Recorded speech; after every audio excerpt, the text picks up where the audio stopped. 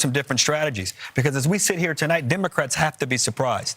When what we were told over the last several days about how her numbers were coming home, how people were coming home, this is a very different race. Hold on one second. David Plouffe said yesterday that she could win all 7 battleground states, and said that she could do it. Now, maybe if it turned and she could win 6 of 7, but he said 7 of 7. He said the other day. He did. He said there was a confidence from him that in Democrats abound that there was. And right, even up to early this season. All the polling said that it could go either way. We got to hit a break real quick. We will. A lot of votes to count still, and we are covering all of them for you. Our special coverage continues. Stay with us. We'll be right back.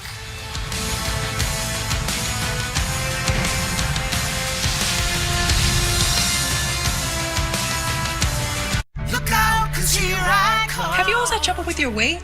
Same. It's Fox College Football Friday. Breakout star and Big Ten rushing leader Caleb Johnson leads Iowa. My goodness! Against UCLA. Wow! It all kicks off at 9 Eastern on Fox. You want to be a lifeguard? This is the real deal. Rescue High Surf is the hottest drama on TV. This is a job you have to put your heart into. You fight and never give up. And you can watch it anytime. Welcome to the North Shore. And every Monday, Watch and learn, Junior. it's all new action. You gotta work hard and you gotta play hard. All new adventure. Too dangerous. We're going in. All new episodes. It's all in a day's work. Rescue High Surf. All new Mondays on Fox and anytime on Hulu. Sunday on Fox. Catch a special Veterans Day pregame show live from Naval Base San Diego. Then it's Niners Bucks. Touchdown! It all kicks off at 11 a.m. Eastern on Fox. Check for the game in your area. Does your student loan payment make you cringe? We get it. Saying goodbye to that much money every month can be tough, but by refinancing to a lower rate through Credible.com, you could drastically cut your monthly payments. At Credible, you get personalized rates from multiple lenders, so it's easy to find the refi that puts the most cash back in your pocket. And life with extra cash is, well, extra. Visit Credible.com now to see your new monthly student loan payment. The reviews are in. First things first is a hit. I'll go first. I watch every day. I love how insightful Chris and Nick are. Nick and Chris are great. My man. Brew, ha, which is like a pun. You guys write these? What's wrong with them? Nick is right. Oh, wow. Nick, Brew, and Wild serve up a fresh daily dose of unscripted and unfiltered sports talk. That one could be about me. First things first, weekdays at 3 Eastern on FS1. All right. I'm going to change your world. Yeah. I love to root for great. Ooh. You want to root for the underdog. Good luck with that. It doesn't matter how many times I'm right. You'll still argue with me. This is The Herd. Hell yeah, they're dudes. Golf sucks. I'm done. Being dudes. Whoa, they got a freaking bathroom just for pooping. Doing dude stuff. Oh, that is not whipped cream. Universal Basic Guys, Sundays on Fox and anytime on Hulu. Desk can project that in Maine, Vice President Harris will win the statewide vote. Trump will win an electoral vote in the rural 2nd District in the state of Maine. Fox News can also project that Maine Senator Angus King will win his race. He's an independent who caucuses with the Democrats. So as we look now, the Senate is ticking up. We're going to look at some interesting races in Ohio and Montana coming up. So let's check in with Aisha Hasni at the Trump campaign headquarters in West Palm Beach, Florida, where I would imagine the mood is fairly good. It is very good, Martha. You know, earlier this evening, a lot of folks were coming up to me and saying they're not sure if they're going to get a decision tonight.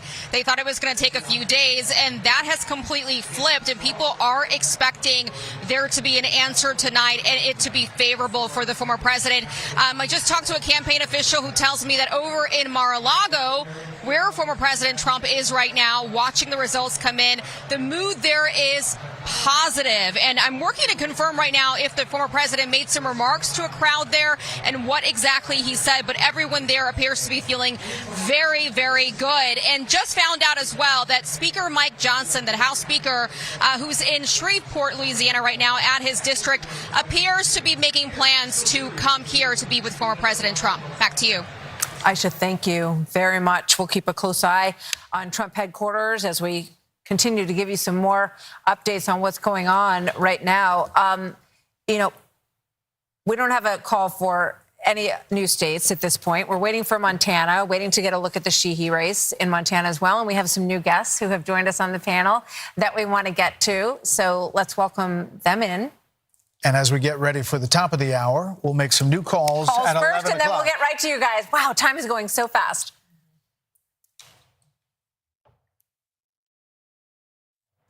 There we go. It is now 11 p.m. in New York, and 4 West Coast states have just finished voting. The Fox News decision desk can project that Vice President Harris will win California, the Golden State, 54 electoral votes, biggest prize, more than any other state in the country. And Fox News can also project that Harris will win Oregon, adding 8 more votes to her Electoral College vote.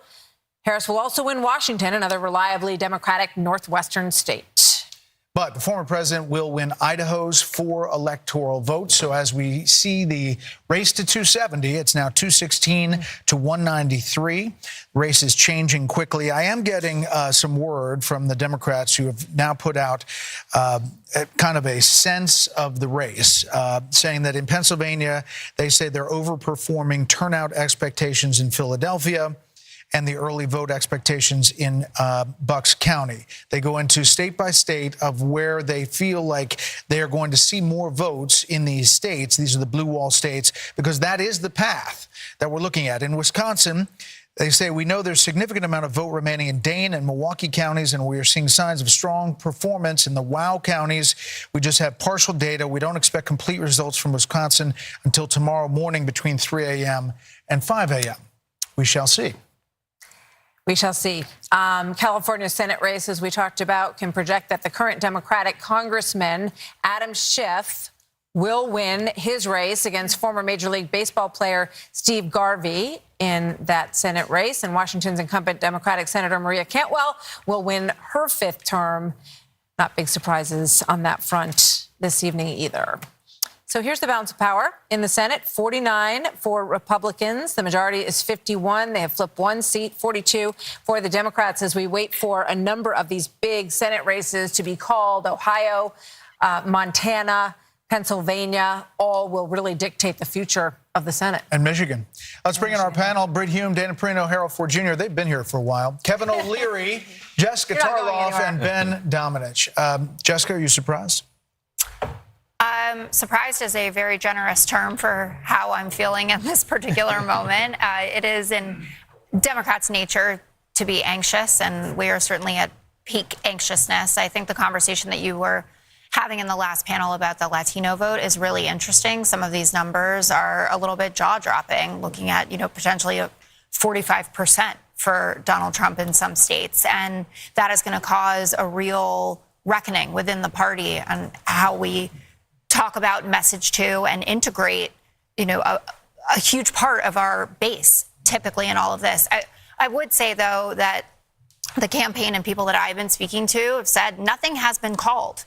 Our paths to 270 have not been blocked off. And as we continue to get more vote in, and I should add to the numbers that they messaged to you, Detroit is coming in. And Detroit had a very good day with in-person voting today.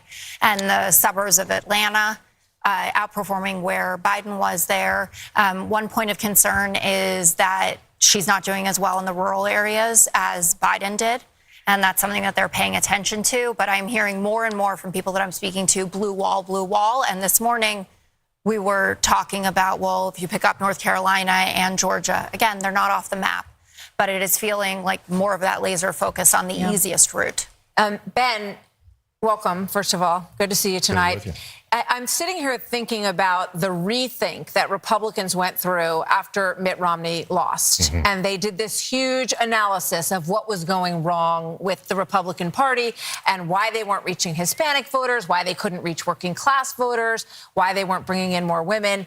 And it really is stunning when you think about that. That was Mitt Romney's loss. And it appears that the person who has changed that calculus dramatically is Donald Trump. Well, they called it an autopsy at the time, and I think it's turned out to be an autopsy for a party that was dead. And I think that Donald Trump has done something incredible in resurrecting it with a new coalition that a lot of people never thought Republicans were going to be able to reach, that they weren't going to be able to cut through a lot of these different fundamental problems that people thought were there in order to reach these different sets of the electorate. And look, I think the big question they have to be asking is how much of that is tied to Donald Trump himself and how much of it is something that the Republican Party going forward can build on. Regardless of whatever ends up happening here tonight and tomorrow morning in terms of these blue wall states and the things that we take away from it, certainly we can take away this is the most incredible political comeback that we've seen since 1968. It's the most incredible remaking of the Republican coalition that we've seen in a way that was really unexpected by all but a handful of people. And how they build on that, how they choose to prioritize policies going forward, could make a big difference in whether they're able to hold on to it in the future or whether it's something that goes away if Donald Trump isn't at the top of the ticket. Kevin O'Leary, Mr. Wonderful. The markets now have it at 92.5% for Donald Trump winning this election to Kamala Harris at 7.0%. You're a market guy. How do you read this? I'm going to stay on this theme for a moment and call this perhaps the greatest night the Democratic Party can ever have if they lose. And let me explain that.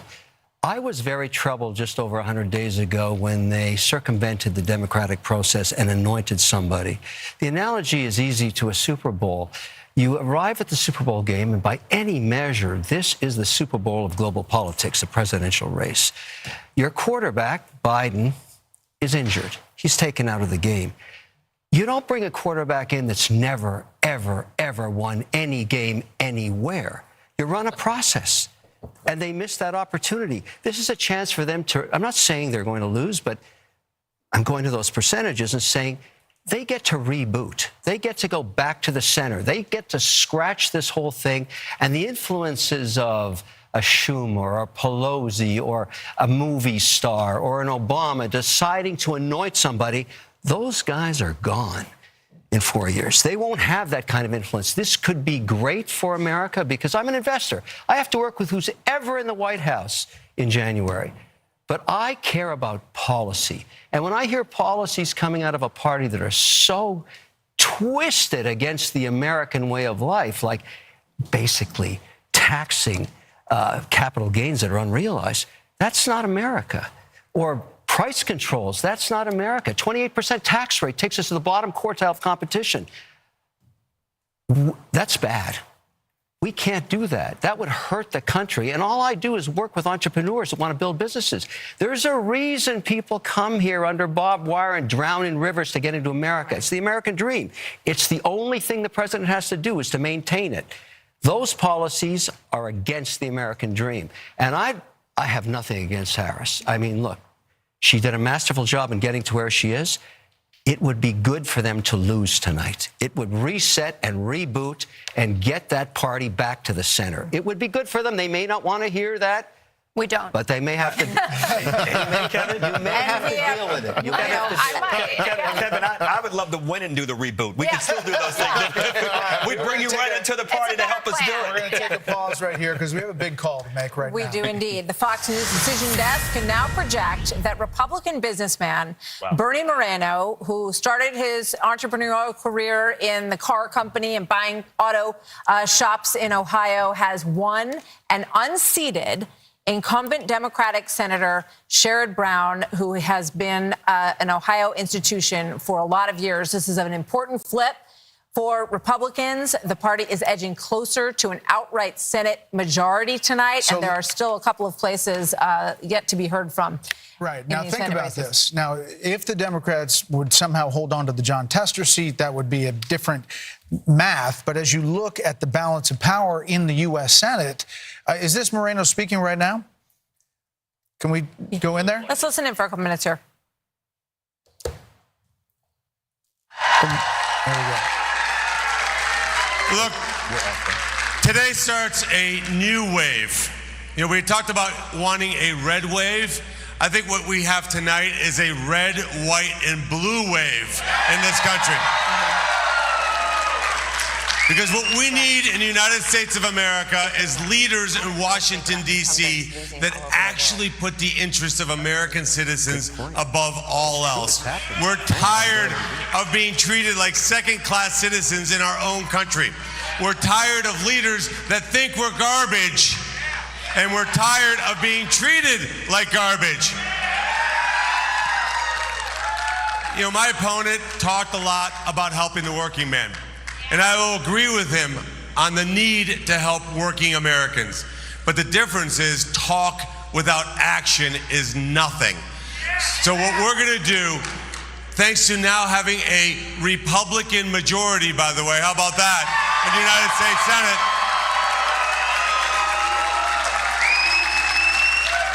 and Chuck Schumer, if you're watching, thanks for the help in the primary, but you're fired, buddy.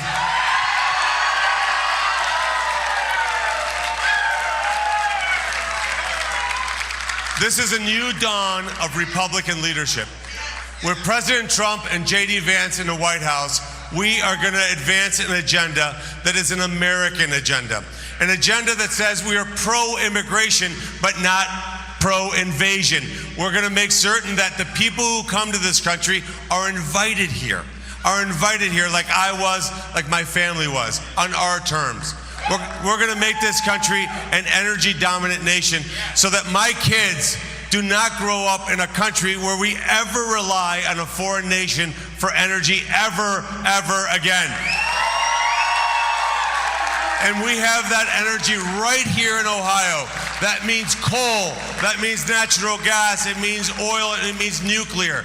And in terms of EV mandates, they need to be gone first thing in January. Bernie Moreno, the winner in the U.S. Senate seat in Ohio. This is a major pickoff for an incumbent senator in Sherrod Brown that ran ads that said he was, at least working with former President Trump. He ran heavily on the issue of abortion and thought that they were going to make headway there. There were all kinds of polls, including the one we talked about earlier, that had Democrats fired up about women in the Midwest. Sherrod Brown won in 2006, 2012, and 2018. He was pro-labor. They thought he was safe at the beginning. This race was well run by Bernie Moreno, and this puts them closer to a Senate majority. He said it is a Senate majority. There's still the possibility that Jon Tester holds on in Montana, although he was behind going in. Deb Fischer in Nebraska, we're still watching that race very closely. But if they hold all of those, you could have a scenario where you're looking at 52-48, 53-47. You absolutely could. And it's worth pointing out that these Senate candidates, if he is one of a few, potentially, as Brett just said, they all closed very strong. I mean, these races were not considered competitive. You didn't see them on TV a lot because they weren't really considered to be in the game, but they are closing very strong, and we're going to keep an eye on all of them as they do. It's interesting to point out, his family immigrated here from Colombia, and, he talks about the American dream, about immigrating here, and it raises questions about how immigrants feel about immigration, because he is very much in favor of closing the border. Yeah, his brother was the ambassador. There's a lot on that. Garrett Tenney, our reporter in the Midwest, he's done a couple of pieces for us on a couple of small towns, one in Ohio and one in Indiana, that were completely just doubled overnight almost by immigrants. And he talked to families who have kids who are like, they can't even go to school anymore. They dropped out because nobody could be taught anymore. No one can find a place to live. I'll be very interested to see what Sandra Smith pulls out of that state of Ohio.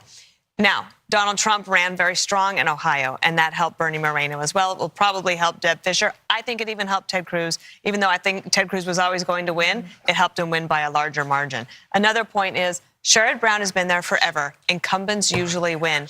But this past 4 years has seen a remarkable amount of incumbents all around the world, up and down the ticket. You think of what happened to the Conservative Party, the Tory Party in the UK. They lost everything because there was just throw the bums out type election. And Kamala Harris is basically weighed down by the Biden administration, and she still couldn't come up with something that she would change. And I think people are reacting to that. And once again, you have a state like Ohio where Sherrod Brown was able to hang on, even though it has been basically a red state for quite some time. Yep. And sometimes the migration of this kind of party move in a state takes a little while, takes a couple cycles. Surprised by this one?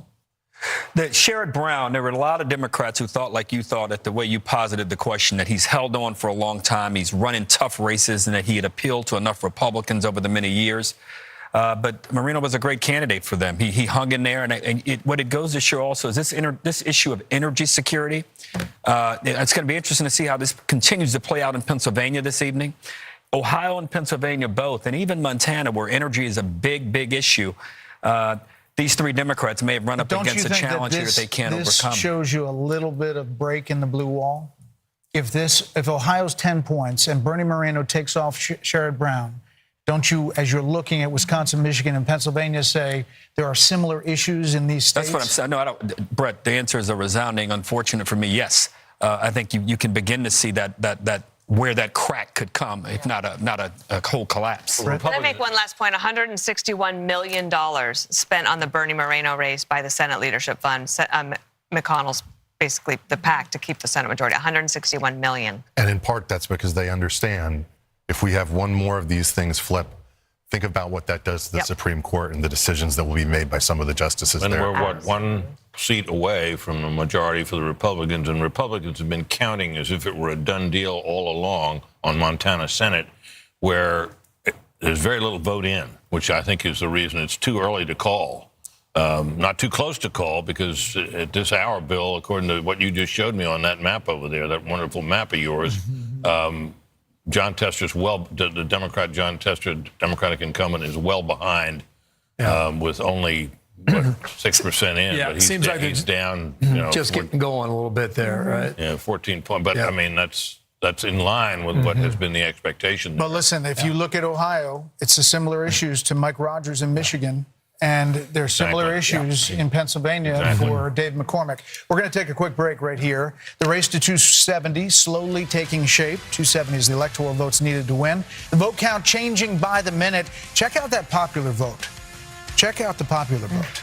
Our special coverage continues after this.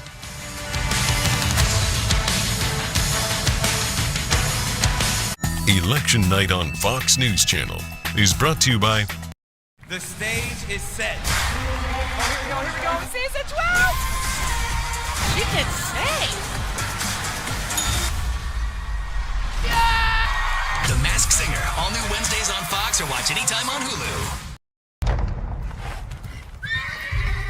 You believe you were sent by God? Yes.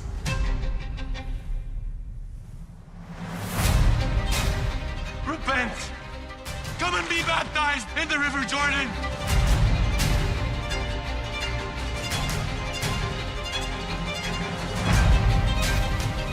I speak in the name of the one true God! You want to be a lifeguard? This is the real deal. Rescue High Surf is the hottest drama on TV. And you can watch it anytime. Welcome to the North Shore. Rescue High Surf, all new Mondays on Fox and anytime on Hulu. Sunday on Fox. Catch a special Veterans Day pregame show live from Naval Base San Diego. Then it's Niners Bucks. Touchdown! It all kicks off at 11 a.m. Eastern on Fox. Check for the game in your area. All right, I'm going to change your world. That's going to be interesting. Let's go. I love to root for great. Yeah. I want to watch history. Ooh. You want to root for the underdog. Good luck with that. In sports, people hate what they fear. They hate the Cowboys. They hate LeBron. I've got a lot of haters. Truth hurts sometimes. I'm controversial when I don't even mean to be. It doesn't matter how many times I'm right. You'll still argue with me. This is The Herd. Does your student loan payment make you cringe? We get it. Saying goodbye to that much money every month can be tough, but by refinancing to a lower rate through Credible.com, you could drastically cut your monthly payments. At Credible, you get personalized rates from multiple lenders, so it's easy to find the refi that puts the most cash back in your pocket. And life with extra cash is, well, extra. Visit Credible.com now to see your new monthly student loan payment. It's Fox College Football Friday. Breakout star and Big Ten rushing leader, Caleb Johnson leads Iowa. My goodness! Against UCLA. Wow! It all kicks off at 9 Eastern on Fox.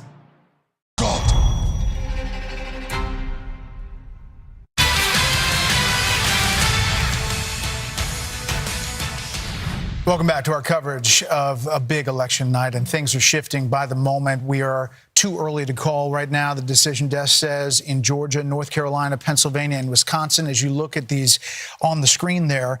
But you can see that Georgia were the lead with 90% in. As Bill talked about earlier, the Atlanta vote, we're still waiting on that, and that could be why the decision desk is holding back there. North Carolina, also 89% in, 136,000 votes. That's starting to get into territory which is tough to close depending on where that vote stands out. The big, obviously, states that we're watching are the blue wall states, Pennsylvania and Wisconsin, 65% and 75% in. But again, the former president leading now, and the question is, how much of that vote showed up for Vice President Harris in the Philadelphia area, the suburbs, the Bucks County areas in Pennsylvania.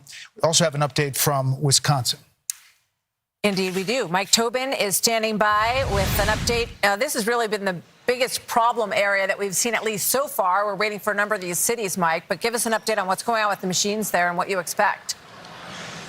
Well, we're hearing from more of the Wisconsin election officials, and they still want to push off the idea that this was a legitimate mistake, and they have recounted these 31,000 ballots or retabulated these 31,000 ballots out of an abundance of caution. What you're looking at right now is one of the tabulation machines, and if you look at the back of the tabulation machine, you should be able to see some red stickers. Those red stickers are the seals. The seals were in place on these 13 machines. What was not engaged with the locking mechanisms on the doors there. The machines operated for hours. When the Republican Observer noticed it, flagged it, that particular problem, the city and also the executive director of the Wisconsin Election Commission says that was the 31,000 ballots were run through again, as she put it, so no one could use a procedural misstep to call the legitimate votes into question. That's Megan Wolf, the executive director of the Wisconsin Election Commission. Now, I talked with Wisconsin Senator Ron Johnson. He said the whole process is sloppy. It had been done 5, 6, 7 o'clock in the morning with Republican observers going, yep, that's locked, that's properly sealed, locked, properly sealed. Why didn't they do that? Again, this has just been sloppy. And as the chairman of our party said, they've got one job to do, and they didn't do it very well. Now, here at Central Count, there are some 108,325 ballots. These are the mail-in ballots, drop-box ballots, and in-person absentee ballots. Some 80,000 of these ballots have now been counted, but the whole process has been delayed because 31,000 had to go through a second time. Guys, back to you. Mike Tobin, thanks. Just an update from our own Chad Pergram talking to Democrats and Republicans about the House races as we are looking at the Senate, and they're poised to take control if they hold the rest. The House is looking like it very well could flip to the Democrats. A couple of races, Vindman in Virginia. We're not calling that, but they're looking really good. There's a few races in New York here, the Brandon Williams race to John Mannion. So Dems essentially, we won't know until California, where a number of those seats are up. They're doing what they need to do to hit the marks to flip the House. So that could be a bright spot for Democrats tonight.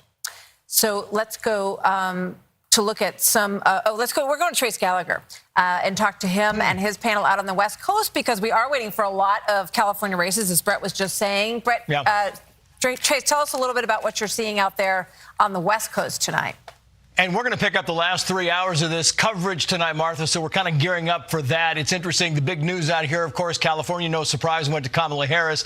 Interesting, though, because Proposition 36, which is the big story here in California, that would revise Proposition 47, which lowered the thresholds of crime. It really allowed crime in California to run rampant. We have our panel here, Steve Hilton, Jody Armour, Kayla McGee-White, and Gianno Caldwell. Steve Hilton, to you very quickly. Prop 36 is winning dramatically right now. It's expected to win. It would be a big deal for this state. It's a massive deal because it shows that people have had enough of this far left attitude on crime. And it's not just that proposition. You see it on some of the other ones, on rent control and raising the minimum wage. It's a really interesting shift. And if I may, Trace, the other big point for us here in California, you look at this change, this massive reconstruction of the Republican Party under Donald Trump's leadership and the Latino vote here in California. The largest group now. And this points to the future of the Republican Party, because actually, if you think about the Latino vote, how long have we been told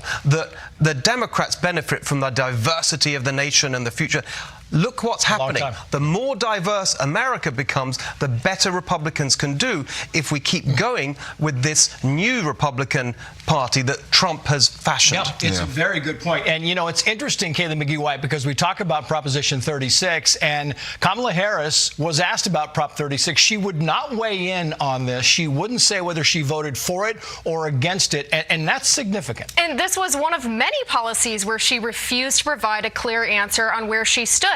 And, you know, this strategy of avoidance, which we've seen repeatedly throughout this campaign from her, it was a gamble. She thought that because she was slipping in the campaign at the last minute and because she was running against Trump, that voters wouldn't notice or they wouldn't care, that she was giving them a whole bunch of nothing. But I'll just say, I'm from one of these swing states, from Michigan, and even in the swing states, it matters a lot where Kamala Harris stands on something like Proposition 36. Because if she doesn't want California to take crime seriously, what about the rest of the country? Yeah, and nobody takes crime more seriously than Gianno Caldwell. You have studied this, Gianno, and this is a big deal going forward for California should this pass. That's right, and that's why I started the Caldwell Institute for Public Safety. I got to tell you, I'm glad to see that many voters in the state of California have been pushing back against crime. Unfortunately, Gavin Newsom has been very supportive of the initiative of Prop 47. He thinks that there shouldn't be any changes. But this is a major problem, and I think we see this not just with this particular prop, but we've seen it with a lot of progressive prosecutors funded by George Soros, people like George Gascon, who people are fed up with, and that's why Nathan Hochman, who's running for district attorney of Los Angeles County, is predicted to potentially win this one really big. I think the Democrats who've fashioned the idea that if you be soft on crime, then there's going to be criminal justice reform, when in fact there's been nothing but justice for the criminal. It's going to win. It's probably going to win big, Jody Armour, but the governor of California is against it. He thinks it's just going to raise the number of people going to California prisons. Yeah, well, the fact that Harris wouldn't answer the question about what she voted on this, a former prosecutor. She said, I'm the top cop. She, you know, her bona fides are that she's law and order. She was one behind Prop 47. Right. And so she wasn't, she's a frictionless weather vane. She gives you that impression. Blowing whatever direction the wind blows, she's willing to go there. And that was another example. She should have said, I was the top cop. I'm 436. I see the error of my ways. You know, I see crime going in a certain direction or whatever. But instead, she does this frictionless weather vane routine, and people but you can't expect her to do that when she was the one posting links about rioters and looters during the George Floyd era. This is not somebody who's about law and order. Gianno, Caleb McGee-White, Steve, Jody, thank you all. Martha will be here later in the night when everybody gets tired there in New York, and we'll handle it from there. Back to you guys. Okay, Trace, thank you very much. We're looking into a lot of different numbers that are coming in, and as you know, this is all baking. Bill's at the wall trying to go into different places. Wisconsin's on the board right now. Bill, what do you got? Just picked up something from the New York Times. I just want to repeat this. I was trying to locate this on the map, and it's true. Right now, Donald Trump, in the big cities of America, Miami, Chicago, New York, Dallas, and Houston, he is improving on his margins from 2020 by double digits. You think about that, right? Since COVID, you think about immigration. You think about the homeless crisis. You think about how our cities have changed over the past 4 years. Maybe that's having an impact. Now, what I'm looking at here is Wisconsin. Just want to point out two things in Wisconsin. I want to compare that to what's happening in Pennsylvania, because I think there's a trend that is favorable toward Trump, okay? So here we go, Dane County. I'm going to take you back to 2020. I'll just compare the numbers for Biden and Kamala Harris, okay? So this is Madison, University of Wisconsin, et cetera. Ton of Democratic votes in this county. So she is underperforming Biden's mark by about 1.7 points. And that translates to, it could be tens of thousands of votes. Trump, meanwhile, is up about 1.4 going back to 4 years ago. Let me come up here to La Crosse, all right? You get Democratic votes here in La Crosse, right along the border there with Minnesota. So this is Biden 4 years ago. It's not quite 2.5, but it's close to it, where she's underperforming in a county where she should be doing better. And here you go, Trump doing 2.5 points better in that particular county in Wisconsin. So we'll keep an eye on that. Come out a little broader here. Come back to 2024. Hang on one second, guys. And we'll go into Pennsylvania and try and prove a similar theory, all right, in two places. One is Allegheny and Pittsburgh. The other is Philadelphia. So we'll put this map into motion here. Put the slide bar out, okay? She's nearly meeting her number in Allegheny, off a half a point. Trump's doing slightly better, just 0.6 points. The last time I looked at that, she was dead even with the number from Joe Biden from 4 years ago on a percentage-wise. Come over here to Philadelphia, because this is really where, if you're a Democrat and you want to win the state, you got to run your numbers up in Philadelphia. And this kind of matches what I just read from, America's big cities. In Philadelphia, she's underperforming Biden's mark from 4 years ago. And Trump is outperforming, overperforming where he was 4 years ago. So, when you think about the number of votes that are available in Philadelphia, and you have 300,000, right? And that's a huge difference. I mean, you can run the totals up and never look back oftentimes in Pennsylvania if you're a Democrat running with a number like that. So let's take this off the screen. Come on back to 2024, and you guys are asking, how come we can't call North Carolina? Well, we may be getting closer because Mecklenburg is in and Wake is pretty much in. This is Guilford. That's Greensboro. You had a lot of campaigning down there. It's a fast-growing area, too. There's about 22% of the estimated vote is still outstanding. It's an impressive number. I haven't looked at this yet. Let's just go see Joe Biden. Okay, so pretty close to where Biden was. The raw number is lower, but on a percentage basis, she's just about hitting her number, and Trump's just a little higher, just a little bit there from 4 years ago. So maybe that's the reason you can't make a call in North Carolina. Maybe, and maybe that changes in a moment here. We'll see. So this is Georgia. Too soon to call yet again. Let's see with the 134,000. So 2.7. That has been consistent, guys, for a while now. On a percentage basis, it has not much moved. Trump is favored just under 3%. I can go hunting around trying to figure out why you can't call it. I would have to think maybe, DeKalb County still got a little bit of vote out there. Come up here to Gwinnett County as well. A little bit of vote out there. And Democrats scored their points in Fulton, Cobb, Gwinnett, and DeKalb County. So too soon to call right now for the Peach State. Bill, listen to this. So Jen O'Malley Dillon, I quoted from it earlier, where they're kind of painting the picture of the blue wall and how they're doing great things in Pennsylvania and Wisconsin and Michigan. But at the end of this email, she says, we'll continue to keep you all updated as we get more information. This is what we have built for. So let's finish up what we have in front of us tonight, get some sleep, and get ready to close out strong tomorrow. So the Biden, the Harris campaign, sorry, it is the Biden folks that run the Harris campaign now. Essentially, you're saying, you know what, let's pack up and get some sleep, and we'll see you in the morning. That reminds me of? It's 4 years ago, Clinton in 2016, exactly because right. she said, John Podesta came out and said, well, we're all going to kind of sleep on this and see how all of this works out. And everyone else was saying, we're calling these states. So and we may. Stay with us. We're watching it all as our special coverage continues, and we could have some big calls coming straight ahead, whether they're up tonight or not.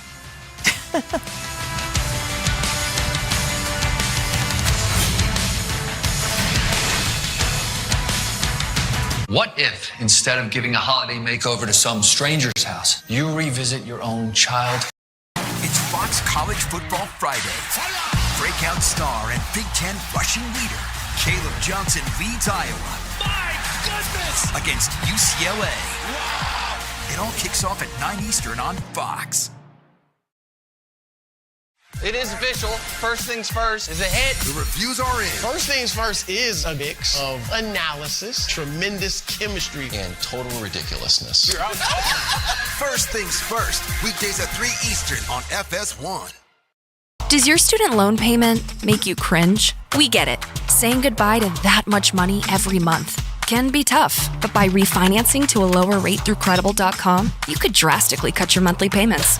At Credible, you get personalized rates from multiple lenders, so it's easy to find the refi that puts the most cash back in your pocket. And life with extra cash is, well, extra. Visit Credible.com now to see your new monthly student loan payment. All right, I'm gonna change your world. That's gonna be interesting. Let's go. I love to root for great. Yeah. I want to watch history. Ooh. You want to root for the underdog. Good luck with that. In sports, people hate what they fear. They hate the Cowboys. They hate LeBron. I've got a lot of haters. Truth hurts sometimes. I'm controversial when I don't even mean to be. It doesn't matter how many times I'm right. You'll still argue with me. This is The Herd. Sunday, it's a huge day of football on Fox. Let's go! It all kicks off with a special Veterans Day pregame show, live from Naval Base San Diego. Then, Brock Purdy and the Niners. What a play! Take on Baker Mayfield and the Bucks. Oh my goodness! Or it's Titans, Chargers. Touchdown! It all begins at 11 a.m. Eastern with a Veterans Day pregame show on Fox, home of Super Bowl 59. The stage is set. Oh, here we go, here we go. It's gonna be good. Season 12. Whoa! She can sing.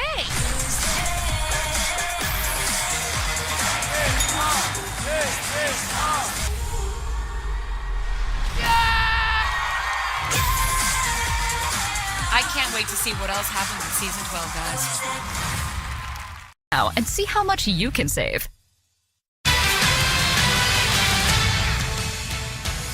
Okay, let's bring in our panel. Joining us now, Kayleigh McEnany, Richard Fowler, and Katie Pavlich, and our three steady Eddies over to my right. We're not letting them. We've chained them. They're not going anywhere.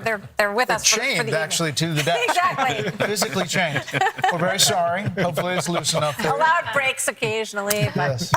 So, Richard, welcome. Good to have you here. Good to be here. How are you feeling about how things are going? Obviously, we've seen this memo from the campaign that says that they are considering waiting to see how things look tomorrow. Can you answer to that at all? Look, I think we all knew this was going to be a long election night, right? We knew this was going to take some time to count all these votes. I think what you're seeing from the memo that was released by General Mally Dillon just a couple moments ago sort of speaks to that, and that, we don't have a clear winner in this moment. There's still votes out there being counted. Last time I checked before I came in here, I think 1% of the votes in Wayne County or Detroit was counted. So we have a lot more votes left to be counted in parts of the blue wall. I think for the Harris-Walz campaign, they're saying they're banking on this blue wall to win this campaign. So they're going to wait until those votes are counted. And I think at this point, nobody can spike the football until all the American people have their say. Yeah, we haven't called any battleground states. Exactly.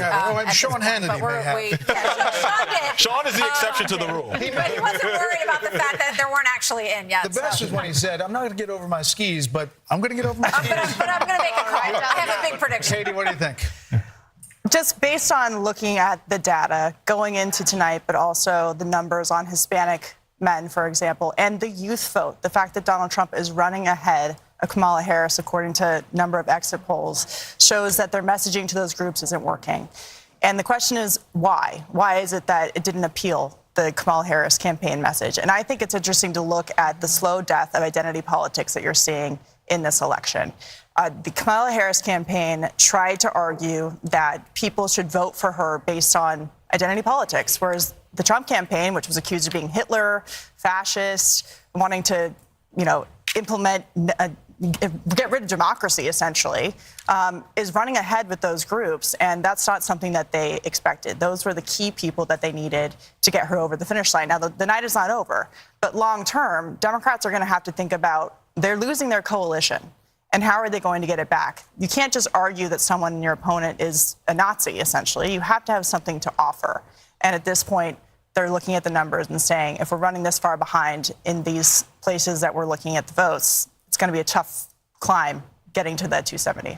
One of the interesting things that strikes me as you say that is that the character issue was dug into so deeply by the Harris campaign and by Democrats at large across the country. And Kayleigh, it looks like not only did the 48% that has been rock solid for Trump throughout the entire course of his run, not only did they not care about that issue, I think, they say, well, we know him, we've seen all of this, what we watch is, the policy results, whatever they're saying, but added people on top of that, despite these character issues that were so drilled on by Kamala Harris in this campaign. I think you make a really important point, and two voters come to mind when you make that analysis. There was a voter in the New York Times. They'd followed this group of undecided voters. This voter said, pre-Kamala Harris, I was 50.01% likely to vote for Trump. He didn't like him personally. He didn't like his affects. He didn't like him. Then Kamala Harris came on the scene, and he wanted to know how she differed from Joe Biden on inflation. He ended up discovering she doesn't. And he went by a 51% margin for Trump. He said, I still don't like the guy, but that tipped me over the edge. Another voter who comes to mind I saw today, he had not voted in an election since Obama. He said, I am a blue-collar worker. I am here voting today because of no tax on overtime. And I think if Donald Trump prevails tonight, we have to look at his working man's agenda. No tax on overtime, limit on interest on credit cards, no tax on tips. This holistic look that perhaps not just realigned the party on blue-collar workers, but demographically as well.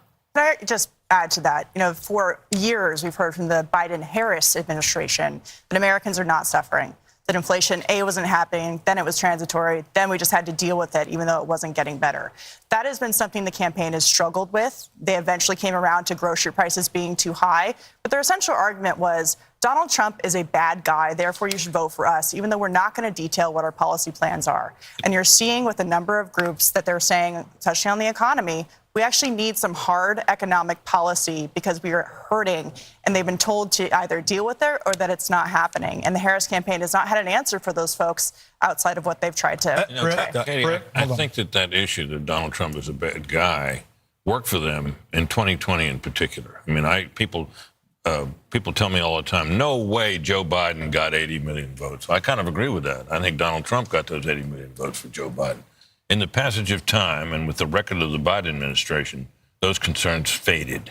And while I think a lot of people voted for him, like the voters you described, without much enthusiasm for him, but in definitely thinking it was a better deal back then than they are getting from this administration and have gotten from this administration.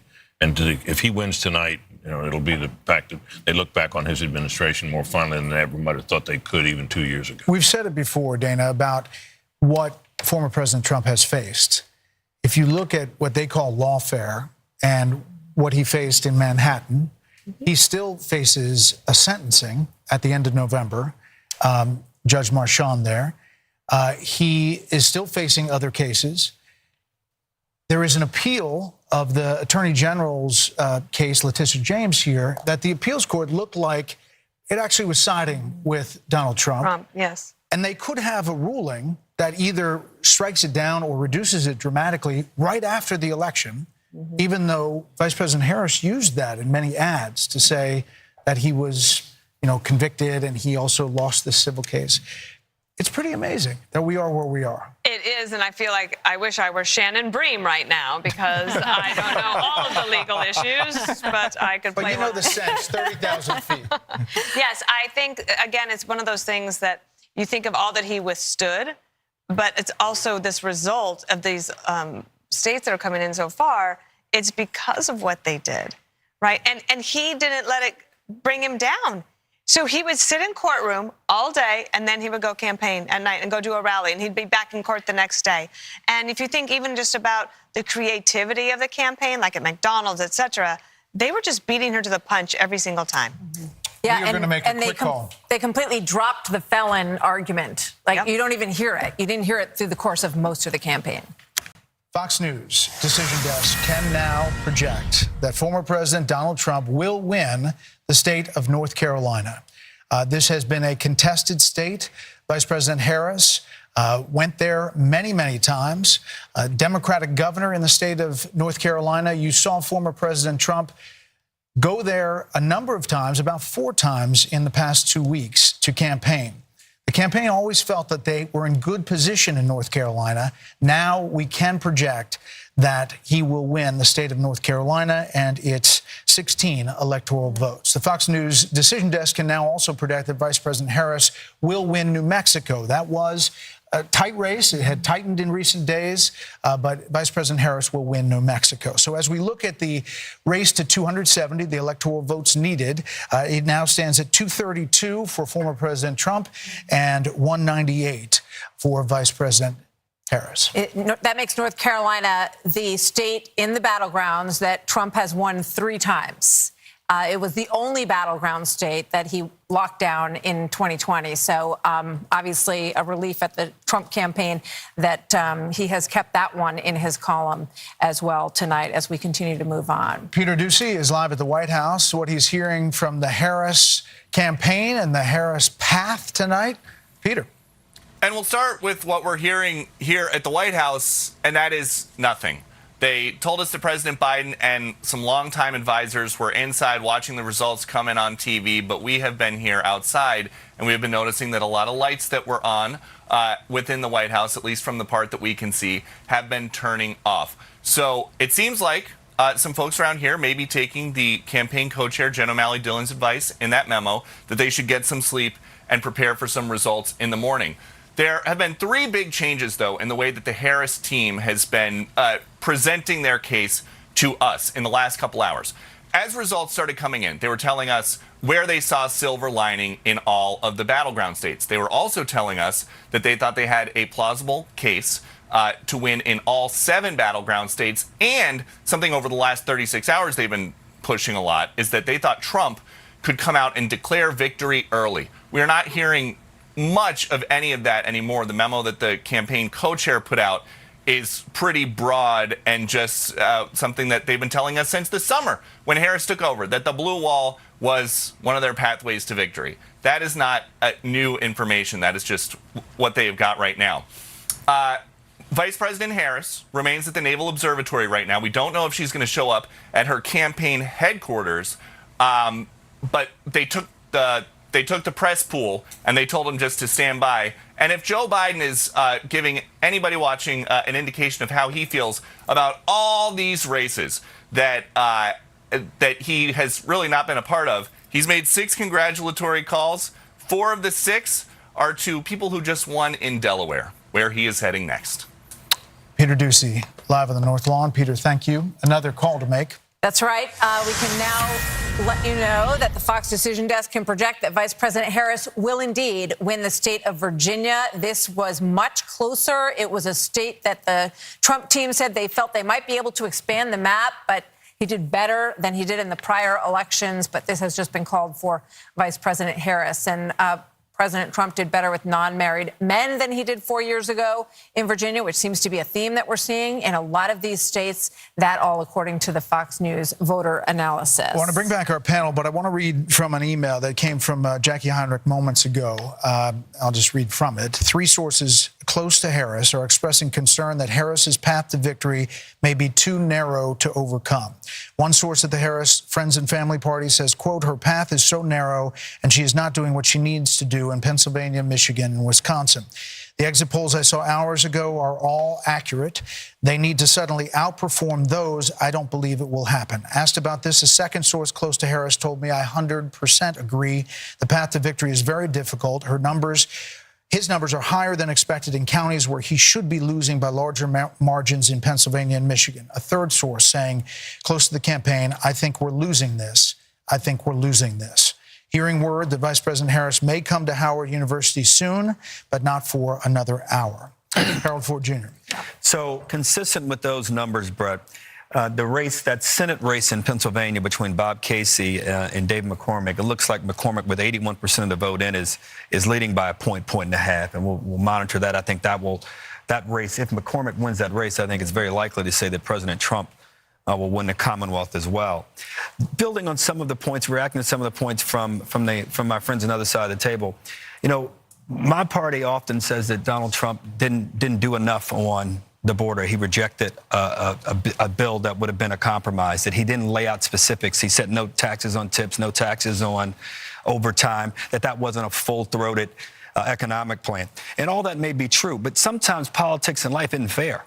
And he's a different kind of candidate. I think if we look back, and this race is not over, we've got three, the blue wall here to hold. But if we look back at this, I think one of the things that this campaign is going to wish that they had done probably more effectively was to just lay out a bit of a plan on the economy and inflation and growth, to lay out a plan to maybe say we should have reinstated or kept in place some of the Trump border executive orders as we look to find ways to do things differently. Because just going back and looking at things just wasn't working with voters, and the polling data showed that. And the fact that we have more wealth today than we did 3 years ago, more innovation, more cures and therapeutics, more oil than we did 3 years ago, and they couldn't figure out how to run on that, couldn't figure out how to capitalize on that. So as we talk about reconstituting our party, that's some of the things we're going to have to do. And if you guys are successful tonight, I hope that President Trump is willing to reach out to us as well and try to figure out ways in which to grow the country for every American. But don't you think he's done that? I mean, look at the coalition he has built. I think there's been an underestimation of what the definition of protecting democracy is. So, Kate, you all have I'm saying RFK Jr., Tulsi Gabbard, who was in charge of the DNC at a certain point, saying there's all this lawfare. You're suing to keep RFK Jr. off the ballot. Nicole Shanahan, one of his vice presidential candidate at the time, feels the same way. And people look at that and say, he's building a coalition that actually works. The only thing I'm saying is Bret Baier wrote a great piece for FoxNews.com about unity and about what happens when these races. This is one of the most divisive races in my 54 years of life. My only point is it will be time to whomever wins. And if it's President Trump, it looks like it might be, it's time to heal and move forward. And I think he'll have to do something. I don't disagree with he's built this coalition, it looks like tonight. But it's going to take more than that. I'm one, as a Democrat, willing to work with him if he wants to do that. But it's going to take each side wanting to do it. We're going to make a call here. Stand by.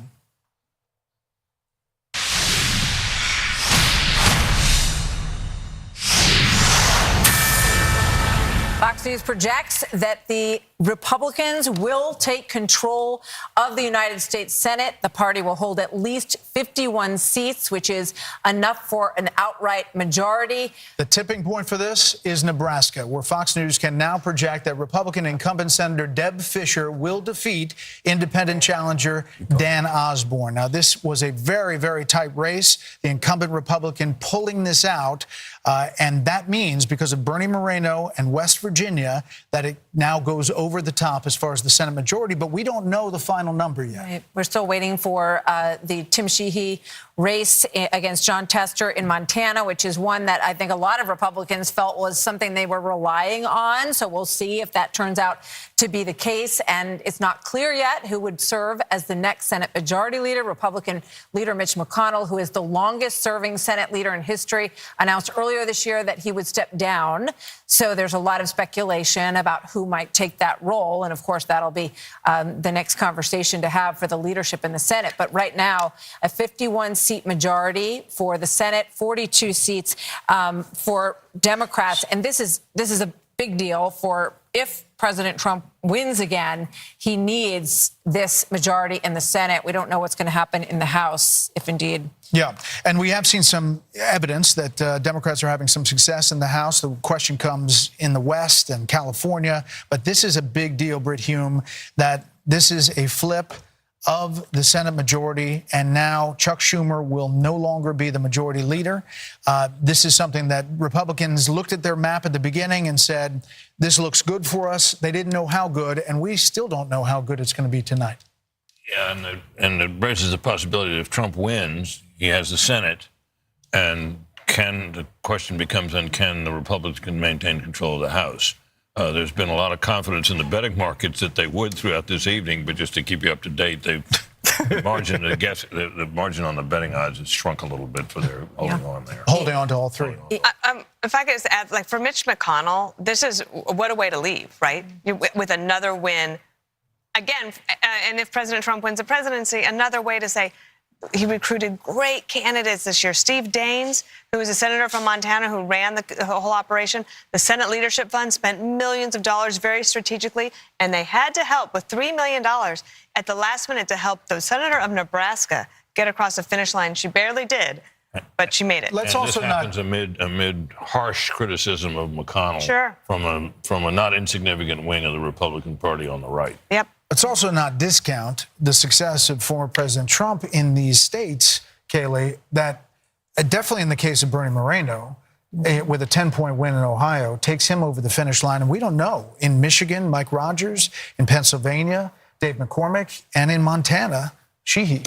This lead could grow. And there was a long, big conversation, especially when you look back at midterm cycles, about President Trump potentially dragging down tickets and, hurting Senate candidates. And in fact, it seems like Senate candidates are finding coattails with President Trump. Interestingly, when we assess the prospect of keeping the House majority, Steve Scalise said we need at least an 8 to 10 seat buffer because he expects, should Donald Trump prevail, which it's looking very good for him right now, that several House members will depart and be various cabinet members in the administration. So you got to start thinking about that. That's a political calculation you can solve, on the inside, but something to think about nonetheless. I would just say this. The word here, the word on other networks that I'm hearing constantly is the word underperforming for Kamala Harris.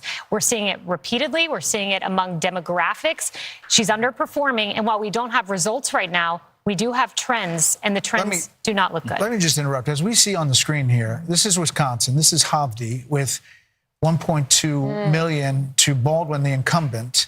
If we could flip it over to Michigan, Mike Rogers has a lead on Slotkin in that race, 50.3 to 46.9. Incredible. Now, these races, they fall in the same category. As I mentioned before, Ohio, Michigan, Wisconsin, they have a lot of the same issues, energy.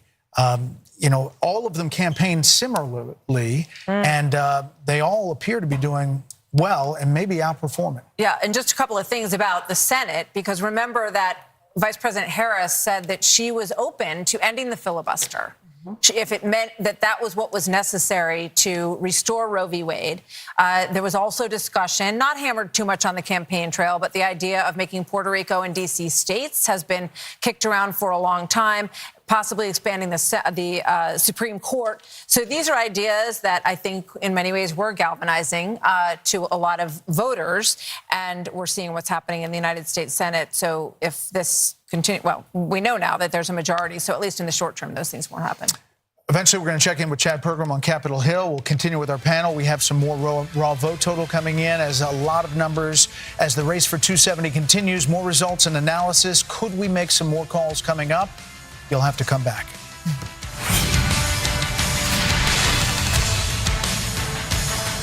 Putin's army has unleashed unthinkable evil since invasion. You want to be a lifeguard? This is the real deal. Rescue High Surf is the hottest drama on TV. And you can watch it anytime. Welcome to the North Shore. Rescue High Surf, all new Mondays on Fox and anytime on Hulu. It's Fox College Football Friday. Breakout star and Big Ten rushing leader, Caleb Johnson leads Iowa. My goodness! Against UCLA. Wow! It all kicks off at 9 Eastern on Fox. Light it up! TV's biggest game show is back, and it's even bigger. This is not the same floor. Now with 100 players battling for territory. Let's go! The Floor, only Wednesdays on Fox, and watch anytime on Hulu. You believe you were sent by God? Yes.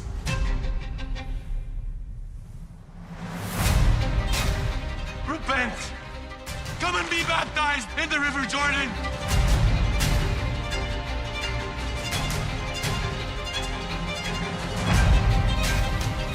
I speak in the name of the one true God!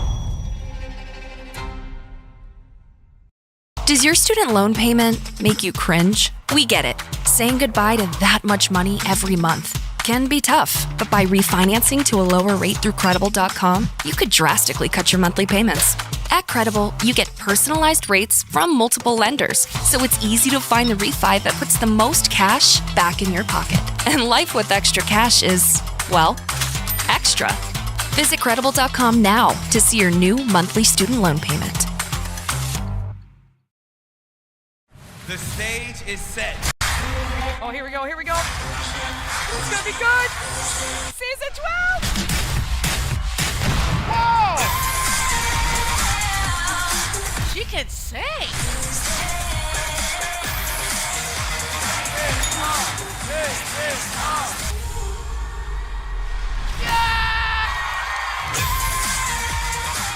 can't wait to see what else happens in season 12, guys. Sunday on Fox. Catch a special Veterans Day pregame show live from Naval Base San Diego. Then it's Niners Bucks. Touchdown! It all kicks off at 11 a.m. Eastern on Fox. Check for the game in your area. So there are a number of states that we are not able to call yet, and we're waiting for some big calls momentarily. We're still looking at some of these Senate races. We're still looking at Milwaukee, of course. We're waiting for Pennsylvania, Michigan, a number of these big battleground states. Wisconsin as well. Pennsylvania, a lot of raw vote total coming in. As you take a look at this board, you can also look out in Arizona, where it is very tight early. It's about half in. Georgia now seems like it's getting close to being baked here. 93% in, 50.8, 83% in Pennsylvania. Bill, you want to chat about Pennsylvania? Yeah, we can here. What I set up for you, Brett, is what the night's all about, right? How do you get to 270? And if you punch around on the map and just see the margins, I'm just going to do something, okay? I'm not getting ahead of anything here. But I want to tell you, as it stands right now, if you were to call this entire thing, okay, you know, Harris at 216, Trump at 232. And, you know, if I know you're going to make a call because it's midnight on the East Coast. Oh, yeah. Yep. Come back. It is Wednesday in New York. Time flies. Polls just closed in Hawaii. The Fox News decision desk can now project that Vice President Harris will win the state of Hawaii. The Aloha State has voted for the Democrat in every election since 1984. This was no different. And the Fox News decision desk believes that Vice President Harris will win Nebraska's 2nd district, the area around Omaha. Not a big surprise there either. Not, but as you see the 270, we're at 232 to 216 with these big races still pending. The path is getting narrower for Vice President Harris. Fox News can also project that Hawaii's Democratic Senator Mazie Hirono will win a 3rd term. And the balance of power, as we just said, the U.S. Senate will go to Republican control. So far, 51-43. But again, you see those white blocks there. We could see some more Senate races continue to fall the Republicans' way. Okay. So rudely interrupted, Bill Hemmer, by midnight, ticking down. Go ahead, Bill. Okay, that's all good. I just want to show you, based on where we stand right now, if you were to call the game, okay, Trump's at 232. He just widened his lead in Pennsylvania by 4. It's still not enough. In Georgia right now, his lead went from 2.7 to 2.2. We'll check back in a moment and see where that is. If you were to hang on in Georgia, 267, still not enough. I was looking at Michigan a moment ago. He was up almost 5 points in Michigan, okay? If it stays that way, it's his. And he's back in the Oval Office. If Wisconsin stays where it is, and I just checked the number, he would run it up to 292. And if Arizona, he was up 0.1 percentage points about 30 minutes ago. He's up 0.4 now, so he's increasing his margin. Almost half of the vote out there. Arizona counts slow. It's okay. We'll take our time on that, all right? It would be 303. So that's where we are, and we can run through all the other states, and I'll show you what I'm seeing there. But Georgia has not yet been called here. But here's the margin, 2.3 now, okay? So it popped up 1/10 of a percentage point. Let's go through them. Pennsylvania, yet again, all right? It was 4. It's now down to 3.7. Watch Philadelphia. There's still some outstanding vote there as well. Let's come over to Michigan. I said it was 5. What is it right now? It is exactly 5.0. And while we have you guys, let's do 2 more. Wisconsin, where does it stand right now? At midnight on the East Coast, 3.9 now in Wisconsin. I see a lot of red on this map, guys, a lot of red. Normally you see a little more trickles of blue there. Now Arizona in the Southwest, as of now, okay, that's where it is. 0.4 percentage points, a Trump lead in Arizona. You got about half the vote in right now, estimated. Too soon to call, so that's where we are. We'll see if we get a call in a moment here on some of the other stuff. You know, more and more as the night goes on, Sean Hannity and that T-shirt seems a far distant thing. We could be looking at a real tilt here, something that goes a long way. Not only the coattails, we don't know about the House, but the Senate, and we could be looking at something that is historic. Which means that, right, based on what Bill is describing here, there's a lot better chance that he runs all three of those states than there is that Vice President Harris does. Right. Which shows you, just illustrates how long the odds are now for her. If I mean, that- it could happen. She could do it. It could but happen. based on And if our it calls. did happen, it would look something like It's a long shot. 1980. I mean, it would be. Yep. You would be in landslide territory. No, it would be. He ends up taking all. And of course, that's how the Electoral College was battleground designed, states. to take small margins and turn them into Electoral College landslides to make the outcome convincing. But it's an if. Well, of The course blue it is. wall not only has cracks, it has a lot of breakage on the inside, on the side. I mean, there's a lot of stuff happening here. Let's check in with Aisha Hasni at Trump campaign headquarters. That has to be getting kind of fired up. Yeah, really fired up. Really exciting mood here. A lot of moving parts right now. So behind me, bigger crowd now, and that's because a lot of folks from Mar-a-Lago who were partying over with the former president are now starting to trickle in. We just saw Senator Marco Rubio a few moments ago. I just saw a TikTok video of the former president walking around his celebration party in Mar-a-Lago. I don't know what time that was taken, but he looked to be in a very good mood. I'm told by folks in Mar-a-Lago that the mood is very positive. And I also know now that House Speaker Mike Johnson, who is in Shreveport, Louisiana, at his own party, is now on a plane en route to Mar-a-Lago to come here and celebrate with the former president. So all around, all the signs are indicating that there's going to be a victory celebration here tonight, here shortly. All eyes on Pennsylvania, Pennsylvania, Pennsylvania. That is the only state that anybody here wants to talk about. That's what they're waiting for to be called. And that's when this place is going to get lit, guys. Back to you. As they say. I hear they say that. They do say that. They do. The kids Okay. say that. All right, let's go to Jackie Heinrich, who is at the Harris campaign headquarters in Washington. And Jackie, we spoke about your reporting just a short time ago of some pretty dour moods of at least three people very close to Vice President Harris.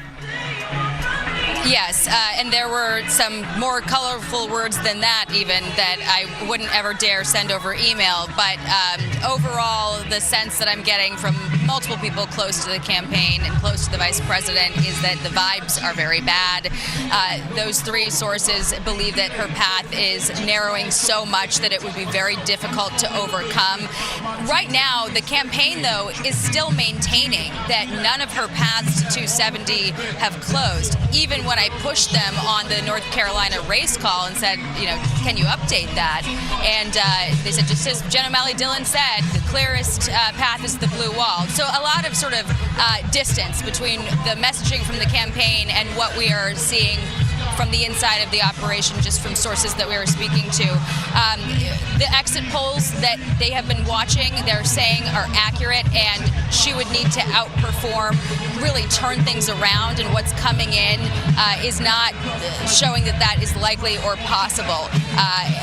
One of those sources put it the most bluntly, saying, I think that we're losing this. Right now, the crowd is thinning out a little bit, but at the same time, we haven't gotten any updates officially on who to expect here, when to expect them here. There hasn't been any messaging to the people waiting out here about who might be greeting them later or even when. So we will update you when we find out more about that. But someone close to the vice president said that it looks like she's probably going to come down here about an hour or so from now. But she'll need to have a message when she does.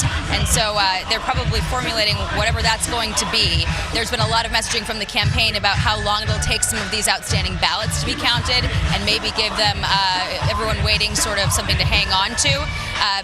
And they've also, been talking over the last few days about, of course, their process of making sure that the vote is accurate and that any challenges go through the regular, orderly, lawful process.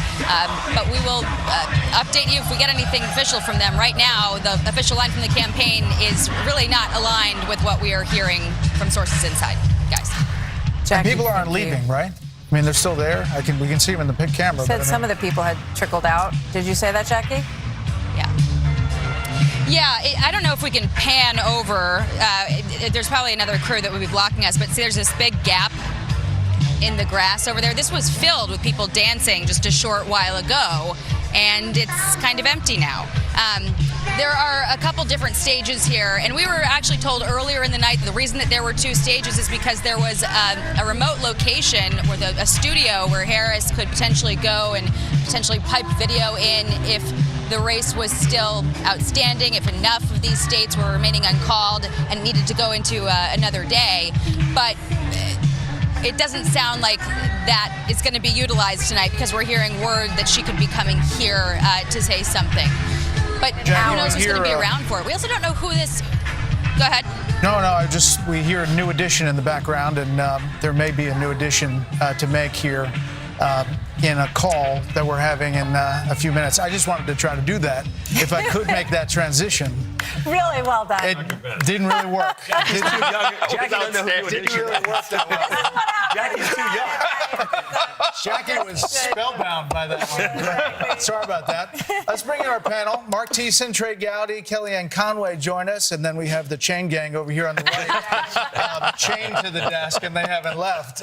Okay, so Mark, you haven't been on. What's your thoughts? So when I interviewed Donald Trump at Mar-a-Lago the day after the second assassination attempt, we were talking about the previous election, and I pointed out that 2020 was decided by a handful of swing voters in a handful of swing states, and that this election probably would be as well. And he said to me, maybe, or maybe a lot. I have a feeling it might be a lot.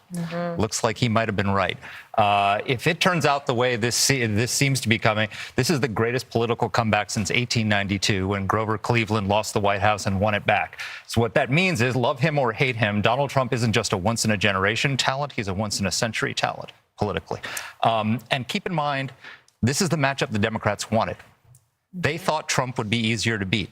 Part of the reason why they launched this campaign of lawfare against him was to rally Republicans around him so that he would be the nominee. And that may have been a grave, grave political miscalculation. You know, Trey Gowdy, I'm struck by thinking about the strategy on the Trump campaign, right? And that he wanted to do all of these rallies, right? And he dug into that strategy in a big way. Also, he said that immigration, he felt, was a more important topic than the economy, even though the economy kept coming in higher on people's issues lists. And I'm struck, you know, when you look at these cities, Chicago, Miami, all of these places, one of the embedded issues in those cities is the burden that they have had under immigration. So maybe he was right.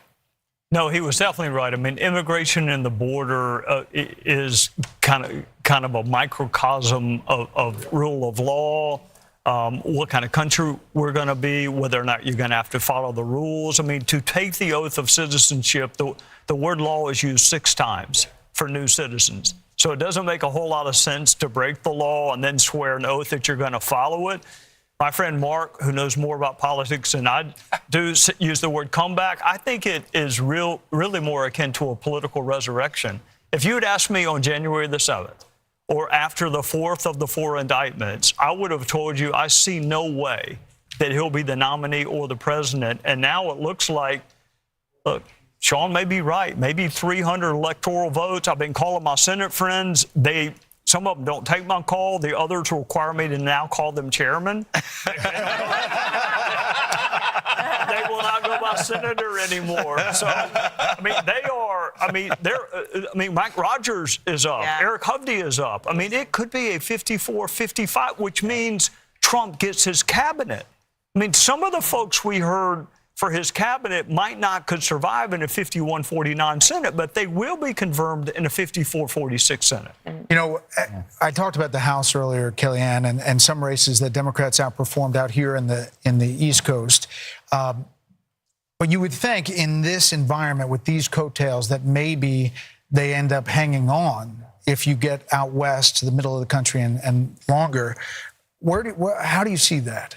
That's right. Well, even Chairman Richard Hudson, who's been running the National Republican Congressional Committee this cycle, yesterday said we're going to gain, but it won't be double digits. My own firm has seen somewhere between 3 and 8 seats. We've been projecting 297 electoral votes. We've been projecting, and really just a 53-seat Senate. I mean, 55, 56 would be remarkable. And it also just shows it's not just the blue wall cracking for Trump. It's that these workers, these steel workers, these union households, the Jewish Americans around Philadelphia and Detroit and Pittsburgh, they've just had enough. And this is the time where they're breaking ranks. I think that if he can hold on to the House, Brett, then he really insulates himself from any of these impeachment shenanigans and whatnot. And I got to tell you, if this is as decisive a victory, and we're not there yet, but if it's a decisive victory, then I think the Democrats have to think thrice about this lawfare strategy that they have put on his shoulders like an anvil. They really thought that would get rid of him. No one's been more insulted, investigated, impeached, indicted, convicted, take his name off the buildings, take him out of his family business, take his name off the ballot. You name it, they tried it. Oh, and the assassin's bullets, of course. You name it, they tried it. I would think thrice if I were them. I wonder this. Is there a Democrat in the Senate or the House that he can rely upon to help get his agenda through? None of them voted for the Tax Cut and Jobs Act the first time. It's benefited all of their districts in some form or fashion. There's no question. I mean, maybe, the ones that cited him in commercials may all go down tonight. Some are losing because they're not authentic. People already know Sherrod Brown is voting with Biden and Harris, as is Bob Casey, 95, 96% of the time. He can't just bear hug Donald Trump when it's politically expedient. One thing I want to point out in the data, the Fox News voter analysis has Harris winning college-educated women, I think, by 10 points. The Real Clear Politics average of polls showed that she was going from 9% to 18%, basically doubling Biden's margin. That's just not coming true tonight. And I think that was her best demographic path to make up these other deficits. We're just not seeing it tonight. And I think it's too much abortion, too much wokeness, not enough inflation, immigration. The other issue that was really so central, Dana, for her is abortion. And I'm watching these referendums, and a few of them have passed. New York has passed, Maryland passed, Florida did not pass. But what we're seeing is that people seem to be separating it from the rest of the picture and voting their will. Yeah, and I wonder, Kellyanne might want to jump onto this as well, but when the voters are telling you since May of 2021 that immigration and inflation, economy are their number one issues, and it's been consistent every single month since then maybe you should listen to them. And when you look at, now for some people, abortion, pro-life or pro-choice, is the number one issue if you're a single issue voter. But if you looked at all of the polls that said it was down below, it wasn't their top issue. It was always economy, immigration, crime, sometimes democracy, but down below, abortion, foreign policy, etc. So I think that some of these state referendums that worked very well for them in 2022 did not do as well for them in a presidential election. Britt, it's a realignment. This is a realignment of the Republican Party. There is no doubt. We thought it in 2016. It is now fully implemented in the face of what was, to everybody's point, fascism, Hitler, Nazi, Madison Square Garden, a Puerto Rican comedian that they said was going to move the Puerto Rican vote around the country. This is a major realignment where people could look at all that mass media, all the media covering that one way, and say, I don't believe it. I do not believe that. And I'm going to vote how I want to vote. We can go back a number of years into all the false alarms and all the false stories were written about Trump while he was president and date the beginning of this from back in that period in terms of the loss of credibility of mainstream media, loss of credibility for the people who were hurling around terms like Nazi and authoritarian and all the rest of it. The people in the end didn't buy it. I'll also say this. We ought to keep a thought for the Harris people, the Harris campaign people, because they were saddled with the person I think was the weakest presidential candidate I've ever seen. She was absolutely the weakest. And one of the reasons why they didn't do some of the things related to issues that you mentioned, Dana, I think, is that they had a candidate who really couldn't pull it off. Right. She didn't have anything to say. Brett, you had an interview with her, and he came up with one fairly evident question that you asked her that about, when she first figured out that Biden wasn't all there, and she completely booted it. What are you going to do with somebody like that if you're a campaign advisor? And I wonder There's a limit to what you can do, don't you think, Martha? I wonder what Nancy Pelosi is thinking tonight, and Chuck Schumer, who went over to Biden's residence and said, look, this is over. And Joe Biden is the reason that Kamala Harris is the candidate, because in one posting on social media, he dropped out. In the next one, he said, she's your person. And all talk of a mini primary dissolved right then, Harold, your thoughts on that? So again, we've not declared any of this, and we want to be careful. It looks as if this is heading in a certain direction. I don't disagree with a lot that has been said. I recall not long after Brett's interview with the vice president, I believe she went on a rival network, and the first question that was asked of her was, "What's the first piece of legislation you'd like to get passed?" And she didn't. She punted the question, saying she just wanted it to be bipartisan. How you don't say border security? How you don't say I want to reach out to Republicans and figure out how if you Roe v. Wade, I want it restored. Something substantive, positive that's consistent with your message or consistent with where the country wants to go. Again, I don't want to write anybody's political obituary here or presidential race obituary until the race has been declared. But I do hope that if it looks like what's going to happen happens, I do hope everybody can be gracious and magnanimous. There's no doubt this is the greatest political comeback we've seen. I had not heard my friend Mark talk about the 1892 reference. You're likely very right. The political resurrection of my friend Trey Gowdy. I called one of your friends. He said, made me call him Mr. Chairman also this evening. But we have to be gracious in the moment. And I hope, Kelly, and there will be Democrats who will want to reach out to President Trump and reach out to Republicans in the Senate, and we'll see what happens with the House. But again, we haven't declared anything. No, we haven't. And there's the caveat. But Bill Hemmer, we're waiting on Georgia. Yep. Right? Waiting on a lot of things. And we're waiting on Pennsylvania. We're waiting on Wisconsin. We're waiting on Michigan. But why Georgia, do you think? Let me pop on down there. Had a nice little pretty map set up for you guys. Oh, sorry. Okay. I can come back to it. All right. So here's Georgia. All right. And here is the remaining vote. And what I see is a lot of the vote in the Atlanta metro area is in, but there's fractions here and fractions there. I see Chatham, okay, Savannah. It's not a small county, 5 out of 159. It's got about a third of the votes still remaining as well. We're not quite set up for the vote margin there, but... All right, go back to Pennsylvania. I just wanted to check in. No, it's okay. No, what I was poking around here a moment ago is Wisconsin. If you do the remaining vote, and the reason we put in these different shades of purple is because the deeper the purple, the more outstanding the vote. The lighter the shade or the gray, that means the county is checked in already. So you see down here in Milwaukee, I mean, a little more than half is reporting in Milwaukee. There's some suggestion that in the middle of the night, 3, 4 a.m., that Milwaukee expects to go ahead and give us the remaining vote. This is Michigan right now. This is the remaining vote that's outstanding. Look, a lot of this is rural in the Upper Peninsula. A lot of this is rural up here, and a lot of the vote's outstanding. But this is Wayne County. This is Detroit, all right? Only 23% of the vote has now been reported. So that's 75% outstanding, right? 75 to 77, somewhere in that range. So a lot of votes in Detroit. So whether or not, that's something they can overcome on Harris's side, I do not know. Let's pop out to the Southwest while I got you guys. And let's go here. Okay. Well, this is a change here. 0.7 now, 13,365 for Trump in Arizona. Let me just see this. Okay, you got some rurals out here. Apache, you get a lot of Republican votes up in here. Mojave. My bad on that. But Maricopa is the big one. 60% of the vote statewide is here in Maricopa. She has a slim lead here, 2.2. That hasn't really moved. And the folks in Arizona told us before the night began that they were going to, it's going to be a process. It's going to take a while, too. But look, if you ask this question at the decision desk, they may tell you one thing. The only thing that I can tell you is that when I poke around in this map, the main population centers in Michigan, Wisconsin, and Philadelphia as well, state of Pennsylvania, are still outstanding as of now.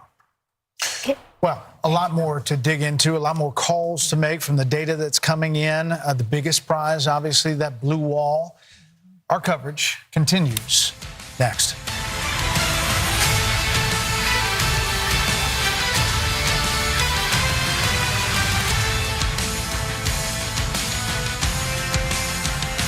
Fox News Tonight is pulling an all-nighter on election night. Stay up late with us. You believe you were sent by God? Yes.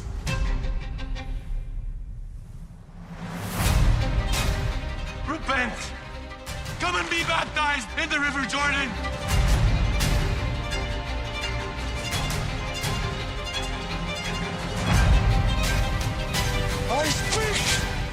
name of the one true God. Does your student loan payment make you cringe? We get it. Saying goodbye to that much money every month can be tough, but by refinancing to a lower rate through Credible.com, you could drastically cut your monthly payments. At Credible, you get personalized rates from multiple lenders, so it's easy to find the refi that puts the most cash back in your pocket. And life with extra cash is, well, extra. Visit Credible.com now to see your new monthly student loan payment. The reviews are in. First things first is a hit. I'll go first. I watch every day. I love how insightful Chris and Nick are. Nick and Chris are great. My man. Brew, ha, which is like a pun. You guys write these? What's wrong with them? Nick is right. Oh, wow. Nick, Brew, and Wild serve up a fresh daily dose of unscripted and unfiltered sports talk. That one could be about me. First things first, weekdays at 3 Eastern on FS1. Hell yeah. They're dudes. Golf sucks. I'm done. Being dudes. Whoa, they got a freaking bathroom just for pooping. Doing dude stuff. Oh, that is not whipped cream. Universal Basic Guys, Sundays on Fox and anytime on Hulu. It's Fox College Football Friday. Breakout star and Big Ten rushing leader, Caleb Johnson leads Iowa. My goodness! Against UCLA. Wow! It all kicks off at 9 Eastern on Fox. You want to be a lifeguard? This is the real deal. Rescue High Surf is the hottest drama on TV. Go, go, go! And you can watch it anytime. Welcome to the North Shore. Rescue High Surf, all new Mondays on Fox and anytime on Hulu. All right, I'm going to change your world. Yeah. I love to root for great. Ooh. You want to root for the underdog. Good luck with that. It doesn't matter how many times I'm right, you'll still argue with me. This is The Herd. The house. Only if you want to shorten your cold. When you feel a cold coming, shorten it with Zycam.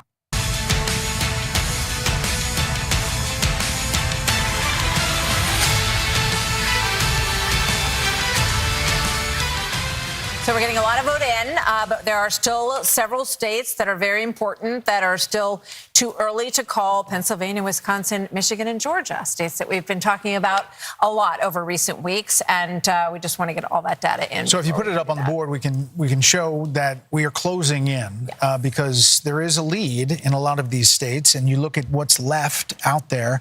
Pennsylvania, 86% in. Michigan's a little early in 52%, and then 80% in Wisconsin. 93% in Georgia. We're going to dig into Georgia in a little bit. Yep. And in fact, let's throw it down to Madison Allworth in Atlanta. Madison, why haven't you made a call?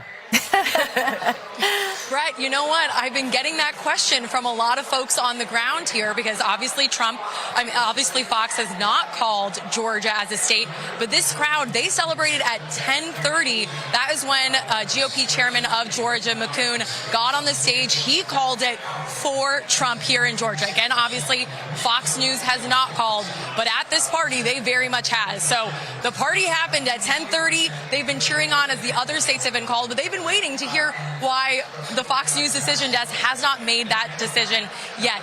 A lot of things that they're looking at that make them excited. There's certain counties like Baldwin, which is an area that has usually votes pretty Democratic.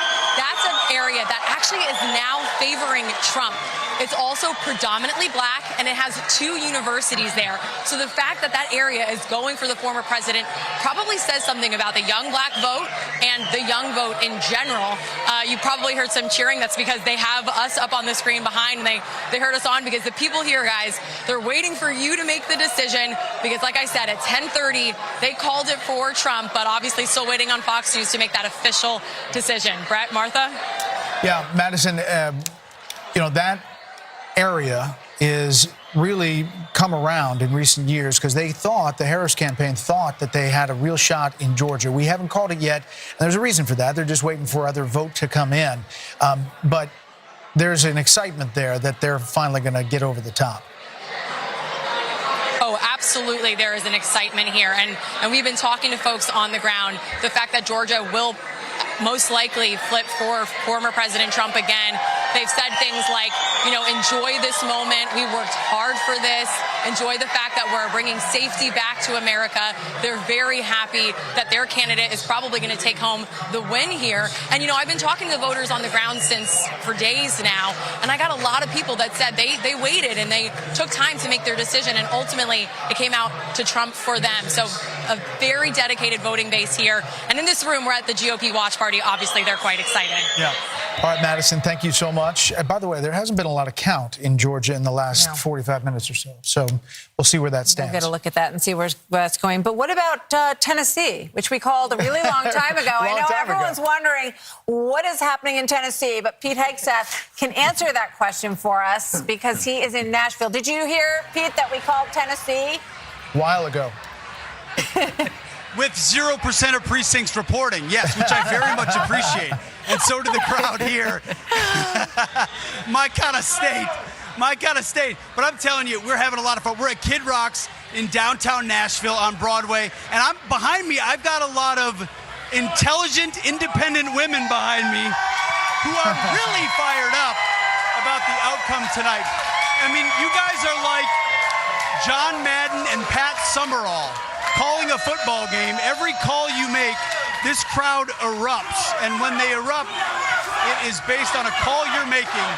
And it's been fascinating to watch the energy in the room increase as the odds have moved in favor of Trump winning. And we've been talking to voters all night. This is what I love about election night. You guys know this. You've got pundits, you've got polls, and on election night, the people speak.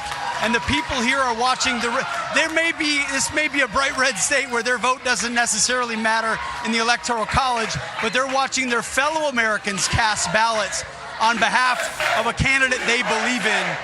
So a lot of energy, and I think represents a lot of living rooms where maybe families of 4 or 5 are chanting USA as you guys are bringing in the returns.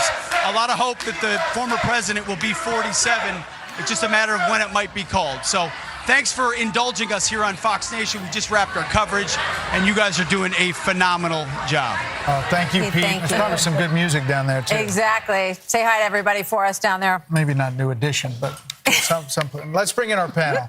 Welcome back, Karl Rove, Jessica Tarloff, and Sandra Smith, and our regulars to the right. Sandra, great job looking into the Fox News voter analysis. What are you looking at? All right, a few things. We haven't really talked about fracking in Pennsylvania, as we do wait on results to continue to come in there. Views on fracking. This is obviously key in this state, and we know that Kamala Harris flip-flopped on this issue. And so we're looking at how voters responded to that. 62% of Pennsylvania voters say that they favor expanding fracking in that state. Those voters backed Trump by more than 2 to 1. That was important to those voters. We'll see how that turns out. Another big difference, Michigan union voters, that vote is looking about the same with our Fox News voter analysis when we compare it to 2020. What might make the difference for Donald Trump in Michigan, white Catholics. Really interesting. He is at 61% of the vote with white Catholics. Harris is at 37%. Trump won white Catholics by 13 points in 2020. He has run that up to 24-point margin. Wow. That's a big difference in Michigan. Major difference. That is a big difference. And you wonder whether she should have gone to that dinner. To the Al Smith dinner. She may be wondering that tonight. He showed up and gave his speech, and he has had a lot of support, mostly based on the pro-life issue. And RFK Jr. was cutting ads for the Catholic vote in particular in battleground states. As far as I was just going to say, I think, when you look at the margins, at least at this moment in Wisconsin and Michigan, I think somewhere in Florida, RFK Jr. may be breathing a sigh of relief because he could have been a spoiler in those, but it looks, at least at this point, like the margin is big enough. I do think we have to bring up the youth vote again. I mean, what a difference we are seeing from 4 years ago. Those voters under the age of 30 going for Harris over Trump by 8 points. 4 years ago, they favored Biden by 25 points.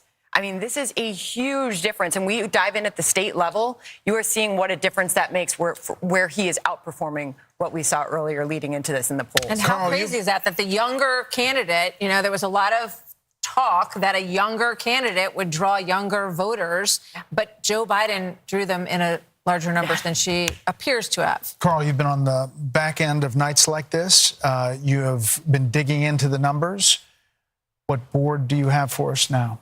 There you go. Where we began. It all comes down to Pennsylvania. Pennsylvania, if it goes for Trump, will settle the contest. It will be mathematically impossible for her to win.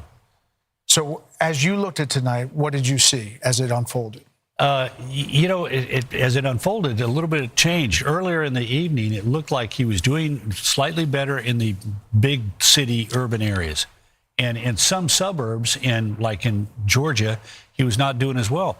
But tonight in Pennsylvania, for example, he's doing better in all four of the southeastern suburban counties, as well as doing better in the rural parts of the state. And it is an unusual coalition. It's inner city ethnics, it's Catholics who have been for decades the principal swing vote in America, increasingly Hispanic voters among them. And he's knit together that coalition tonight, along with working class people in small towns and rural parts of the country. If I could just add one data point from our FNVA on Pennsylvania on the white Catholics, it looks like Trump is running about 1 point, almost exactly the same as 2020.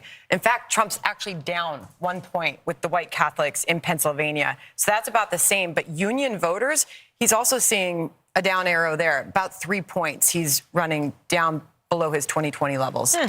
So there's still hope for the blue wall for the Harris campaign. What are you hearing? That there's still hope. Obviously, I didn't love to see the go take a nap and we'll get back to you in the morning about all of this. But we do have to keep in mind that the race in 2020 wasn't called for days, that Biden won Pennsylvania on Friday of that week and Wisconsin on Thursday, I think that it was. So we'll see. They think it's close, that there's vote coming in. There was some conversation over how much of a remaining vote in Philadelphia existed, and there was an extra 120,000-ish votes that were out there that could go into Harris's column. Two things, though, that I've been thinking about. One, and Dana knows this well, how much I love to throw out a good door-knocking stat, right? So 2,000 door knocks a minute for the Harris campaign.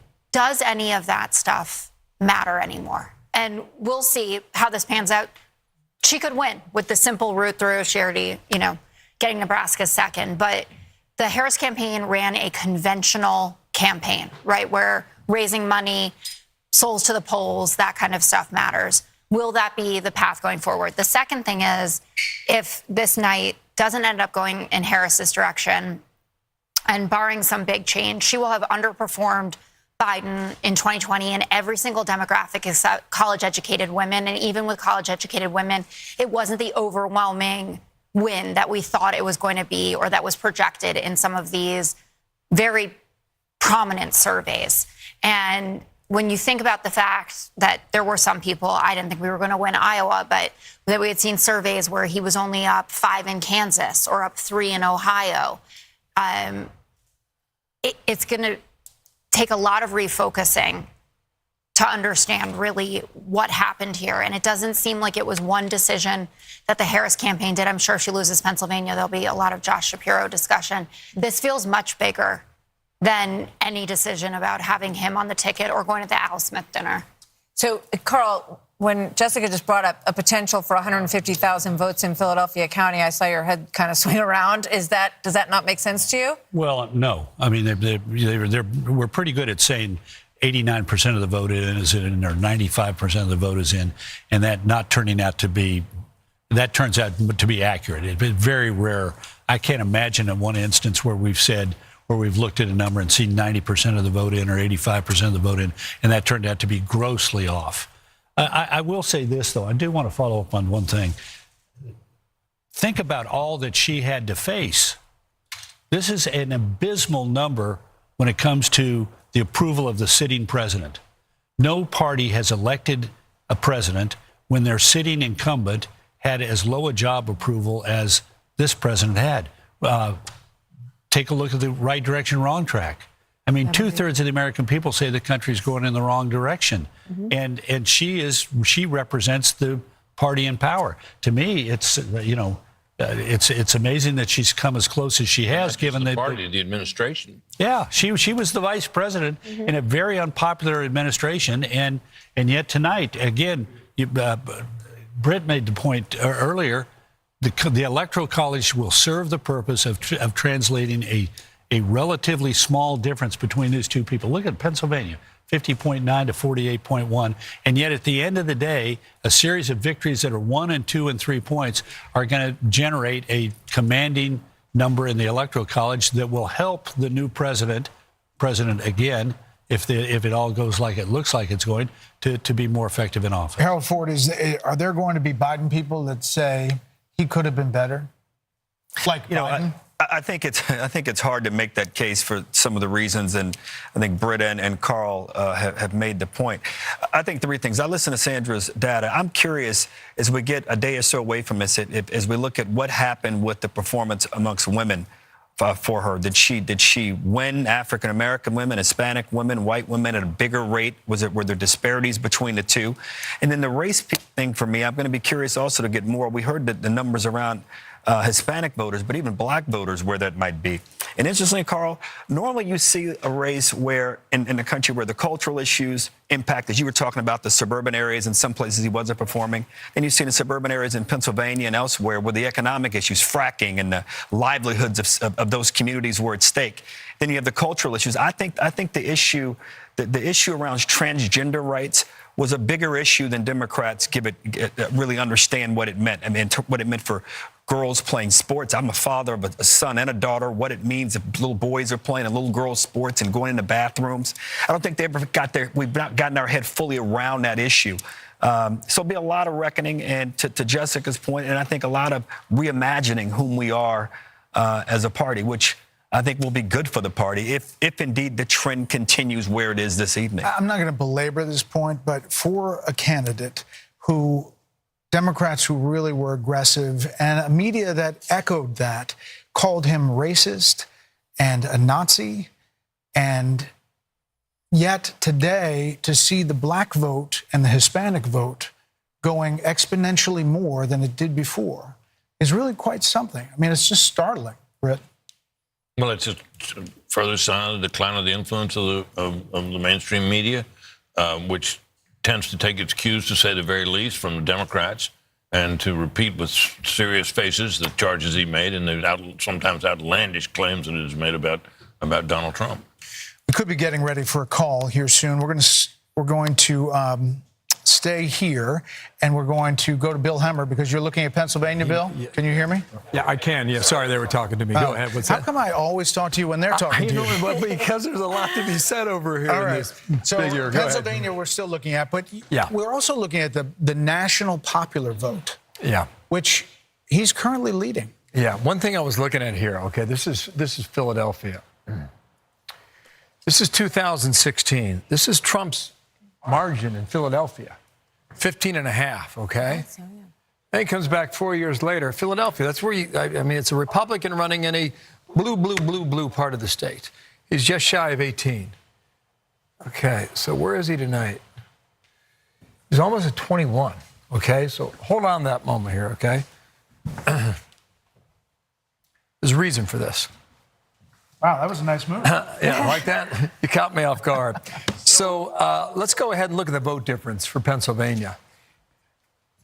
Some things I want to show you right now.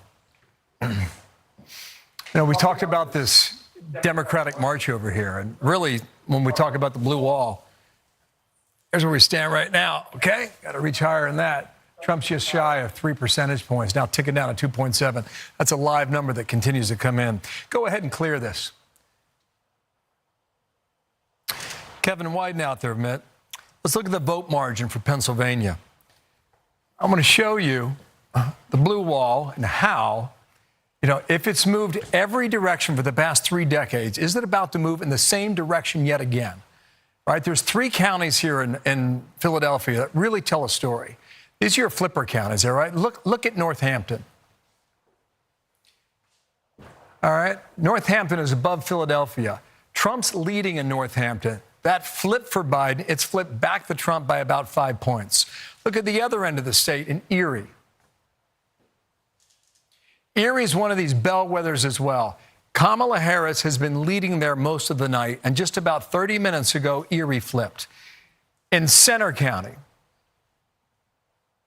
right smack dab in the middle of that T that you normally get, in Pennsylvania. Center County has always been the exception. It's been blue. That's where Penn State University is located, et cetera. Right? That is another indication about how well Trump has done in Pennsylvania thus far tonight. There's a real good chance he flips all those and maybe more shortly. So I want to show you that. We'll go ahead and clear it and give it back to you guys, okay? Well, it's really interesting. Thank you, Bill. We've got some action because we're hearing the former president is going to his party in West Palm, but we're also seeing Cedric Richmond in Harris Walz's campaign co-chair speaking at the Harris Watch party. Let's listen. Votes to count. We still have states that have not been called yet. We will continue overnight to fight to make sure that every vote is counted, that every voice has spoken. So you won't hear from the vice president tonight, but you will hear from her tomorrow. She will be back here tomorrow to address not only the HU family, not only to address her supporters, but to address the nation. So thank you. We believe in you. May God bless you. May God keep you. And go HU and go Harris. Thank you all. Cedric Richmond, the campaign co-chair, and it's hard to ignore the fact that this is the mirror image of 2016 when John Podesta, Hillary Clinton's campaign chair, came out around the same time of night and said, you know, we're still counting votes and you won't hear from her tonight, you'll hear from her tomorrow. Which is stunning. Go HU, by the way, is Howard University. That's where the campaign headquarters party is. But the vote is still going. They're not stopping. The counting is still continuing in Wisconsin, in Michigan, in Pennsylvania, in Arizona, in Nevada. So, you know, as you start getting to a decision here, and we could be getting close to a decision, we'll see where we are in Georgia. There have been other calls for Georgia. We are now in Michigan. Bill Hemmer, seeing some movement? Up over 6 points, 6.3 now. The margin's getting larger for Trump here. Raw vote count is 210,000. So if you start doing some math and you think like what's outstanding in Detroit, Wayne County, which is a lot, it's a sizable amount of votes out there.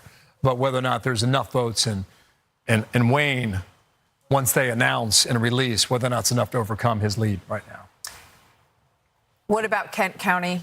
He has closed 3 campaigns in Grand Rapids, and he just closed this one there last night. Yeah, Kent County has been stubborn for Donald Trump. I think he would probably confess that. This was a flipper from 2020 when Joe Biden took it from the Trump team. Right now in Kent County, she's got a pretty comfortable lead here, about 10 points. It's a remarkable thing when you think about it. You know, the Gerald Ford Museum is there, and we talked about 5 hours ago about the realignment of America in the South, primarily like in North Carolina and Georgia and perhaps parts of Florida. You don't think about a realignment in Michigan necessarily, but this has been an area that Donald Trump wanted to win. There's a reason why he started his tradition in 2016 by concluding his campaign in Kent County, Grand Rapids. He did it again in 2020 in a losing effort. He did it again just this past weekend, Monday night at midnight, right? He rolled into, he rolled into Florida at 5:30 in the morning. That was yesterday morning. No, it wasn't. It was this morning, wasn't it? Right, because it was Wednesday, right? Okay, you follow me on the calendar?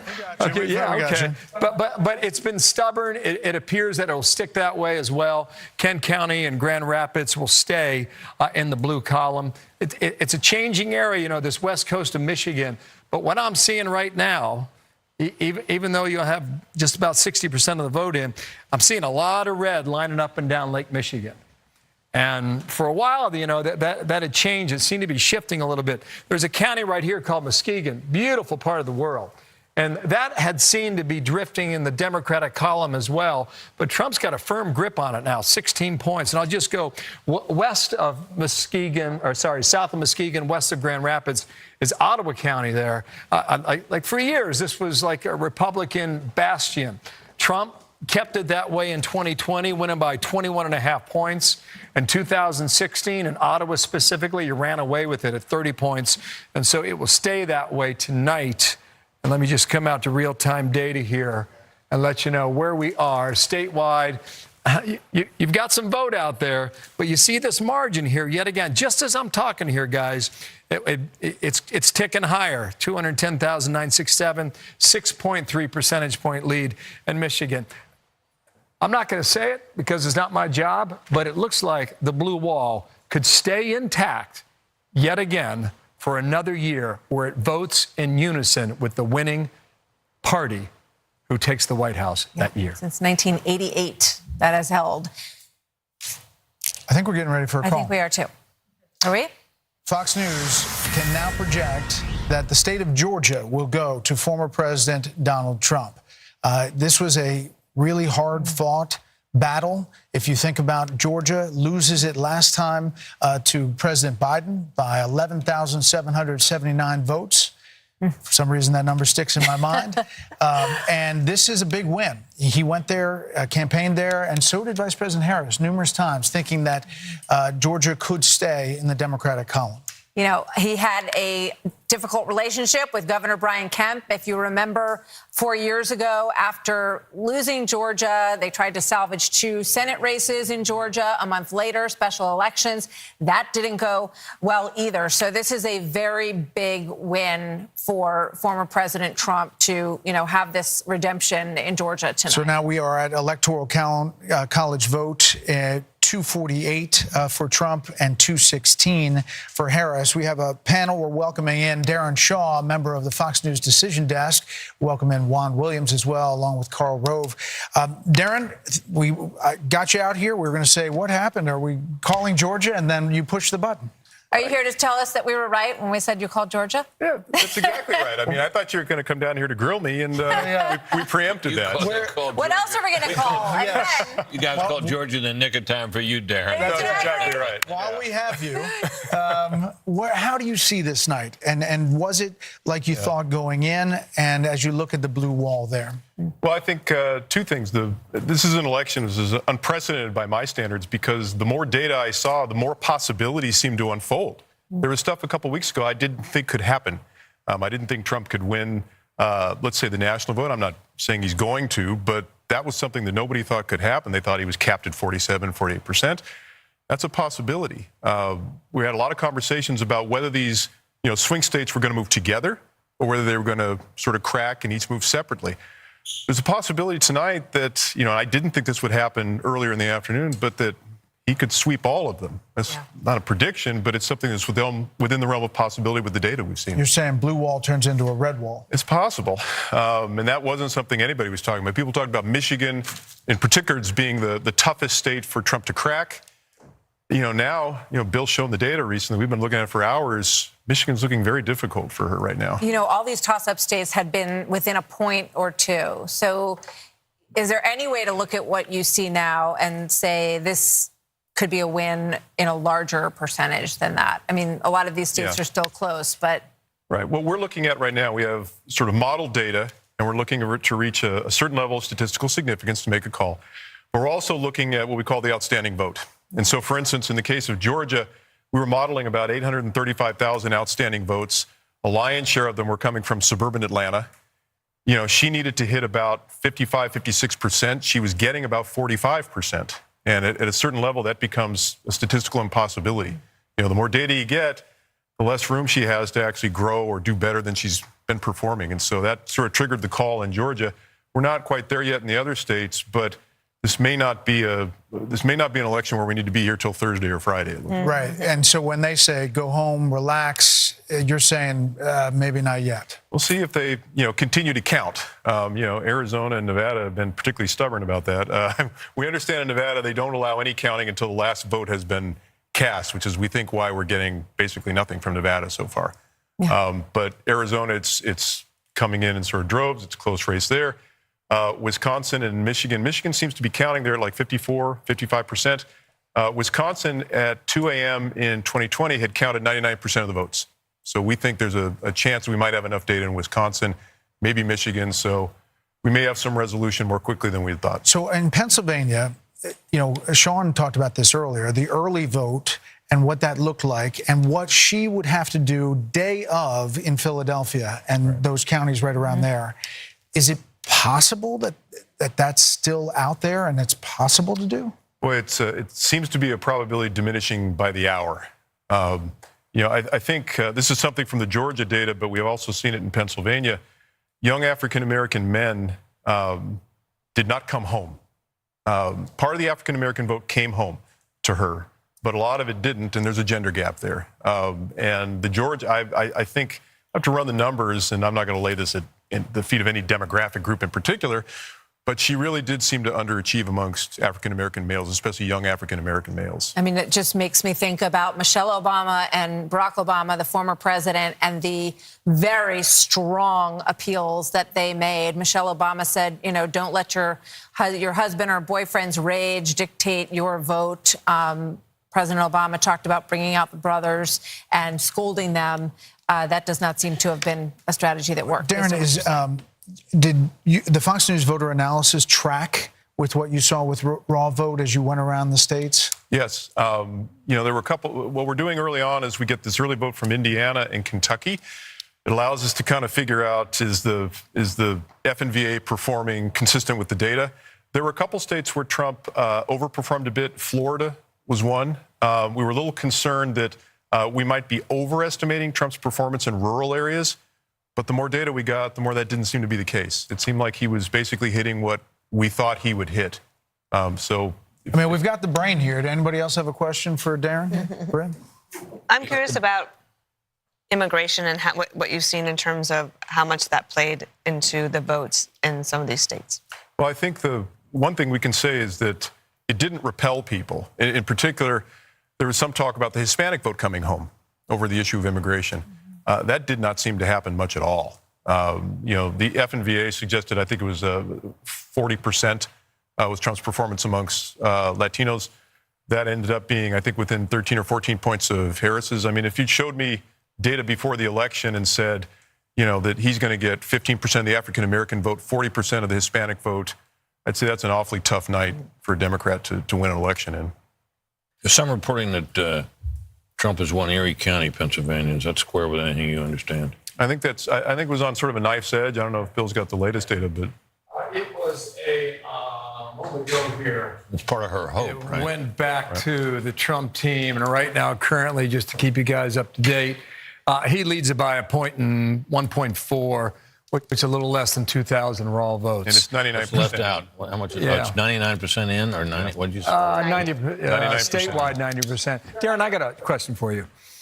When you think about the blue wall in the upper Midwest, when we were at the convention in Milwaukee in July, it ended on a Thursday. On a Friday, we had that national computer glitch. All the airports were shut down. So all the delegates and all the journalists and all the campaign folks were stranded at the airport in Milwaukee. And I was still thinking at the time about, why did I just see Kid Rock? And why did I see Hulk Hogan? And why did I see Dana White? And I went to the campaign. I said, what's going on there? Because it was men. It was white men. And they said, we notice in the upper Midwest, at the time they were thinking about Minnesota, Wisconsin, Michigan, Ohio to a lesser degree, and Pennsylvania. That's what they were thinking about. And they said, we noticed that there was a certain percentage of white men who voted in 2016. They sat out 2020, and we're trying to win them back. Is there evidence that those white males in those upper Midwest states did that tonight? There was sort of a rule of thumb we were adopting that, and we spoke about this a little bit earlier in conversation with y'all, but that, the gender gap is a double-edged sword. Gender gap can help or hurt depending upon, the absolute level of support. We were looking at 55%. In other words, if Trump was hitting 55% with men, that was a good sign. If Harris was hitting 55% with women, that was a good sign. And in the upper Midwest states, he was getting closer to that sort of magic number than she was. So what they call it the bro strategy or whatever, it seems to have paid some dividends up there. I mean, we're still waiting, but, it's looking pretty good for him. So we can definitively say that the poll that we don't talk about in Iowa was kind of off. The Des Moines Register poll. I love Ann Seltzer. She's a giant and a pioneer in our field. I think, we were looking at, ironically, was not so much the the top line in that race. But what Seltzer had said was that senior women were breaking away from Trump over the abortion issue. And I think our friend Sean Trende had a really good observation where he said that may be true, but it may not help Harris, because that's something that could occur in Iowa where abortion was a hot issue, but might not occur nationally in other states where abortion wasn't as salient. We have to let you go, but really quickly, what's happening in Minnesota? That's what I was going to ask, exact question. Minnesota, why is that still? They have done what sometimes they do in states. They've stopped counting votes. Really? And we're kind of close After all to... we've been through with that? After all we've been through? We're at a level where we're close to statistical significance, but it's not quite there yet. And there are Is still... Tim Walz in charge of that? Yeah, well, there you go. Rumor has it. We have to let you go because you Wow. have some more data crunching to do. I do. We appreciate you coming Thank you, by. Darren. Thanks, It really Darren. does help Darren. a lot. For coming Good job. by. Very Great job. nice to see you guys. Thank you. Let's check in with Aisha Hosni at the Let's Trump do that. campaign headquarters. Aisha? Hey, you guys. Well, all signs here are pointing to perhaps imminent remarks from the former president shortly. The biggest debt giveaway was a short while ago. Somebody went onto the stage right behind me and put up the glass for the teleprompter, so perhaps somebody will be speaking to the crowd here shortly, and that might be the former president. We've got eyes outside, our security details outside watching to see if the motorcade arrives from Mar-a-Lago. I did get a video from someone at the Mar-a-Lago party a short while ago, and folks there were jubilant and cheering and clapping. They had Fox News on the screen. They were watching as we were calling states and more races for the former president. The excitement here is climbing every minute, and people here are anxiously awaiting to see if the former president shows up here tonight and perhaps gives a victory speech. Back to you.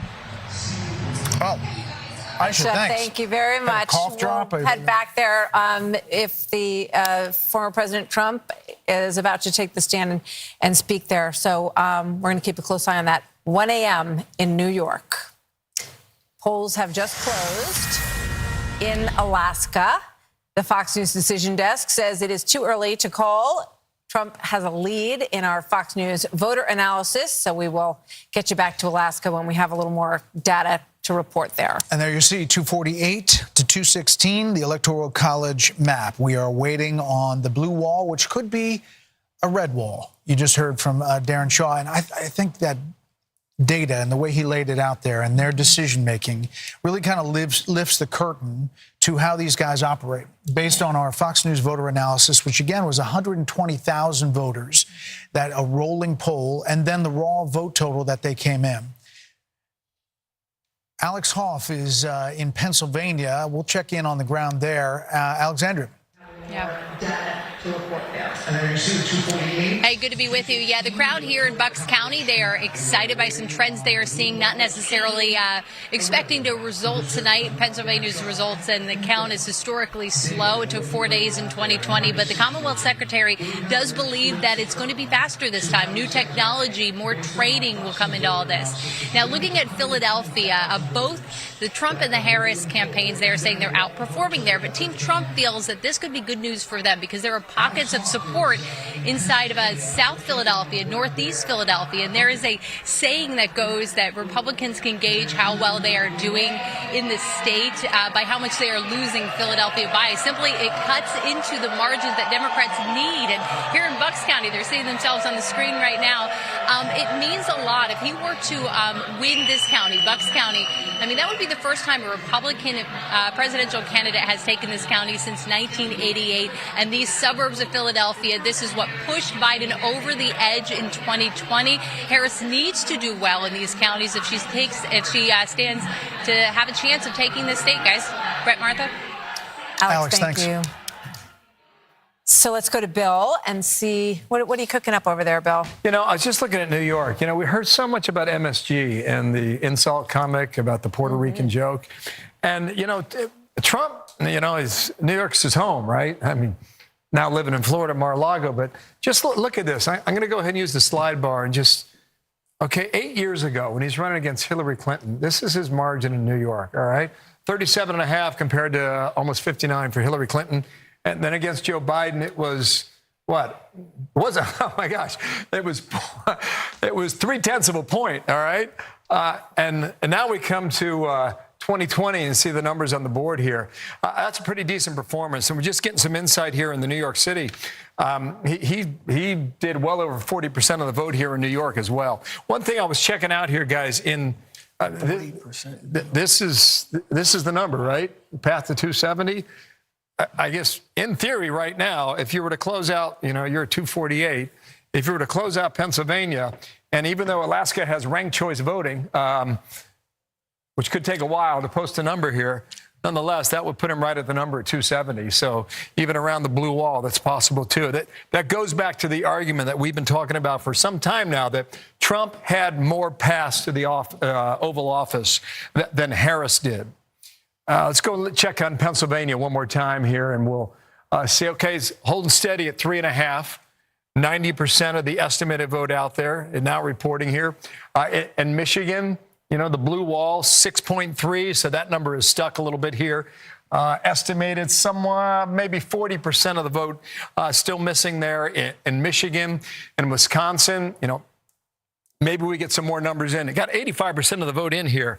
And, Trump's holding on to this 4.2 advantage in Wisconsin.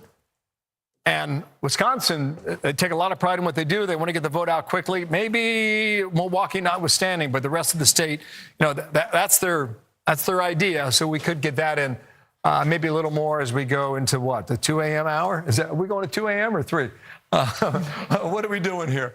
Arizona sticking here at 0.7. What's that? Just keep going. Okay, you got it. This is Nevada, so we're starting to get our first numbers in from Nevada. For any of the nerds and geeks out there that have been deep in the weeds about the early voting, you've been watching Nevada. And Nevada's been a pretty good marker there for Republicans. This is a quick count here now. It's saying 75% of the vote is in, and Trump's got a firm lead at 3.4 points, roughly just a tad under 35,000 votes. Clark County, Las Vegas, 70% of the votes in the Silver State here all come from Nevada. Let's see what's happening right now. Okay, Harris, just a tick over 50.2 with 80%. I want to go comparison's sake, 8 years ago. Why not, right? In Nevada, I don't know what this number is. We'll find out together, okay? So Hillary Clinton did 2 points better than Kamala Harris, and Joe Biden, did even better, 3.5 over what Kamala Harris is putting up right now. So it appears if you're in the Trump camp, that's a pretty good number right now, just shy of 51% in Nevada early on. Here's Karl Rove's favorite place in the world. This is Washoe County, right, Karl? Right now, a point, it's close, right? 0.2 points. What happened with Biden? Was it close? Yeah, pretty close, but Biden won the county. So in all likelihood, Trump's got a chance to flip this if it holds up right now. Super slim and more vote to come in, but Nevada is looking good too. And now you start to wonder, how high does this number go on the Electoral College? Yeah, New York Times needle is now at greater than 95% and likely to win the popular vote is what they have. Well, let's check in. Let's go out to Vegas. Jeff Paul is live in Las Vegas. Jeff, what's happening? Well, a lot of excitement here and optimism at the Sam Brown watch party. He is, of course, the Republican candidate trying to unseat the Democratic incumbent Senator Jackie Rosen. And just a few moments ago, when Bill was talking about Nevada, you heard a lot of cheers here from the crowd at the Sam Brown watch party, just knowing some of those initial numbers. It took nearly 3 hours to finally get some of those numbers. We're hoping to get another batch in the coming hours. But Nevada has an interesting law where it's, you can vote right up until the 7 o'clock hour. And if you're in line, they'll let you vote. And in order to release those results, they wait until the very last person in line votes. That person, it took 2 hours and 48 minutes, so still a very long night ahead of us. But for the folks here at the Sam Brown watch party, a lot of optimism in the air. All right, Jeff Paul in Las Vegas. Jeff, thanks. So our panel is still with us. And we have some new folks that are here as well. Kevin McCarthy's joining us. Karl Rove is back. Juan Williams is here. Great to have all of you with us. Kevin McCarthy, let me start with you. Give us an update on what your overall take on the night so far, and then maybe drill down on some of what you're seeing in these House situations as well. The Senate Republicans did an extraordinary job. They surpassed all expectations. President Trump is on his way. And I think President Trump is going to help the Republicans hold the House, but it's going to be very narrow, maybe even narrower than we have now. But you think they could do it? Maybe even narrower than you have now, you said. Yeah, it may be exactly the same or maybe smaller. Look at the 2 seats I said at the very beginning of the night. Watch Pennsylvania 7 and Pennsylvania 8. I think we're going to pick those both up. You said North Carolina 1. We're probably going to lose that by 1 point. She did an extraordinary job. Wow. Then you look at Maine. We're ahead there. But we have some incumbents that have fallen in New York. California's just in now, but don't read those numbers yet because it's just the first part coming in. We're going to have to wait some time to see where we're there. Arizona, we've got a couple incumbents in trouble. Bacon's coming back in Omaha, maybe there. If we hold the House, if this is a trifecta, the credit goes to President Trump. But it also fundamentally means something different. You can do reconciliation when it comes to tax reform. So you don't need 60 votes in the Senate. Having the Senate as large as he is, he's going to get the cabinet that he wants. The other thing that's going to happen is you're not going to have a Hakeem Jeffries that's going to try to impeach him every single week. So America is going to see ability to govern. And if Republicans take this moment in time to not play games and focus on the issues, they can grow it the next time. Otherwise, it's going to be very competitive in 2 years. But Juan Williams, if it's as big as we think it could be, we obviously haven't made these calls yet, but it's trending that way, and the pathway for her to win is getting narrower and narrower. Isn't it not a mandate? And Hakeem Jeffries and the thought of impeaching with what we're seeing tonight seems like wouldn't be the right move. Well, I think the Democrats are dispirited at this moment, and I think that the likelihood, as we've pointed out, is that Trump will be the president. And I think that, for me, talking to people like Darren and political professionals around, no one anticipated the size of this mandate, as you call it. I think that there's even recriminations now among Democrats as to Biden and whether Biden should have dropped out earlier or Biden should have stayed.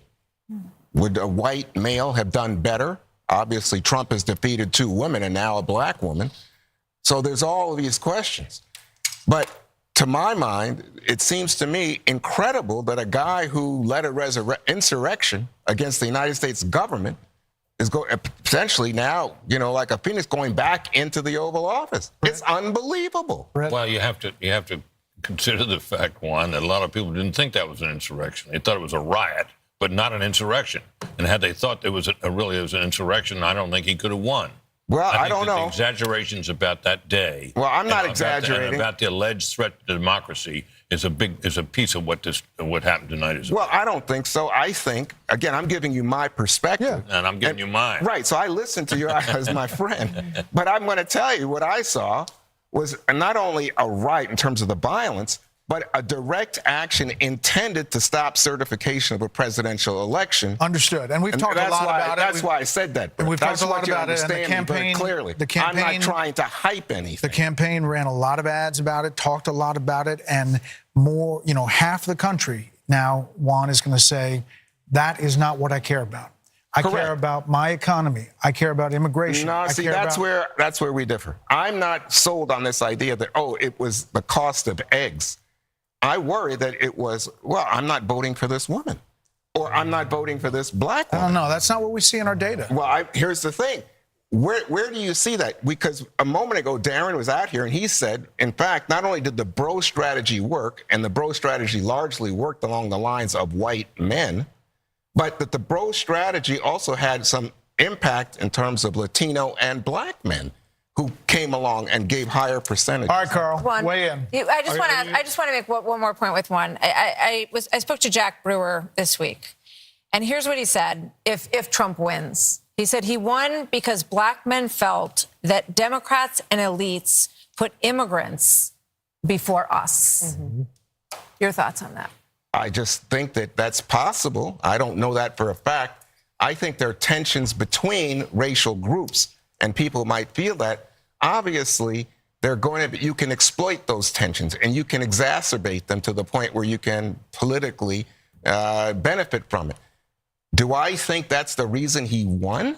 No. I think the reason he won is you look at that bro strategy and the white male turnout and white grievance politics that he has used to great success in this country. Carl. I think he's trailing his prior 2020 numbers with whites. Well, you know what? I think that the Increased Hispanics and black males. Yeah. It's not sufficient to make up. It's not sufficient to have this kind of night. Look, I just think it is extremely odd to suggest that black men are somehow prejudiced because they vote for a white candidate who says, I want to make certain that everybody has an opportunity to succeed in our great economy. I want you to be more prosperous, and I will do things that will make it possible for you to make a better life. That is an appeal to their best instincts. He did not go out and say, vote for me because I'm not a woman. Don't go vote for me because I'm a white man. That would not have attracted those votes. They got attracted to him because they thought he was a strong, effective leader, and they thought he would do something about the issues they cared the most about, which is an economy in which they think they get the short stick, inflation, which has decimated their purchasing power, and illegal immigration, which has affected their communities deeply. And to suggest that somehow black men are racist because they supported a white man is just too far, Juan. You're distorting my comments. But let me just say to you, I followed your comment to its logical conclusion. Carl, hold on. We're not saying most black men did not vote for Donald Trump. So I never said anything like that. That's just not true. Oh, you suggested it's only a quarter of black men. I'm saying to you that in terms of this bro strategy for white males, the whole notion of I'm bad, I talk about women in the most disparaging way. There's some men who just said, you know what, I want to be in on that. I want to be a badass guy. And I think they like Trump's image and the caricature he portrays. I think they supported him in spite of that, not because of it. Harold Ford Jr. Because he offered to make their life better. Harold Ford Jr. Look, I tend to agree with Juan about January 6th. I'm surprised by the fact that the country got over that as quickly as we seemingly did, which speaks to the political comeback. I've said here earlier, I think that the fact that some of these issues around the economy and the border were not addressed more forthrightly, I think had an impact. That being said, we're going to have some analysis around this and around whether or not the driving up of support amongst men, what was behind that, how did it work? Did the gender gap with women, did black women, white women, Hispanic women? We still don't know those numbers. We'll have an opportunity to dig into some of those things, but I don't interpret what Juan is saying any more than that. All right, more to talk about here. There's a lot more coming up as election night moves on at 1:15 on the East Coast. We continue to get more vote in. We will be able to make some calls when that vote is in full. Our coverage continues next. Stay with us.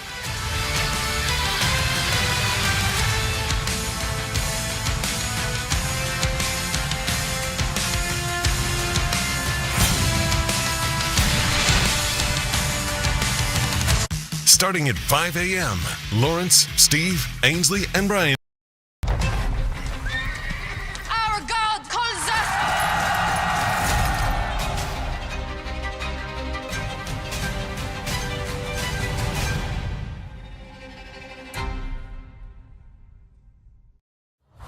You want to be a lifeguard? This is the real deal. Rescue High Surf is the hottest drama on TV. Go, go, go! And you can watch it anytime. Welcome to the North Shore. Rescue High Surf, all new Mondays on Fox and anytime on Hulu. Sunday, it's a huge day of football on Fox. Let's go! It all kicks off with a special Veterans Day pregame show, live from Naval Base San Diego. Then, Brock Purdy and the Niners. What a play! Take on Baker Mayfield and the Bucks. Oh, my goodness! Or it's Titans, Chargers. Touchdown! It all begins at 11 a.m. Eastern with a Veterans Day pregame show on Fox, home of Super Bowl 59. The stage is set. Oh, here we go, here we go. It's gonna be good. Season 12. Whoa! can sing.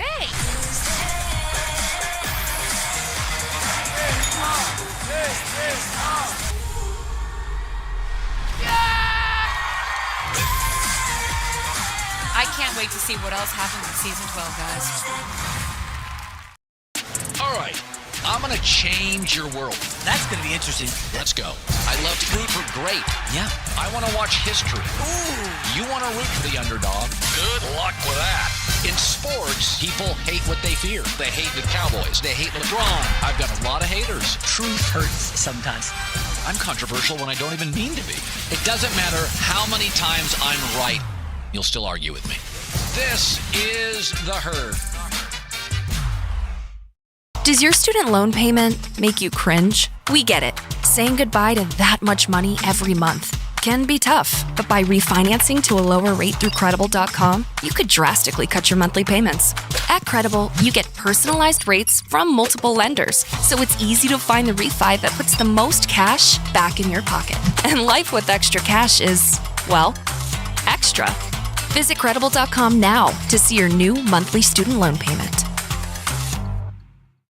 Call 1-800-234-7090 now. All right, we are back, and that is the jubilant scene. Everybody seems pretty happy at Trump headquarters, and what we're seeing is movement from the Mar-a-Lago Trump group, including former President Trump, who is in a very good position to be the next president this evening as well, is heading over to the Trump headquarters, where there are a few thousand people who have gathered for this evening. So we'll keep a close eye on that. Obviously, when he shows up there, we will take you there live. Well, those guys had two Make America Great hats on. I saw someone with a front, really large back. one. Yeah. As we look now at what we have, Pennsylvania.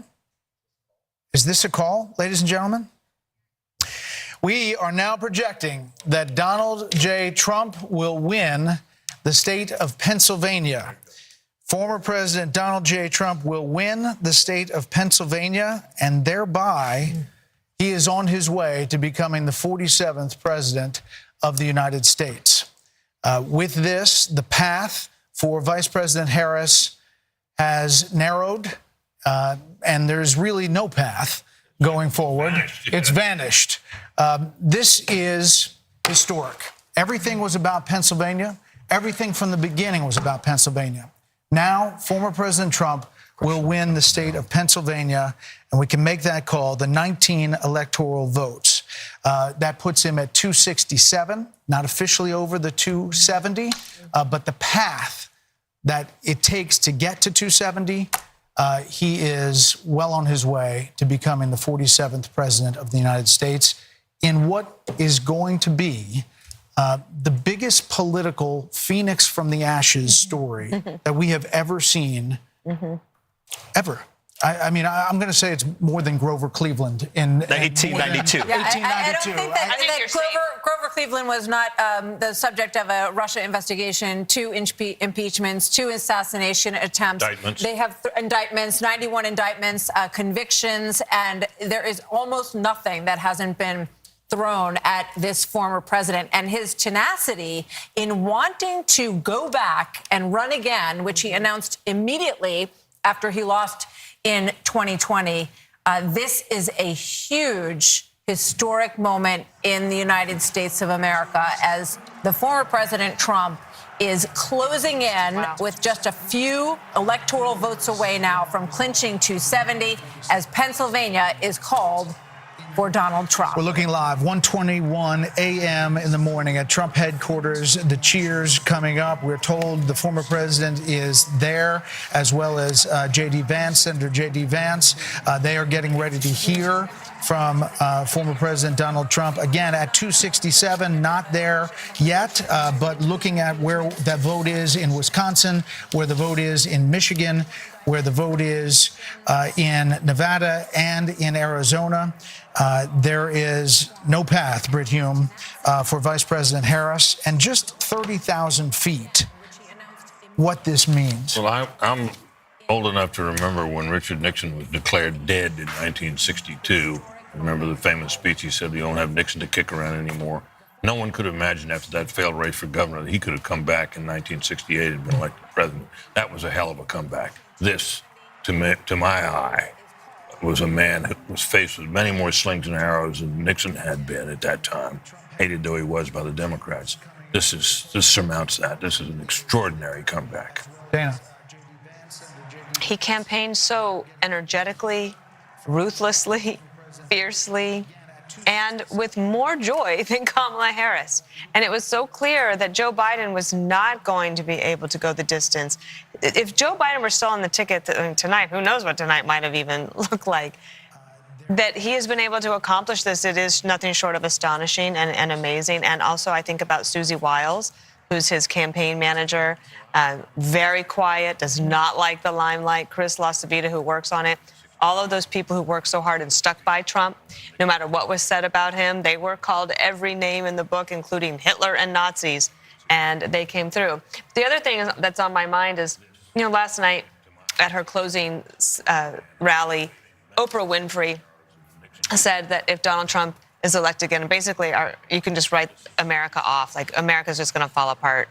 That's obviously not true, although I'll be surprised tomorrow if there's a big line at JFK of Hollywood celebrities leaving the country, as I said they were going to.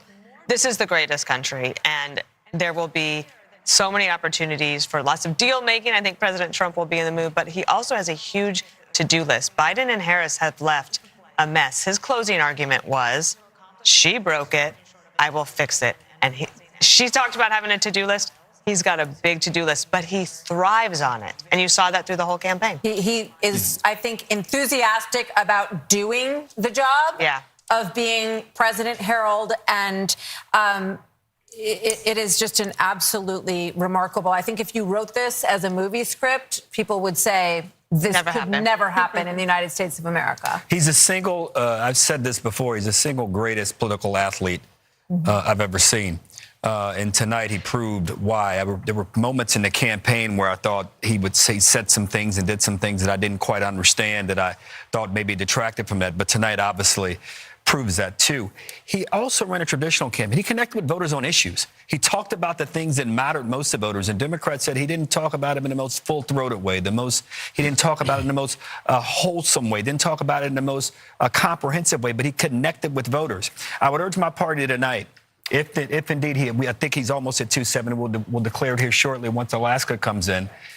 Don't write off the American people. Let us not be critical of people for voting for President Trump. He did something we didn't do in this campaign. We had to reevaluate, reassess. Mr. Wonderful said it a little earlier, that may give us an opportunity as a party to revamp, and perhaps we should think about that. But don't write off the people, the American people, for the decision they made this evening. Charlie Hurt, he will be the 47th president of the United States after everything that we saw in this election. It's hard to understand how some in the mainstream media are going to take this, because it was so over the top one way that they thought it was done. There was a landslide prediction from a lot in the media that she was going to have the landslide. It looks like he's going to have the landslide tonight. Yeah, it's truly remarkable. The revolution rolls on, and this is not just a victory for the White House tonight, but also this is the end of the old Republican Party, which of course Donald Trump took on. That was the first thing that he did. The very first thing that he did in 2015 was take on the old Republican Party. He has completely reshaped the Republican Party. The Republican Party is no longer doesn't stand for a lot of the things that it stood for before. He has made it a far more middle class, working class, a far more practical party, I think probably a far more durable party. And he's figured out how to win with that. And you can't help but think that with this victory, in 4 years from now, he's going to have the mantle that he can hand to the next Republican. So I don't know how Republicans ever go back to the old party that they were.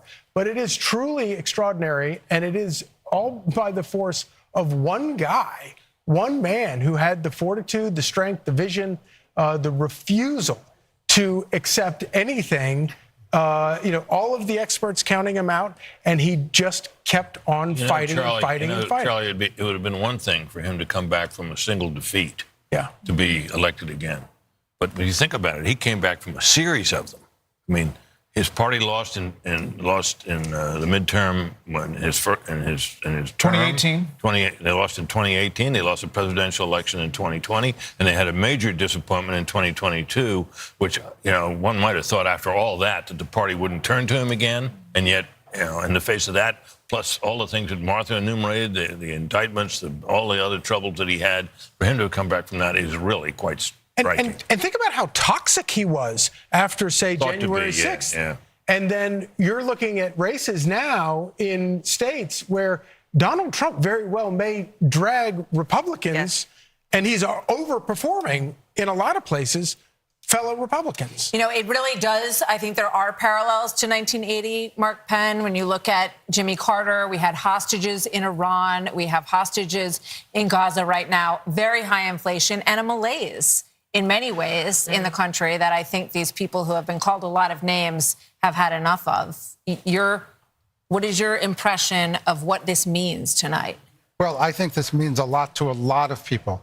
I think the working class are looking for a renewal of American jobs. I think people are looking for a border that is sane and an immigration system that works. I think a lot of people over in the Middle East are looking for Iran to pull back in the face of a president whom they fear. And, look, I think it's going to be incumbent on the Democratic Party to understand that the people have spoken and to dissemble and dismantle this lawfare system that they have built up here, which is going to raise a whole series of questions that are going to have to be answered now. But they cannot say that they are better than Donald Trump and recreate a system that does not recognize that he won and the people have spoken and he is going to be the 47th president. We haven't talked about foreign policy a lot, but imagine the Saudis, making a normalization deal with Israel in the face of a new president here. Imagine I'm going there tomorrow night. Imagine a Ukraine deal that Donald Trump talks about. Kevin O'Leary, what is the market going to do? You're going to love this. What's happened here is the system self-corrected. When you try and break the American model, it fixes itself. And I think people should give credit within the Democratic Party. Donald Trump saved them tonight, too, because they're going to have to take a spatula to these policies and bring it back to the center over the next 4 years and, in a way, reset. And we talked about this earlier, but he saved entrepreneurship. He saved the entire model of the S&P 500 because taxing 20% higher was a really bad idea, and it self-corrected. Capital, and this is why I'm getting on a plane tomorrow night. I intentionally didn't leave till tomorrow night so I could go to Geneva, go to Abu Dhabi, go to Riyadh, and say it's 21% corporate taxes, 100% not going to change. That is very important for people like me that bring capital back to this country. It fixed itself. It fixed itself. And I think that's why America works. It has worked for 200 years. When it gets too crazy, it fixes itself. And whether you love Trump or you hate him, every Democrat owes him a thank you very much, Mr. President. By the way, as the markets, the poly market and all these election markets were moving, Bitcoin went up exponentially. Yes, I'm long Bitcoin. Are you? So you're buying later. Speaking of Bitcoin, I'm also struck by just calling Pennsylvania here, Dana. Trump embraced Elon Musk in an enormous way. A lot of stories were written that said that he was going to blow it in Pennsylvania, that the people who were working on his outreach teams didn't know what they were doing. He's going to And he got a lot of criticism. Remember the $1 million giveaway for registered voters? But court for that. Selena Zito, who's somebody that we follow and we've had on the show many times, and she knows that area very well. She said the people of that region love somebody who is a big thinker, who wants to create jobs, who is like looking into the future, and they can get behind that. And they love somebody who can really lead. And leadership takes courage.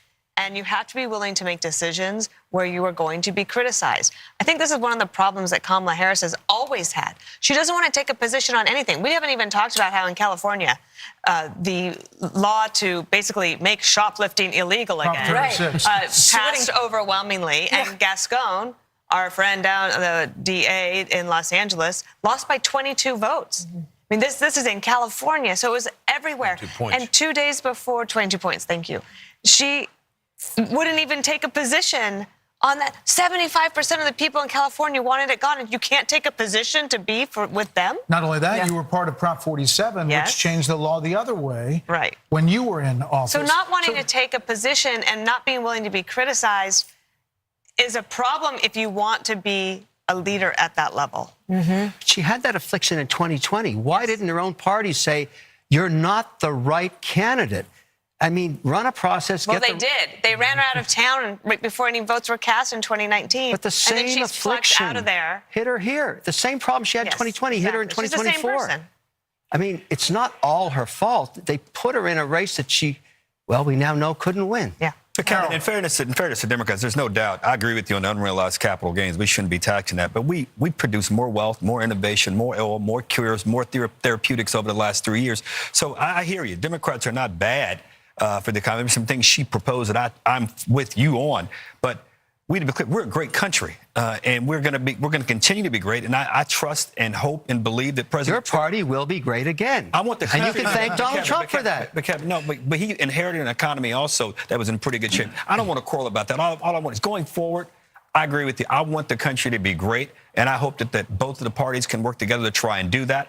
And I salute President Trump tonight. What a great win, and I agree with you in this regard. My party's got to reimagine and reinvent itself going forward. Listen, Hold on. I wrote about this, the unity and you did. Past presidents and past losers and winners and what they said. This is a big speech, Britt, for former President Trump. As he gets ready to deliver this in front of a crowd, he's obviously taken the slings and arrows and everything that's been said, the fascism, all of the things we've talked about tonight. But this moment is actually a moment to reach out. It's an opportunity if he chooses to do that, but it's also 1:30 in the morning. So you got to wonder how many people are alive to hear. Oh, they're there. And he's definitely there. A lot of people are still up. The question is how much of the national TV audience is. I bet they're still in. You know, I think back at the moment in Iowa at the beginning of this process, Brett, when we were in a town hall with him, bless you, Brett, and he, you know, we asked him about all of this revenge stuff and that he was going to want retribution, and this is what everyone heard. And there were times when he had language that was that matched that, but he said that he wanted success to be his revenge, and that he wanted a successful America. And I would imagine that we're going to hear something along those lines tonight, but we'll see. Brett, you wrote in your piece, you quoted one of those great old Republican presidents, H.W. Bush, who said that a campaign is a disagreement and an election is a decision. And decisions clear the way for harmony and peace. You know, but there are a lot of Thanksgiving tables that people are still going to have hard feelings after this election, more than any other election. I have one of them. And if you passing the Brussels sprouts is not going to be as easy Thanksgiving Day. But this is a chance to move forward, Brett. Go ahead. Well, I was just going to say that one thing that can happen here, and it happened to Biden, in my view. When Biden was elected, we had every reason to believe that he would be this sort of moderate deal-making guy that he'd been when he was in the Senate. Yes, he's always followed sort of the drift of his party, but he'd worked across the aisle with many senators, had Republican friends and so on. We thought that would probably be the kind of president he was. And then something happened. Trump went to Georgia and made a mess of that Senate, those two Senate races down there, and the Democrats ended up with control of the Senate, at which point old Biden started getting these historical sugar plums dancing in his head and went out for a very aggressive agenda. Sure, there were articles about FDR. How he was going to be the next FDR. The next FDR. He was going to out-Obama Obama. Remember that? Yep. Well, and that, in my view, that was he would have been, if the Republicans had maintained control of the Senate, first thing that wouldn't have happened was all that wild spending that led to the inflation or led to a big part of the inflation. And Biden and the country would have been better off because of it. There's always a danger in overreading your mandate. One wonders if Trump will be sober-minded about his. I think that happened to Biden. early on, remember he said he's going to be returned to norms, and then the historians came in and said, no, you could be bigger than FDR. So he says, fine, okay, I'll spend all the money. Then they caused inflation, and now they end up with this result. Well, he has said that this looks like new President Trump, if he gets to 270, which we expect he will, fairly shortly. Yes, exactly. Has a moment to bring about the unity that people expected after the last election. Of course, we would be kidding ourselves to think that there won't be a tremendous response to this, tremendous backlash in a lot of corners of the country. So listen, he's going to get there because Alaska is going to be Republican, but we're not done as far as calling states. There could be even more states that go Trump's way. This could be a massive landslide just by what we're looking at in the polls. Fox News Decision Desk count now project, though, Vice President Harris will win Minnesota, and her running mate Tim Walz serves as the state's governor there. That takes it up to 267 to 226. But again, Donald J. Trump will be the 47th president of the United States. More Democracy 24 special coverage next.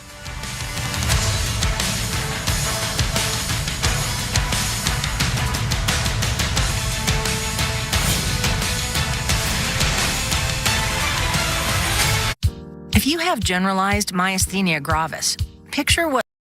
Light it up! TV's biggest game show is back, and it's even bigger. This is not the same floor. Now with 100 players battling for territory.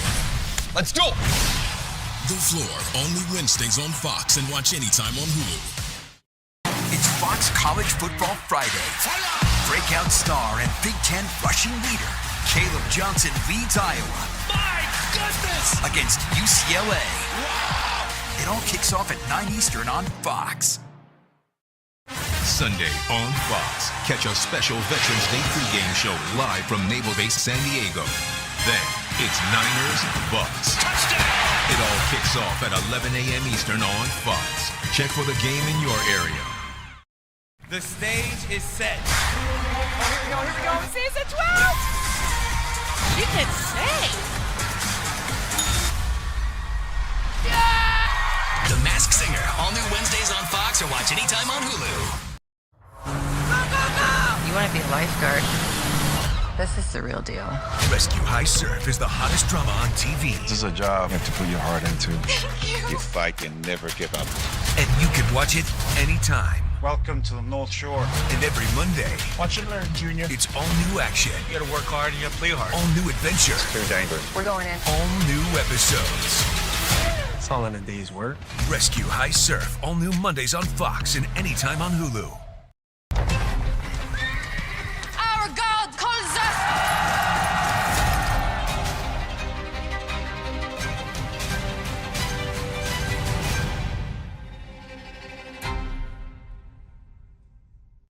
It is official. First things first is a hit. The reviews are in. First things first is a mix of analysis, tremendous chemistry, And total ridiculousness. First things first. Weekdays at 3 Eastern on FS1. All right, I'm going to change your world. Yeah, I love to root for great. You want to root for the underdog? Good luck with that. It doesn't matter how many times I'm right, you'll still argue with me. This is The Herd. Does your student loan payment make you cringe? By refinancing to a lower rate through Credible.com, you could drastically cut your monthly payments. At Credible, you get personalized rates from multiple lenders. Visit Credible.com now to see your new monthly student loan payment. And they are about to explode at Trump headquarters in West Palm Beach. You see thousands of people waiting, and we are about to hear from the next president of the United States. He will be 45 and 47, and we're waiting for him to join the room, and we'll take you there, obviously, as soon as that gets underway. In the meantime, Grady Trimble is in Michigan. Let's get a quick update just outside of Detroit. Hi, Grady. Hey, Martha. Yeah, people were getting a little bit tired here, but then the call for Pennsylvania was like a jolt of electricity through this room at the Michigan GOP watch party. And the crowd started chanting USA. They started chanting Trump, Trump, Trump, as it now appears he will be the 47th president of the United States. Now, in addition to Trump and the call for him in Pennsylvania, they're also excited about the possibility that Michigan could be the state that tips him over that magic 270 number. We're also following a very close Senate race here in Michigan, and they're feeling very confident about that as well. Republican candidate Mike Rogers looks like he could cruise to victory with the help of former President Trump. Democratic candidate Alyssa Slotkin, she went out to her crowd at her watch party at around 12:30 tonight and told them to go home and go to sleep, where here they extended this ballroom venue all through the night if they had to, and now it looks like the crowd is fired up as they await former President Trump taking the stage. Okay, Grady, thank you. It is really important to point out how big the coattails could be tonight. Think about Bernie Moreno in Ohio, was thought dead in the water against Sherrod Brown. He wins. We have right now at this hour, as Grady mentioned, Mike Rogers in Michigan is up. Looks like he is getting closer. We haven't made a call there yet. Hovde in Wisconsin, leading right now. Sam Brown in Nevada is closing in on Jackie Rosen. Wow. We're talking about historic numbers here. If all of these dominoes fall, you're talking about a Senate that could be 54-46, 55-45. That wasn't in the cards. That wasn't on anybody's bingo card when you came into election night. But these candidates have all fought really strong races, and they have all closed in a very strong way. And in fact, many of them were sort of pulling into +5, +6 in just over the last 3 weeks. So it's a fascinating part of the story. Hopefully we'll be able to call some more of those soon. Former House Speaker Kevin McCarthy says with these coattails, you could see the House going Republican as well, and that would be a part of this story as well. Let's go back out to Trace Gallagher on the West Coast with his panel. Hey, Trace. Brett, thank you. Martha, thank you as well. We've got our panel, Steve Hilton, Jody Armour, Kaylee McGee-White, and Jono Caldwell. You're talking to your panel, Brett and Martha, and we were talking to ours, and Kaylee McGee-White was struck by the whole concept that, again, Trump was undercounted. Kaylee McGee. This is the third consecutive polling miss in a presidential cycle for Donald Trump, and we really need to be asking ourselves, why do they keep getting it wrong? And at this point, it is a choice. Back in 2016, you could argue that you were blindsided. You didn't expect it. You cannot say that anymore. This was predictable from the very start. And I think the reason they keep getting it wrong is because they still don't understand the average Trump voter. They cannot wrap their heads around why so many people support him. And it's because for a long time, actually for the past decade or so, Democrats in power didn't think they needed to. And even worse, they didn't want to. They didn't want to have to stoop down to understand the concerns over immigration, over the economy. And guess what? The American people sent a very clear message tonight that you better start paying attention, and you better start paying attention soon. We heard a lot of words, demographic. I don't know how many times we heard it, Steve Hilton, but Gianni, you talk about black voters, black male voters especially. We heard it again and again tonight, and you think it's worth talking about. I think this is a historic night. Black men will now, those who voted for Trump will be counted as those who helped save America from further decline. I mean, Kamala Harris has tried her best to create these accents like, you better thank a union member, all of these things that she's done to try to appeal to this community, even going on Oprah Winfrey's talk show or whatever that was to say, oh, I'll pull out my gun and shoot someone that tries to come into my house. I mean, this has become nonsensical to the point that I don't know if we're looking at Medea runs for president or not. I mean, this is outstanding what has happened from the black male perspective, and I hope the Republican Party takes note. Yeah, and you talk about young males and younger voters, Jody Armour. You're a law professor at the University of Southern California. You know what young people are geared into. Are you surprised when you see these voter analysis numbers that young voters came out heavy for Donald Trump? Yeah, well, young voters can sniff out a fraud. They can sniff out somebody who's chameleon-like. She changes her position according to the prevailing winds. They didn't like that. Many across the country, young students said, for me, a red line also is mass atrocities, is collective punishment, is what I see going on in the Middle East, and I see us as complicit in. And so they, were saying, I'm not just that enthusiastic. Yeah. And I'm not going to get out. I got 15 seconds for you, Steve. I just think when I see this unfold, Trace, it is just a massive victory. Oh, we got to jump back. Sense. Sorry, guys, back to you. We got Trump coming out. Trace, thank you. The Fox News decision desk can now officially project that Donald Trump will become the 47th president of the United States. The former president's comeback will be complete with a win in Wisconsin, a state that he narrowly lost 4 years ago. He is now the second president in U.S. history to win non-consecutive terms. The first was Grover Cleveland in the late 1800s. Senator J.D. Vance will become the 50th vice president of the United States. Voters express deep frustration with the Biden administration, and former President Trump and the future President Trump overperformed in urban areas, particularly with men, proving that the strategy that they doubled and tripled down on over the course of the last few months absolutely succeeded and brought him back to the White House. 47th president of the United States. Former President Trump now defeats Vice President Kamala Harris, who entered this race just over 100 days ago. And for Democrats, they were projecting the possibility of running the table with battleground states. David Plouffe with the Democratic campaign of Harris campaign suggested that just yesterday. Now it is possible that Donald Trump runs the table with these states and builds on a big landslide electoral win. We don't know where the popular vote is going to finish out, but we do know that he will be going back to the White House, and with him, Brit Hume, will be a lot of changes because he will have been there once and will know what he wants to do. He often accounts for the fact that he had so much turnover in his first term, in his term as president, by the fact that he really know Washington and he was new to this realm that he had come to win the presidency in, and he promises us that now he knows whom he wants to hire. Now he knows the kind of people he wants to have around him. A lot of people are saying that means a lot of very experienced people around Washington will be ruled out, and maybe they will. But it's going to be very interesting to see the kind of people he reaches out to and reaches out for in the days and weeks ahead as he builds his administration. We're joined by Kayleigh McEnany, Trey Gowdy, and Katie Pavlich. Kayleigh, you've been a part of the last administration.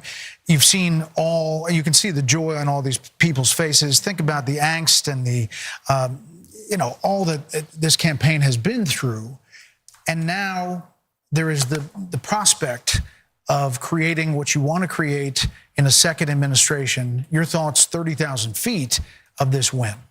Indictments, 2 assassination attempts, an unlikely come-from-behind victory, and history is made tonight. This is a huge moment, particularly because this is a tectonic shift of the Republican Party. If all of this exit polling is true, you now have Black voters, Latino voters, young voters coming in a way that we haven't seen the party bring in a very long time, and that's due to former President, now soon-to-be current President Trump. And I just want to say this as we wait for him to come out. I remember having a conversation with Ivanka Trump in 2016 about his remarks. And before he went out to give those remarks, he had speech A and speech B. Speech A was a more boisterous Trumpian speech. Speech B was a speech full of unity. And he looked up, Ivanka said, saw the faces of crying Hillary voters. He ripped up the boisterous speech and said he wanted to heal the nation. And the first words he said were an appreciation for Hillary Clinton, for her service to our country. And then he said, now it is time for America to bind the wounds of division. And he said, we are a party of all races, creeds, and religions. That is more true tonight than it was 8 years ago. And I fully expect President Trump right now is maybe ripping up that more boisterous speech and preparing to unite the country. It's an amazing message. I hope Kayleigh's right. I hope you're right. And we're gonna get a chance to see here in a minute. Trey Gowdy said something on your show the other day about how one of the things that you hope also is they're a little more prepared this time. They've got a great transition team, and they're going to need it. And I hope that there are a lot of people who want to go in and be helpful. Trey? Yeah, I think his transition team has done a wonderful job vetting potential candidates. And to Kayleigh's point, I think a liberated Donald Trump, he's never going to be on the ballot again. This is his last term. I think, Harold, he will surprise his detractors. I think he will be not anything like what his detractors have described him as being now that he is liberated. If I'm wrong, you can hold me to that. I hope you're right. I think he will. A liberated Donald Trump is going to shock his detractor. He has said that the assassination attempts had an impact on him. We saw him in many ways return to the very rough and tumble style that we've seen in Donald Trump towards the end of this. But now he will take the stage tonight as the next president of the United States, and he will not be able to run again. Yeah. And I think that is another liberating factor potentially for President Trump. Katie. We'll never underestimate the power of unfinished business. This is a president who has caught lightning in a bottle twice, and the second time around, he now has a MAGA mandate. He will have a Senate that he can use to push through his cabinet appointees, who can work with him on legislation, who could potentially replace a number of justices on the Supreme Court. He could build a wall. He could build a wall. He has a working group in Washington, D.C. We'll see what happens with the House. But he also has been working very hard on his transition, to get the right people around him. He talks about the lessons he's learned about the first time in the White House. So this is a mandate tonight for him. And I think you should get a lot of credit for doing the work on the ground, going to these states to pull these Senate candidates across the line with him. Britt, what do you think the analysis is going to be? There's going to be a lot of time to digest all of this. We're focused now on what the incoming president is going to say. What do you think the analysis is going to be on the Democratic Party and what went wrong there? Well, I think it's going to be, agonizing. I think it's going to take a little while for consensus to form about what the party needs to do next, or what it did wrong this time. It'll be grudging at first. One can certainly imagine that, if the party were smart and shrewd political voices were heeded, that there'd be some major changes in their agenda and their approach in this. And you think of the issue sets that they tried to run on against this man that failed. They need to reconsider all of that. And I think it'll take a while. Now, our colleague and friend Mark Halperin, who's been very astute this particular cycle, he thinks there's going to be blood in the streets and people are going to be hysterical. I hope not, but it could happen. Dana? I am really looking forward to reading some of the stories, probably with a lot of anonymous sources amongst Democrats with the recriminations, and it's going to be fast and furious. And you will have people saying that Joe Biden should have dropped out the day after, not dropped out, but said he was not running for re-election on the day after that midterm in 2022, and either endorsed her or said, let there be a primary. And Dr. Jill Biden, there will be thoughts about her, and I wonder how chilly that White House is going to be for the next 90 days as they try to figure it out. And let me just say that as Vice President of the United States, Kamala Harris will certify the election results on January 6th. A lot of irony in that moment. Harold, your thoughts? This is how our country is organized, and it's a great education, I think, for people who had very high passions in this race. There are Democrats who were fervently for Joe Biden. He performed poorly during a debate, and the party switched to Kamala Harris, and there was genuine excitement, I think, built over a period of time. And some of that excitement was an aversion and almost a dislike and a disdain for Donald Trump. But I hope it's a moment that we can all grow from, because if we don't, not in a selfish, partisan way, Democrats won't progress. And I don't think you can fly and soar as a great country unless you have both wings working together.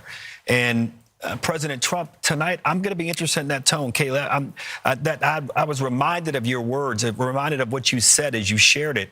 I remembered that story. And I hope and pray for the country tonight that President Trump, who has every right to be joyful, every right to celebrate, will give a speech with that tone tonight that in many ways could help him do all of the things that he campaigned on in this campaign. What does this mean for the never-Trumpers?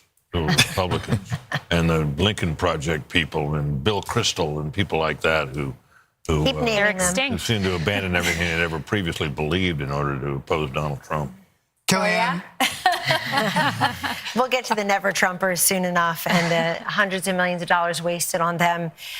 Look, Donald Trump won this on policy and personality.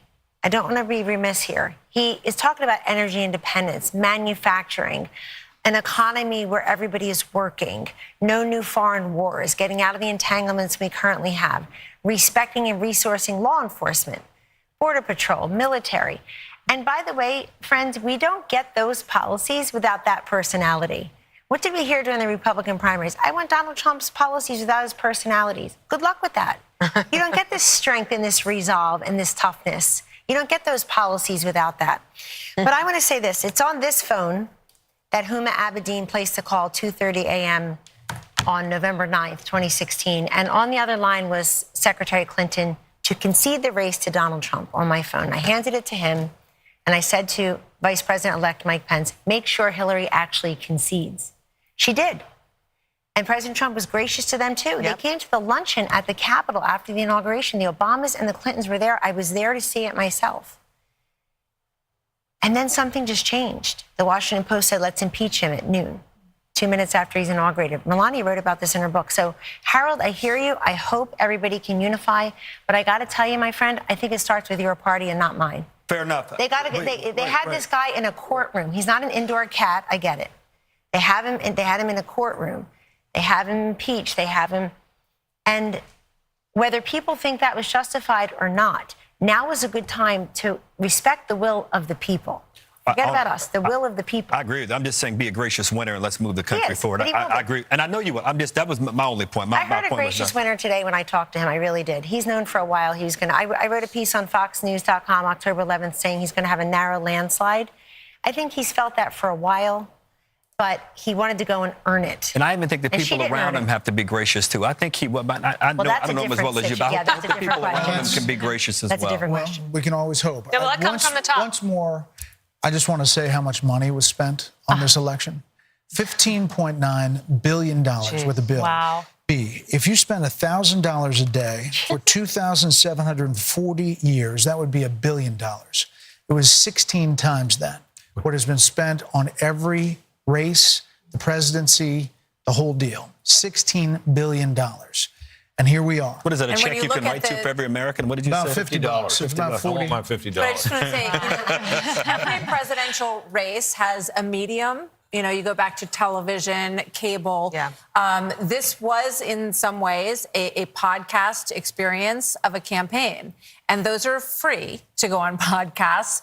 And you wonder how much of that money really needed to be spent when there's a lot of ways to reach people. But I think it's really interesting and something we'll be talking about a lot in terms of the reach of these endorsements. You know what I was struck by? The Rogan final and Musk and the rest of them. The final ads where they were excellent. They talked about making America great again, but then ending with the assassination attempt and that fist in the air, the iconic image, and the fight. Absolutely. Warrior president. And it worked. Yep. Right. Yeah, toughest son of a gun we ever saw. And that was the last note we see in that ad. And I think for whatever you think of the guy, you got to admire that. Yep. I mean, the adversity that he's faced, everything we've seen in other presidencies and other political figures who've gone through all kinds of trouble are pale in comparison to what he's been put through. No, maybe it's time for his enemies to stop it. Not only that, but the energy that he has is truly amazing. He's the Energizer Bunny. Let's check in with Aisha Hasni, speaking of the Energizer Bunny, at Trump headquarters in West Palm. Aisha, this has been a big night all night long. I'm sure it's really getting fever pitch now. A big night, Brett and Martha, a long campaign for the former president, for all of us, the press corps that have been following him around now for more than a year. The crowd went absolutely nuts when Fox News called it here, and people were hugging each other, they were high-fiving each other, that people were on FaceTiming. I think they were just couldn't believe it that this happened tonight and they didn't have to wait days and days and days. We are now awaiting the former president to take the podium. He is here in the building, as is his running mate, now Vice President-elect J.D. Vance. They're backstage. We were told they were going to come out as soon as the election was called. And so now we're just waiting. We asked for a 2-minute warning. I don't know if we're going to get one, but hopefully we will see him soon. And so I just want to add a little bit of perspective, just as a Capitol Hill reporter that's been covering the former president for a while. When I came to Congress 3 years ago, talked privately with many powerful Republicans who did not want to see the former president back in Washington, and then to see the legal battles that he went through and Republicans having to stand up for him. And then he went through the primary process. As Kellyanne Conway just said, he earned it state by state by state, and then came back to Washington in the spring and went to the RNC and claimed the nomination. This is the greatest comeback that I've ever witnessed personally myself. And so I look forward to seeing what he says to the country here tonight and to his supporters. Back to you. Aisha, thank you. The Harris team is now texting to say Vice President Harris will speak tomorrow, and that will be her response to the election results. That's all we have from the Harris team, which is really strange. I mean, from a PR perspective, Dan? No, I also just think it's a shame, because I remember when John Kerry did this to George W. Bush in 2004, and you work so hard, and I know that they're disappointed, but you should concede and let your opponent have their election night, and let everybody that's there at Trump, at Mar-a-Lago, where are they? They're in Palm Beach. They're in West Palm at the convention center. At the convention center, let them have their moment without anyone. I remember Andy Card had to come in and say, well, yes, we know we won, but we have to wait until John Kerry concedes, and then we all had to traipse back in the next morning and wait, and you don't get that moment. I don't think it's right. And that's not to say there's not going to be a phone call. There could be a phone call tonight, but she's not going to speak publicly. If there's a phone call, they have to make it public. And then nobody needs to hear from her. So if I were her, I would do it tonight. I mean, they had that whole setup in front of Howard University. Yes, all of her people were already there. Everybody was there, and it does feel like you want to just collect the moment and do it the way that people used to. They were holding out hope. They were holding out hope that the blue wall could somehow come together, but it's going to be a red wall. 90 minutes before that, they were told to go to bed. Yeah. I got that text. 90 minutes before all of this, Jen O'Malley Dillon, the Harris campaign person, said, everyone can go to bed and come back tomorrow.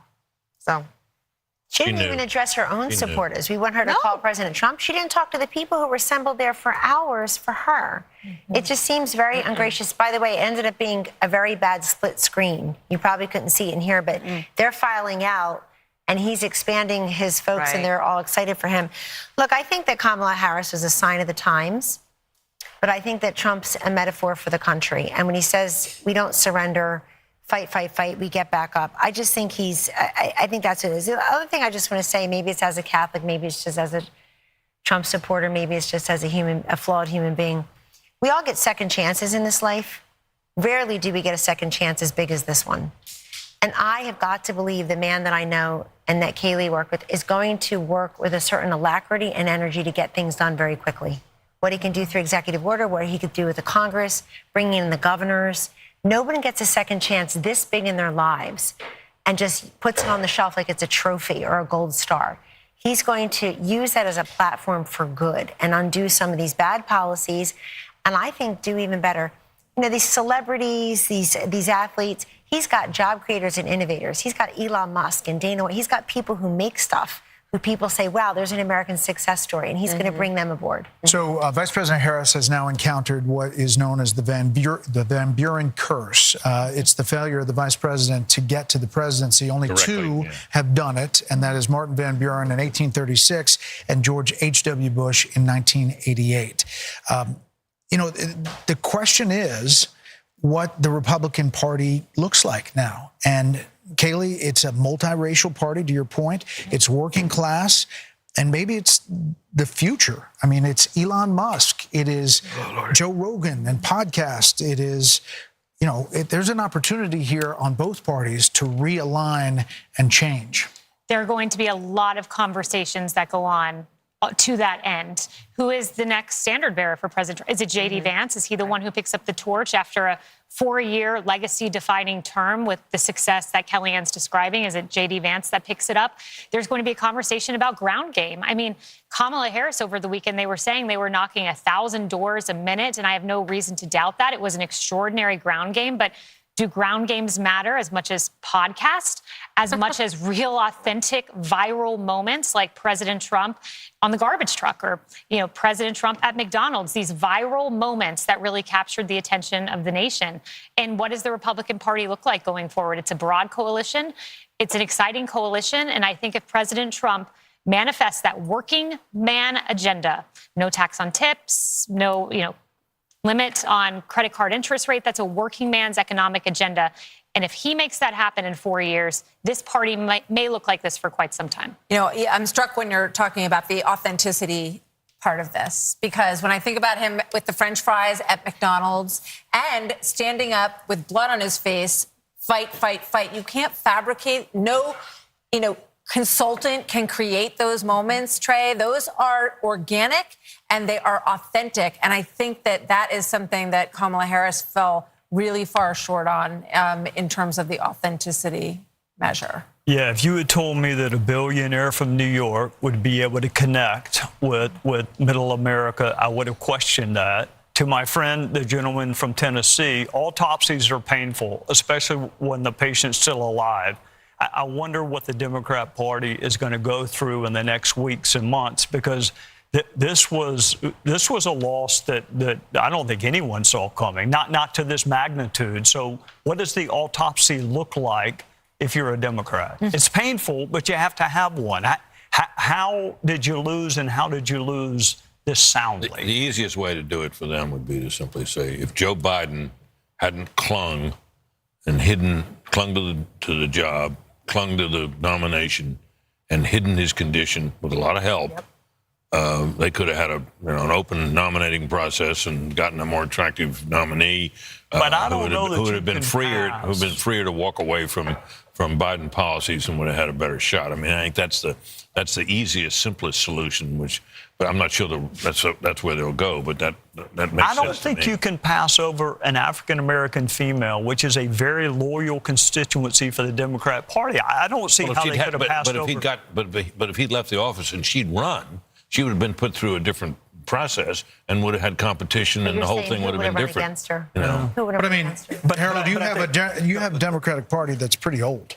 I mean, you have Nancy Pelosi and Chuck Schumer and Joe Biden. Well, no, we got Andy Beshear, you got Josh Shapiro, you got Gretchen Whitmer. That's a different kind of Democrat, and that is not the progressive Democrat that wins in a primary. So is it going to be a change in your party? Well, we nominated a Bill Clinton and a Barack Obama who were not from that the old days party. So I think we'll do that. Look, tonight, what happened this evening and what's happened over the last year has been described. There were those on this panel who didn't believe that this resurrection could have occurred. So if this can happen, things are possible in politics if you're willing to change and willing to have courage and determination. And whatever Democrats or anybody want to say about this guy who's been elected our president, he personifies that courage and determination and persistence. So I think, Trey, you were asking a serious question, and Britt gave a very serious answer. I think that's going to be part of the answer. And we've got to look long and hard about whether or not the way we campaign sometimes with identity politics at the end, is that the right way to do it? But before you get there, you got to get a purpose and a message. And we'll get there. We've got a long history of figuring these things out as a nation, as a party, and we'll figure it out this time. So the carnage speech got a lot of attention at the inauguration. Do we think that? Oh yeah. This speech. I was going way back. We're actually told that the teleprompters have been removed from the stage, so we could be in for a long haul here. We don't know. But what do you think? He's coming, but there may not be teleprompters. I'm saying he goes off the teleprompter anyway. But he, the other night at the Al Smith dinner, he was upset that there were teleprompters, because he doesn't want to use them. So. Right. So Dana, what does this speech look like? This one right now? Yeah. I think look, I don't know. He's one of the most unpredictable people, too. So I think that's why we're all here, and I'm wide awake, and I've been awake for almost 24 hours now. And I am curious to see. I think I wasn't just thinking about this speech. I'm thinking about the inauguration speech, which would be 8 years since Carnage speech. He has a wide range of the types of speeches that he can give. If you think even within a speech, there's range. If you think about the RNC convention, it started off with like, oh, wow, yeah. And then after a while, it was like, wow, he's still talking. And it was like so long, and it kind of got off script, and people thought, oh, he kind of lost opportunity. But he didn't. I think if you look at these people who would take off work, drive somewhere in the middle of the night to go and get in line, to wait for hours, to then stay at a rally for hours. And part of the things he has done as well is created this camaraderie amongst people so that you could go to a place where you're not afraid to wear your red MAGA hat, and you could say, I'm not the crazy one. I'm not the only one who thinks the way that I do. I can actually have friends. And that doesn't mean that there shouldn't be outreach to the other side. I believe in love thy neighbor. I love all of that. But he has created something special here. So I kind of want him to take a victory lap tonight. I don't think this is necessarily the moment for unity, especially when she won't even concede and give him the night to celebrate. Yeah. Kellyanne, you were looking at the popular vote. He's still up and could finish up. And part of that is because he did run up the totals in places I was looking at, even the rural counties in Pennsylvania. He was going to win them by significant double digits, but he won them that much more. I think running up the totals in Florida, which was a swing state not that long ago, over 1.1 million votes or so. Kaylee, right, your home state. And this is, look, I think that when the Democrats take a look at this candidacy, it's not going to be, did she have too much time, not enough time? She's just a flawed candidate. She doesn't speak well. She doesn't work hard. I'm not being mean or partisan. I don't know why the country would have rewarded this candidate with the big job when she couldn't make the case what she does as vice president that affects our lives in a positive way. She was given that opportunity. I personally would like to thank the women of The View tonight. Yeah. For asking this question, for having her on. Oprah, we see you. And so on and so forth. People who thought they were doing her a favor because they made her something she's not. It's the opposite for Trump. They make him something he's not. Take that one word, take that one line, take that cherry pick this, that, the other. You never get the essence. I go back, does everybody remember 5 years ago, Laurel and Yanny, or what color dress? You hear Laurel, I hear Yanny. You see a blue dress, I see a yellow dress. We were all looking at the same thing. That's the way Donald Trump is in this country. There are people who look exactly the same person, and they see two different vistas. I think it's time that we try to see one. Look, I don't know who said it earlier. I'm a little worried about the reaction of the Democrats and the Kamala people here. I'm very worried. I think that there are a lot of unhinged people across the political spectrum. And we gave very little quarter to how many anti-Kamala voters are out there. I don't want to hear the words racism and sexism. It's eyesight and hearing. We were listening and watching her. And I'm very worried that we've not talked a lot about how violent people may be and angry because she lost. Right. I'm afraid of that. Right. I mean, I can just imagine thinking about The View. And a week or so ago, they were saying, what is wrong with someone who would vote for him? Michelle Obama said and Joe Scarborough saying, we weren't raised like this. Who raised these people? So I can only imagine what tomorrow is going to look like. Yeah. I will say when we talk about The View, what comes to mind is we mentioned the carnage speech that President Trump gave at his inauguration. And my mind automatically went to the unity speech that Biden gave. And he mentioned unity a half dozen times. But when you think about what we got over 4 years, there was the garbage comment that didn't come in isolation. There were all kinds of comments. Neanderthal was one of the first words he used to describe those who opposed his COVID edicts. The Mark Cuban comment, he was an official surrogate of the Kamala campaign. And for, as mean as some of President Donald Trump's tweets have been and people have problems with it, one thing I've challenged Democrats to find is one example of him disparaging the country, half of the country, and that's something he has not done. And so I expect you'll hear a unifying tone, and I expect you're going to see a very successful presidency and one untethered maybe from some of the things that were holding him back. What comes to mind is an Oval Office meeting that we had where Dr. Fauci was urging him not to open the country. And I watched President Trump fight vociferously, saying people are losing their jobs. We must open the country. He wanted to do it sooner than he did. I think that Donald Trump, who goes with his instincts, is going to be a Trump that ultimately leads a very successful country in second term. You know, Martha, Joe Biden mentioned the word unity more in his inaugural address than any president, I think, except one. If he's serious about that, he'll pardon Donald Trump. He'll also pardon his son. And then he'll put pressure on Georgia and New York to end this lawfare. If there is any silver lining tonight, it is that lawfare actually helps the person that you are trying to go after. We need a justice system. The lady needs to wear a blindfold for a reason. We got to stop this prosecution of our political enemies. I mean, literally, his polls went up. Will be the Attorney General. Absolutely. We need a really solid Attorney General. John Ratcliffe. You can do it. Sorry, John. Sorry, John. I apologize. Sorry. There will Mike be Johnson. a lot of talk about cabinet members, Treasury Secretary, Secretary of State, Secretary of Defense. You've got Tom Cotton, Mike Pompeo. You have. Well, you also have a Republican bench. And sometimes, like you were saying, that the Democratic Party is quite old right now.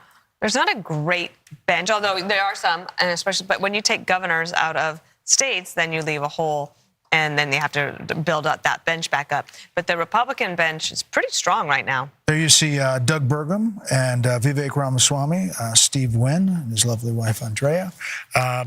So people are there waiting for the former president. Britt would like to know where he is. He's watching us.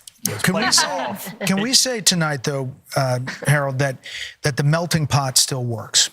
That Hispanics, Black Americans, working class Americans, standing up, asking what their government is going to do, asking their government to see them and their concerns, that it works, that this is American democracy in our republic working. The process works.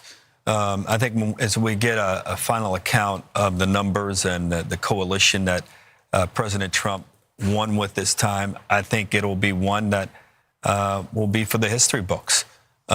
President Bush, I think, got 40+% of the Hispanic vote. George Bush, W. Bush, and it looks like President, at least the preliminary numbers suggest that. But as much as we talk about the unconventional aspect of this was conventional also.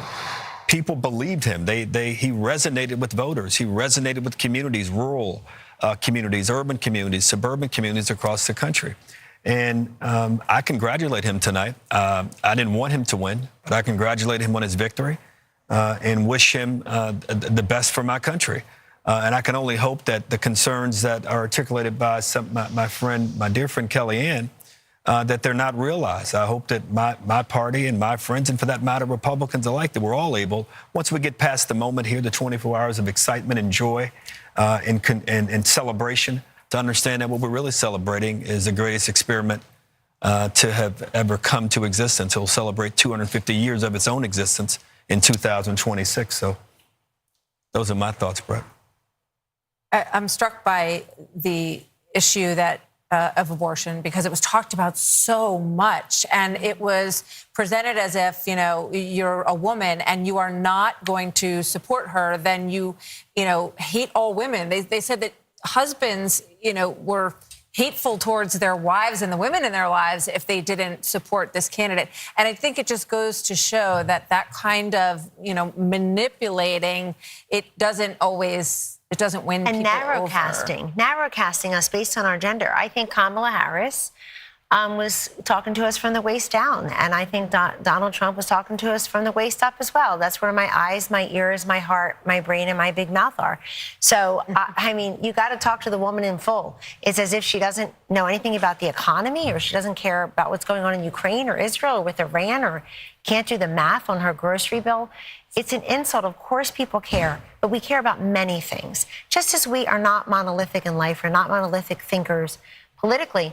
But, Martha, something else happened. They put these ballot initiatives on to try to gin up turnout. That's right. They for did. the Democrat. And they did that, and it kind of backfired. Look at this popular vote, and it backfired. The other thing is, if you've got 10 abortion ballot initiatives, you can vote your conscience on abortion, and you can vote separately or similarly for president. Yeah, we're seeing the presidential race was not a proxy for your position on abortion. By the way, somebody sent me the statistics. Over $500 million spent on ads about abortion. $500 million in this country out of the $16 billion Brett is talking about. $37 million for pro-lifers. The rest was the pro-choicers. I mean, it's just insane amount of money. So we've spent a lot of time talking about markets tonight and with the betting markets. Trey, at this point, it's at about 66% that Republicans hold on to the House as they're ticking down the possibilities, and they look at these coattails with not only the popular vote, but what could be and is shaping up to be an electoral college landslide. Should he control the White House, the Senate, and the House, like he did at the beginning of 2016, the possibilities open to a lot of things.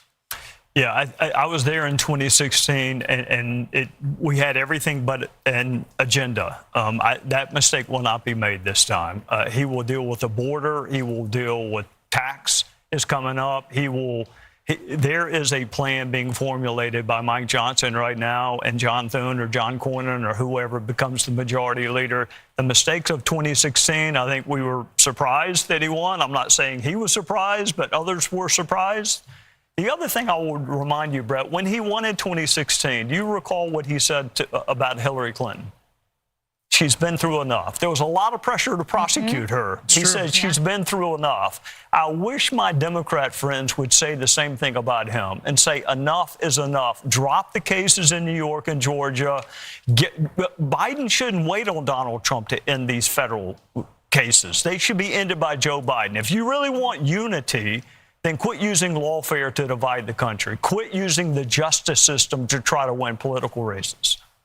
We are still following these Senate races, and as we wait for the former president, by the way, there's Nigel Farage there talking in the crowd there.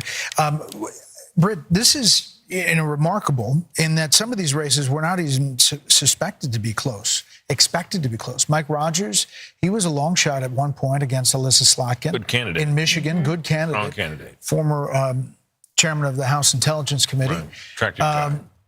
But Sam Brown was left essentially, he was not going to win. He was not on anybody's list. Nope. Likely switch. Not getting much money or attention. No, I think he's a competent candidate. Once again, we have. By the way, there's Sam Brown right there, 48.1 to 47.2, 80% in over Jackie Rosen. How much? It renews our understanding that candidate quality matters. Yep. In this cycle, Republicans in the Senate races in particular fielded some pretty darn good candidates that gave them a shot in states where Republicans often face an uphill battle. And the fact that, it looks like it won't be just a squeaker, there might be a little margin there for Republicans in the Senate is testament to that. Let's see what Wisconsin is, guys. Can we put up Havdi in Wisconsin? Standing by. Where's Bill? There's Newt Gingrich and Callista Gingrich waiting there. Where's Bill Hammer? There's Mike Waltz and his wife there, all expected to be a big part, perhaps, in a second administration. The former president had hats made with 45-47. He's been wearing his for a while, yeah. He's been wearing it for a while. Now it is true. Harold Ford? He will win the popular vote. He's likely going to win the electoral vote. The Dow has jumped 800 points in futures this evening. They give you some excitement around, to give you a sense of the excitement that investors have. And again, I think this speech tonight, the tone tonight, I'm just to be repetitive, because I hope the president's watching. And like you said, Kayleigh, he might be watching us here and there. I hope it's what you said. I hope this is a moment to let the country, because we've had enough of enough. And I think whatever happened tonight, I was hopeful that we'd have a decisive win. And it appears that we're going to have a decisive win to give the president not only a chance to begin to develop and deliver on a mandate, but to begin the process of healing, which I think is incredibly important and an indispensable part of our tradition. Something tells me we may hear some Lee Greenwood. You think so? Well, we should. I mean, Lee Greenwood. Here we go. Here we go. Let's listen in to who will be the 47th president of the United States, Donald J. Trump.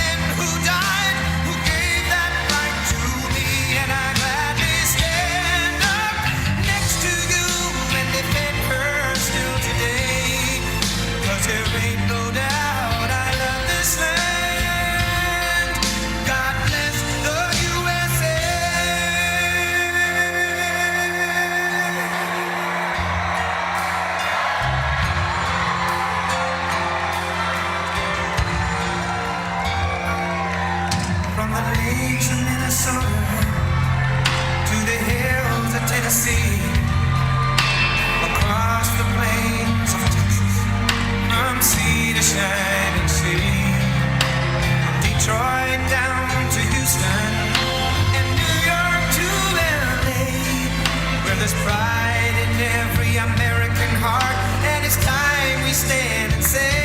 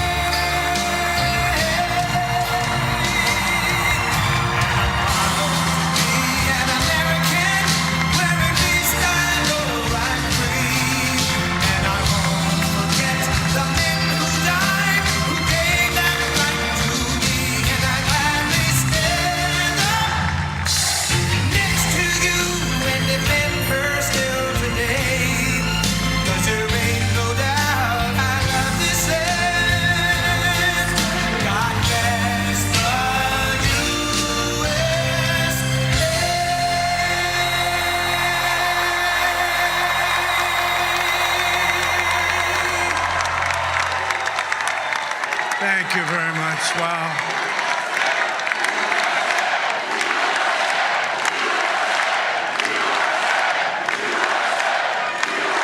Well, I want to thank you all very much. This is great. These are our friends. We have thousands of friends in this incredible movement. This was a movement like nobody's ever seen before. And frankly, this was, I believe, the greatest political movement of all time. There's never been anything like this in this country, and maybe beyond. And now it's going to reach a new level of importance because we're going to help our country heal. We're going to help our country heal. We have a country that needs help, and it needs help very badly. We're going to fix our borders. We're going to fix everything about our country. And we made history for a reason tonight, and the reason is going to be just that. We overcame obstacles that nobody thought possible, and it is now clear that we've achieved the most incredible political thing. Look what happened. Is this crazy?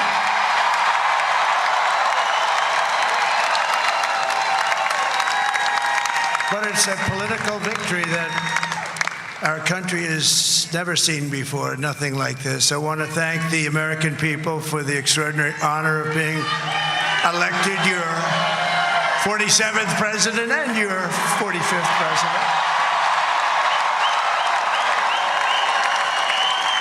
And every citizen, I will fight for you, for your family, and your future. Every single day I will be fighting for you, and with every breath in my body, I will not rest until we have delivered the strong, safe, and prosperous America that our children deserve and that you deserve. This will truly be the golden age of America. That's what we have to have. This is a magnificent victory for the American people that will allow us to make America great again. And in addition to having won the battleground states of North Carolina, I love these places, Georgia, Pennsylvania, and Wisconsin, we are now winning in Michigan, Arizona, Nevada, and Alaska, which would result in us carrying at least 315 electoral votes.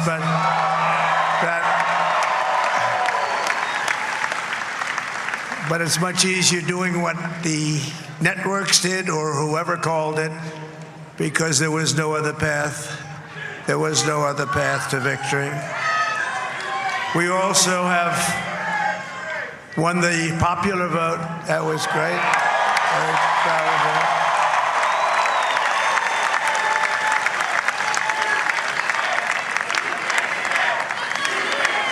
Thank you.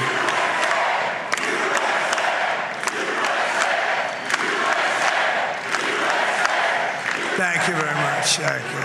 And, winning the popular vote was very nice. Very nice, I will tell you. It's a great feeling of love. We have a great feeling of love in this very large room with unbelievable people standing by my side. These people have been incredible. They've made the journey with me, and we're going to make you very happy. We're going to make you very proud of your vote.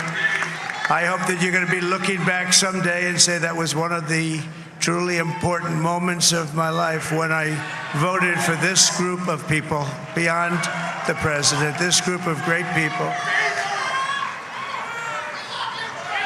America has given us an unprecedented and powerful mandate. We have taken back control of the Senate. Wow, that's good. And the Senate races in Montana, Nevada, Texas, Ohio, Michigan, Wisconsin, the great Commonwealth of Pennsylvania, were all won by the MAGA movement. They helped so much. And in those cases, every one of them, we worked with the senators. They were tough races, and I mean, the number of victories in the Senate was absolutely incredible. And we did tele-rallies. We did tele-rallies with each one of them. And sometimes we did 2 or 3 and it was amazing to look at all of those victories. Nobody expected that, nobody. So I just wanted to thank you very much for that. And you have some great senators and some great new senators. And it also looks like we'll be keeping control of the House of Representatives.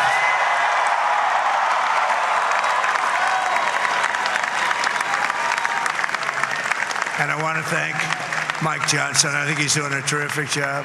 Terrific job. I want to also thank my beautiful wife, Melania, First Lady.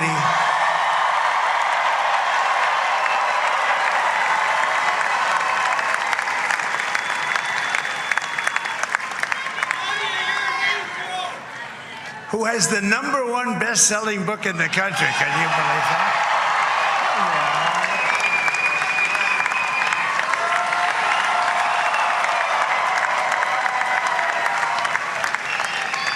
Oh, no, she's done a great job, works very hard to help people. So I just want to thank her. But I want to thank my whole family, my amazing children, and they are amazing children. Now, we all think our children are amazing. Everybody here thinks their children are amazing, but that's a good thing when you think they are. But Don, Eric, Ivanka, Tiffany, Barron, there's Laura, Jared, Kimberly, Michael, thank you all. What a help. What a great.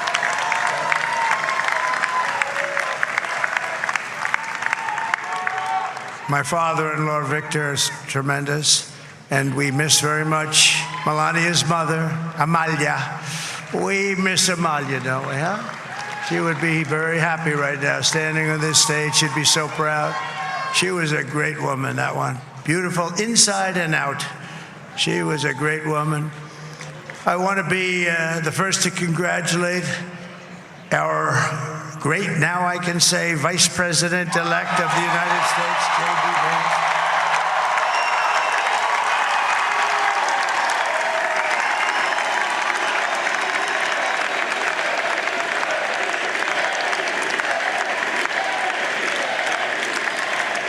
And his absolutely remarkable and beautiful wife, Usha Vance. And he is a feisty guy, isn't he? You know, I've said, go into the enemy camp. And you know, the enemy camp is certain networks. And a lot of people don't like to, sir, do I have to do that? He just goes, okay. Which one? CNN, MSDNC? He'll say, all right, thank you very much. He actually looks fun. He's like the only guy I've ever seen. He really looks forward to it. And then he just goes and absolutely obliterates them. Say a couple of words.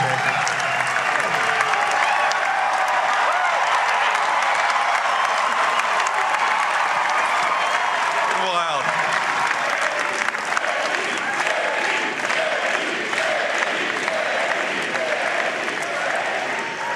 Well, Mr. President, I appreciate you allowing me to join you on this incredible journey. I thank you for the trust that you placed in me. And I think that we just witnessed the greatest political comeback in the history of the United States of America.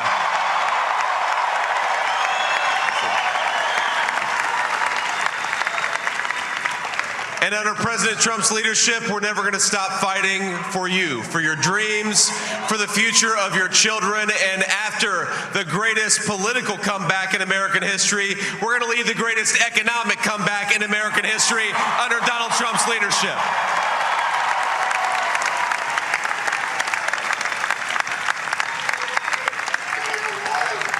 Thank you very much. He's turned out to be a good choice. I took a little heat at the beginning, but he was, I knew the brain was a good one, about as good as it gets. And we love the family, and we're going to have a great 4 years, and we're going to turn our country around, make it something very special. It lost that little thing called special. We have to make it so. We're going to make this so great. It's the greatest country and potentially the greatest country in the world by far. And right now we're going to just work very hard to get all of that back. We're going to make it the best it's ever been. We can do that. If we had to wait longer, I don't know. It was going bad, and it was going bad fast. We're going to have to seal up those borders, and we're going to have to let people come into our country. We want people to come back in, but we have to let them come back in, but they have to come in legally. They have to come in legally.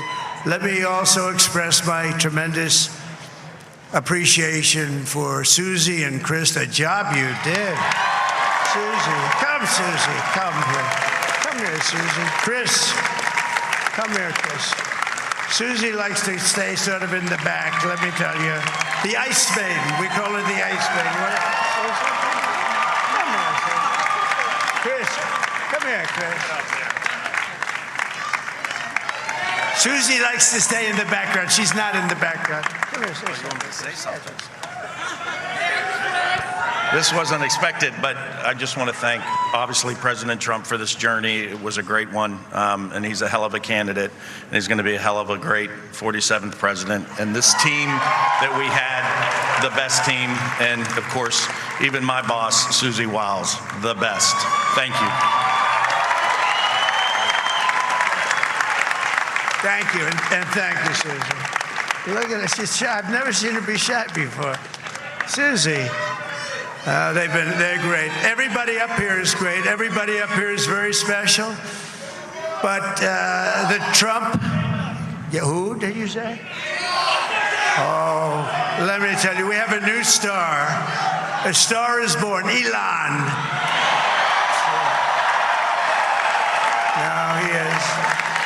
Now he's an amazing guy. We were sitting together tonight. You know, he spent 2 weeks in Philadelphia and different parts of Pennsylvania, campaigning. You know, he sent the rocket up 2 weeks ago, and I saw that rocket, and I saw it coming down. I saw it. When it left, it was beautiful, shiny white. When it came down, it didn't look so pretty. It was going 10,000 miles an hour, and it was burning like hell. I said, what happened to your paint job? He said, we've never made a paint that could withstand that kind of heat. And but I saw it come down and turn around. And it was, you know, it's like 22 stories tall, by the way. It looks a little smaller than that, but it's big. And it came down, and you saw that fire burning. And I'm saying, only Elon can do this. It must be an Elon. And I tell the story. I told it last night. I had a man on the phone. I had the screen muted, no sound. I was talking to a very important man, happens to be here. And that very important guy, one of the most important people in, I would say, the country, actually. But, you know, I was president, and now it looks like I was going to be maybe president again, so I figured I could ask him to hold. So I asked him to hold, and especially because you're going to be president again, they hold. So I took the phone down, and I'm looking at the screen. I'm seeing this crazy thing that's going around and coming down. It looks like it's going to crash into the gantry. And I said, oh, no. And I said, do me a favor, do you mind holding for a couple of minutes? I want to see this. I thought it was a space-age movie or something. I put the phone down. Bad part, I didn't pick it up for 45 minutes, and he was holding. But this spaceship came down, and I saw those engines firing, and it looked like it was over. It was going to smash. And then I saw the fire pour out from the left side, and I put it straight. And it came down so gently, and then it wrapped those arms around it, and it held it. And just like you hold your baby at night, your little baby. And it was a beautiful thing to see. And I called Elon. I said, Elon, was that you? He said, yes, it was. I said, who else can do that? Can Russia do it? No. Can China do it? No. Can the United States do it other than you? No. Nobody can do that. I said, that's why I love you, Elon. That's great. And you know, when we had the tragic Hurricane Helene, and it hit North Carolina, they were really devastated. The water, this was a big water, as big as we've ever seen, water hurricane. It built lakes out of nothing. Fields became lakes, and the danger was unbelievable. And the people from North Carolina came to me and they said, would it be possible, at all possible, for you to speak to Elon Musk? We need Starlink. I said, what's Starlink? It's a form of communication. So I called Elon. And I'll tell you what, he had, and it was very dangerous. People would die. They had no communication. All the wires were down. I called Elon Musk. I said, Elon, you have something called Starlink. Is that right? Yes, I do. What the hell is it? He said, it's a communication system that's very good. I said, Elon, they need it really, really badly in North Carolina. Can you get it? He had that there so fast. It was incredible. So, and it was great. It saved a lot of lives. He saved a lot of lives. But he's a character, he's a special guy, he's a super genius. We have to protect our geniuses. We don't have that many of them. We have to protect our super geniuses. I want to thank some of the guys. You know, we have up here today the U.S. Open champion. He's a fantastic golfer. He's slightly longer than me. Hits the ball a little bit longer than me. Just a little bit. Bryson DeChambeau is up here someplace. What happened to Bryson? Where is he? Bryson. Oh, he was shot. He's hitting balls. Oh, he's on the way. He's hitting balls. Bryson. Oh, look at him.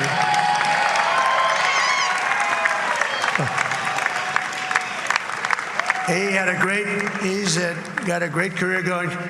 Great U.S. Open, Bryson. That's a fantastic job. And we also have Dana White, who has done some job. He's a tough guy.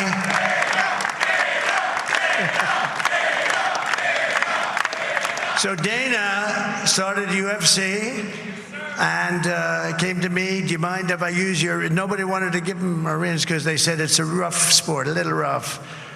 And I helped him out a little bit, and I went, and I said, this is the roughest sport I've ever seen, but I began to like it, and he loved it, and nobody's done a better job in sports. And you know, he's a very motivational kind of a guy, what he does. He gets these fighters, and they really go at it, and it's become one of the most successful sports enterprises anywhere at any time.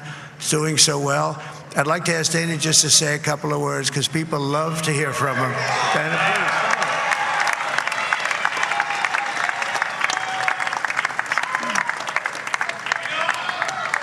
please. Nobody deserves this more than him, and nobody deserves this more than his family does. This is what happens when the machine comes after you. What you've seen over the last several years, this is what it looks like.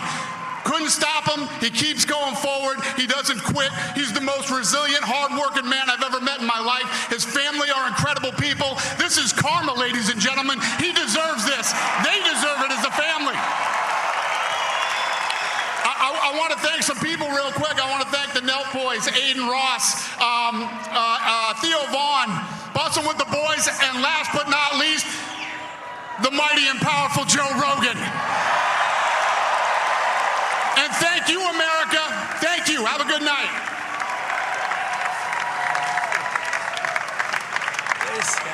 That is a piece of work.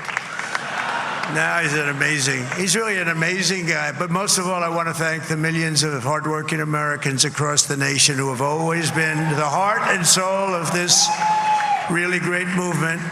We've been through so much together, and today you showed up in record numbers to deliver a victory like no other. This was something special, and we're gonna pay you back. We're gonna do the best job. We're gonna turn it around. It's got to be turned around. It's got to be turned around fast, and we're gonna turn it around. We're gonna do it in every way, with so many ways, but we're gonna do it in every way. This will forever be remembered as the day the American people regained control of their country.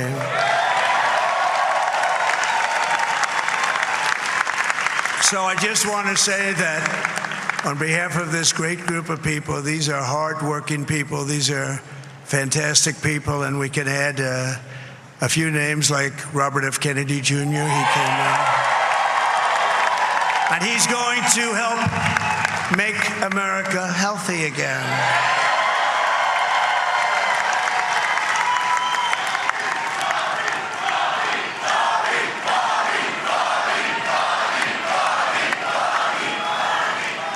And now he's a great guy, and he really means it. He wants to do some things, and we're going to let him go to it. I just said, but Bobby, leave the oil to me. We have more liquid gold, oil and gas. We have more liquid gold than any country in the world, more than Saudi Arabia. We have more than Russia. Bobby, stay away from the liquid gold. Other than that, go have a good time, Bobby. We're going to be paying down debt. We're going to be reducing taxes. We can do things that nobody else can do. Nobody else is going to be able to do it. China doesn't have what we have. Nobody has what we have. But we have the greatest people also. Maybe that's the most important thing. This campaign has been so historic in so many ways. We've built the biggest, the broadest, the most unified coalition. They've never seen anything like it in all of American history. They've never seen it. Young and old, men and women, rural and urban. And we had them all helping us tonight. When you think, I mean, I was looking at it, I was watching it. They had some great analysis of the people that voted for us. Nobody's ever seen anything like that. They came from all corners, union, non-union, African American, Hispanic American, Asian American, Arab American, Muslim American. We had everybody, and it was beautiful. It was a historic realignment, uniting citizens of all backgrounds around a common core of common sense. You know, we're the party of common sense. We want to have borders. We want to have security. We want to have things be good, safe. We want great education. We want a strong and powerful military, and ideally we don't have to use it. You know, we had no wars. 4 years we had no wars, except we defeated ISIS. We defeated ISIS in record time, but we had no wars. They said, he will start a war. I'm not going to start a war. I'm going to stop wars. But this is also a massive victory for democracy and for freedom. Together we're going to unlock America's glorious destiny. We're going to achieve the most incredible future for our people. Yesterday, as I stood at my last stop on the campaign trail, I'll never be doing a rally again. Can you believe it? I think we've done 900 rallies approximately from them. Can you imagine? 901, something, a lot of rallies. And it was sad. Everybody was sad. Many people, I said, this is our last rally. But now we're going on to something that's far more important, because the rallies were used for us to be put in this position where we can really help our country. That's what we're going to do. We're going to make our country better than it ever has been. And I said that many people have told me that God spared my life for a reason.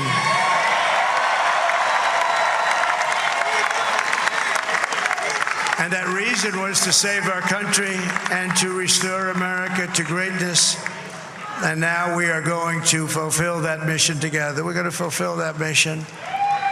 The task before us will not be easy, but I will bring every ounce of energy, spirit, and fight that I have in my soul to the job that you've entrusted to me. This is a great job. There's no job like this. This is the most important job in the world. Just as I did in my first term, we had a great first term, a great, great first term. I will govern by a simple motto: promises made, promises kept. We're going to keep our promises. Nothing will stop me from keeping my word to you, the people. We will make America safe, strong, prosperous, powerful, and free again. And I'm asking every citizen all across our land to join me in this noble and righteous endeavor. That's what it is. It's time to put the divisions of the past 4 years behind us. It's time to unite. And we're going to try. We're going to try. We have to try. And it's going to happen. Success will bring us together. I've seen that. I've seen that. I saw that in the first term when we became more and more successful. People started coming together. Success is going to bring us together, and we are going to start by all putting America first. We have to put our country first for at least a period of time. We have to fix it, because together we can truly make America great again for all Americans. So I want to just tell you what a great honor this is. I want to thank you. I will not let you down. America's future will be bigger, better, bolder, richer, safer, and stronger than it has ever been before. God bless you, and God bless America. Thank you very much. Thank you. Thank you very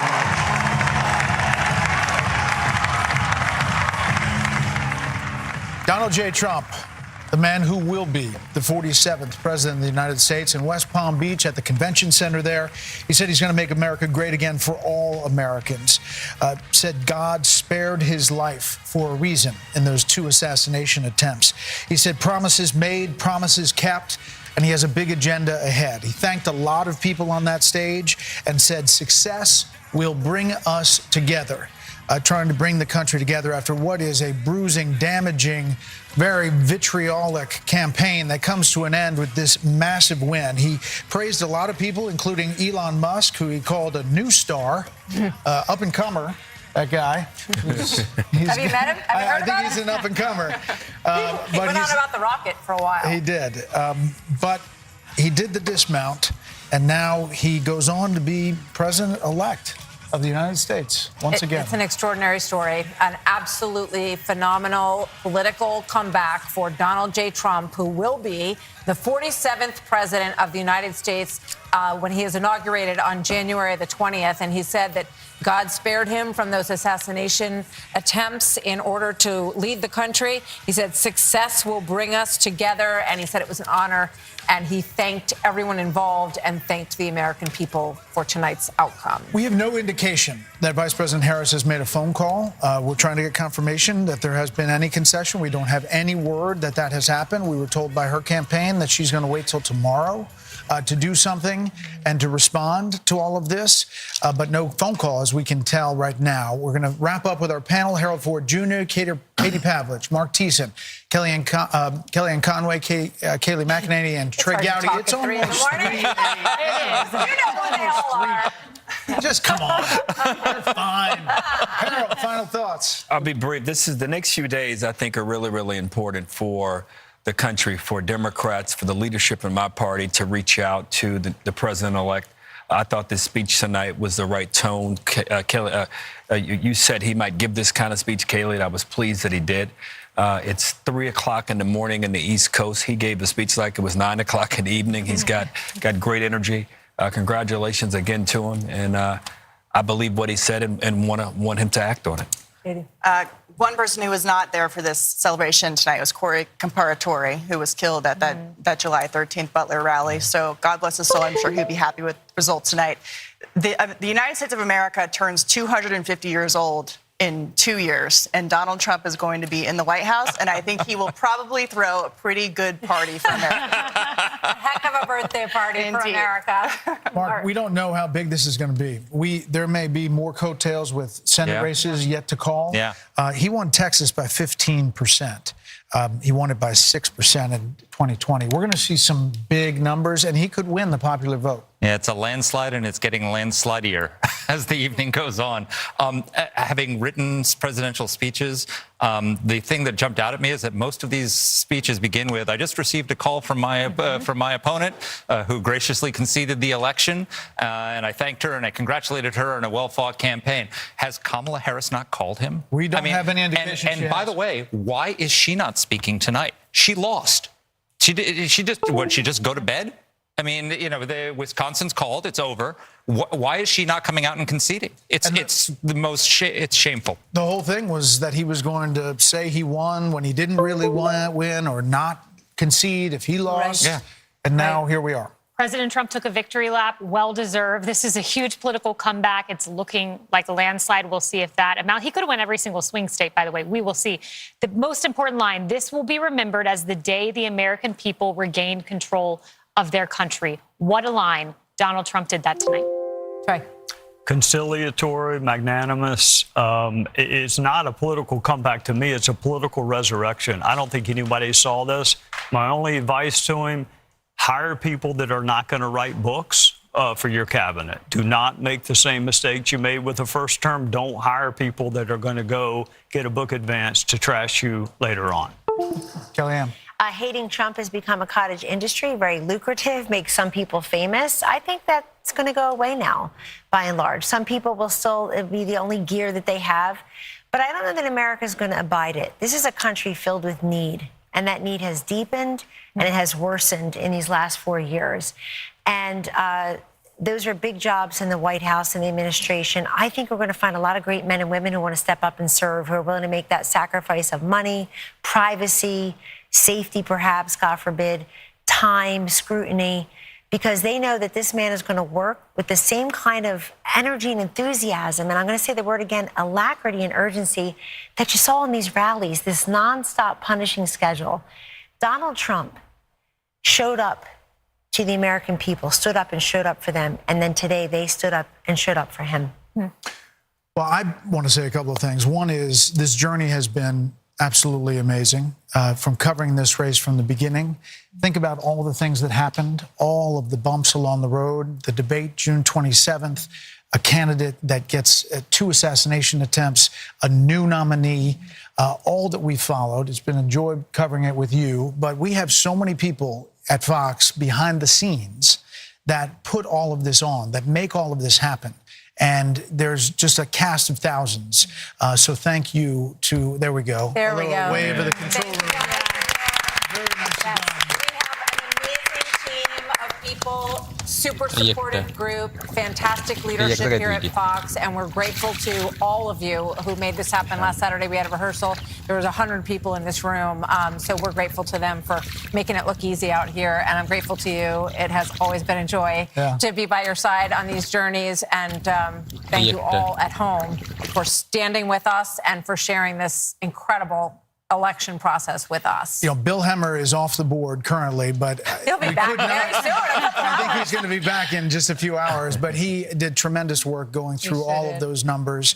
We didn't actually think we were going to have a call tonight. We thought that this might extend just when we first got our poll numbers, the Fox News voter analysis. But the fact that this is all coming to an end, trust us, the commercials will come to an end. The text messages will come to an end. But there's going to be a lot of digesting what happened tonight, which was history. This was history.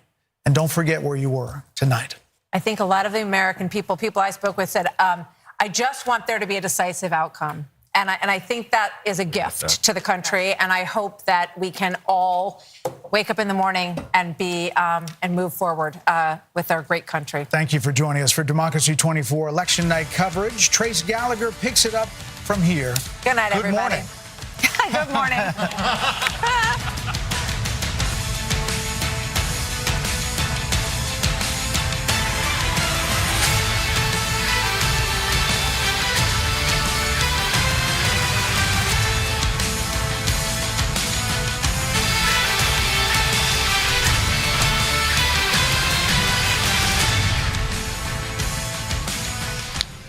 And good morning, everyone. I'm Trace Gallagher. Welcome to our Fox News special election night coverage. Breaking tonight, the greatest comeback in American history. 2 impeachments, 2 assassination attempts, and 3 consecutive underestimated presidential campaigns. Tonight, we can say against all odds, Donald Trump, now projected to be the 47th president of the United States. Meantime, Kamala Harris encountering the Van Buren curse, the failure of the vice president to become president. The VP will not be making an appearance tonight, and she still hasn't officially accepted defeat. We begin this morning with the senior national correspondent, Kevin Corke. He's live for us in D.C. with more at the big board.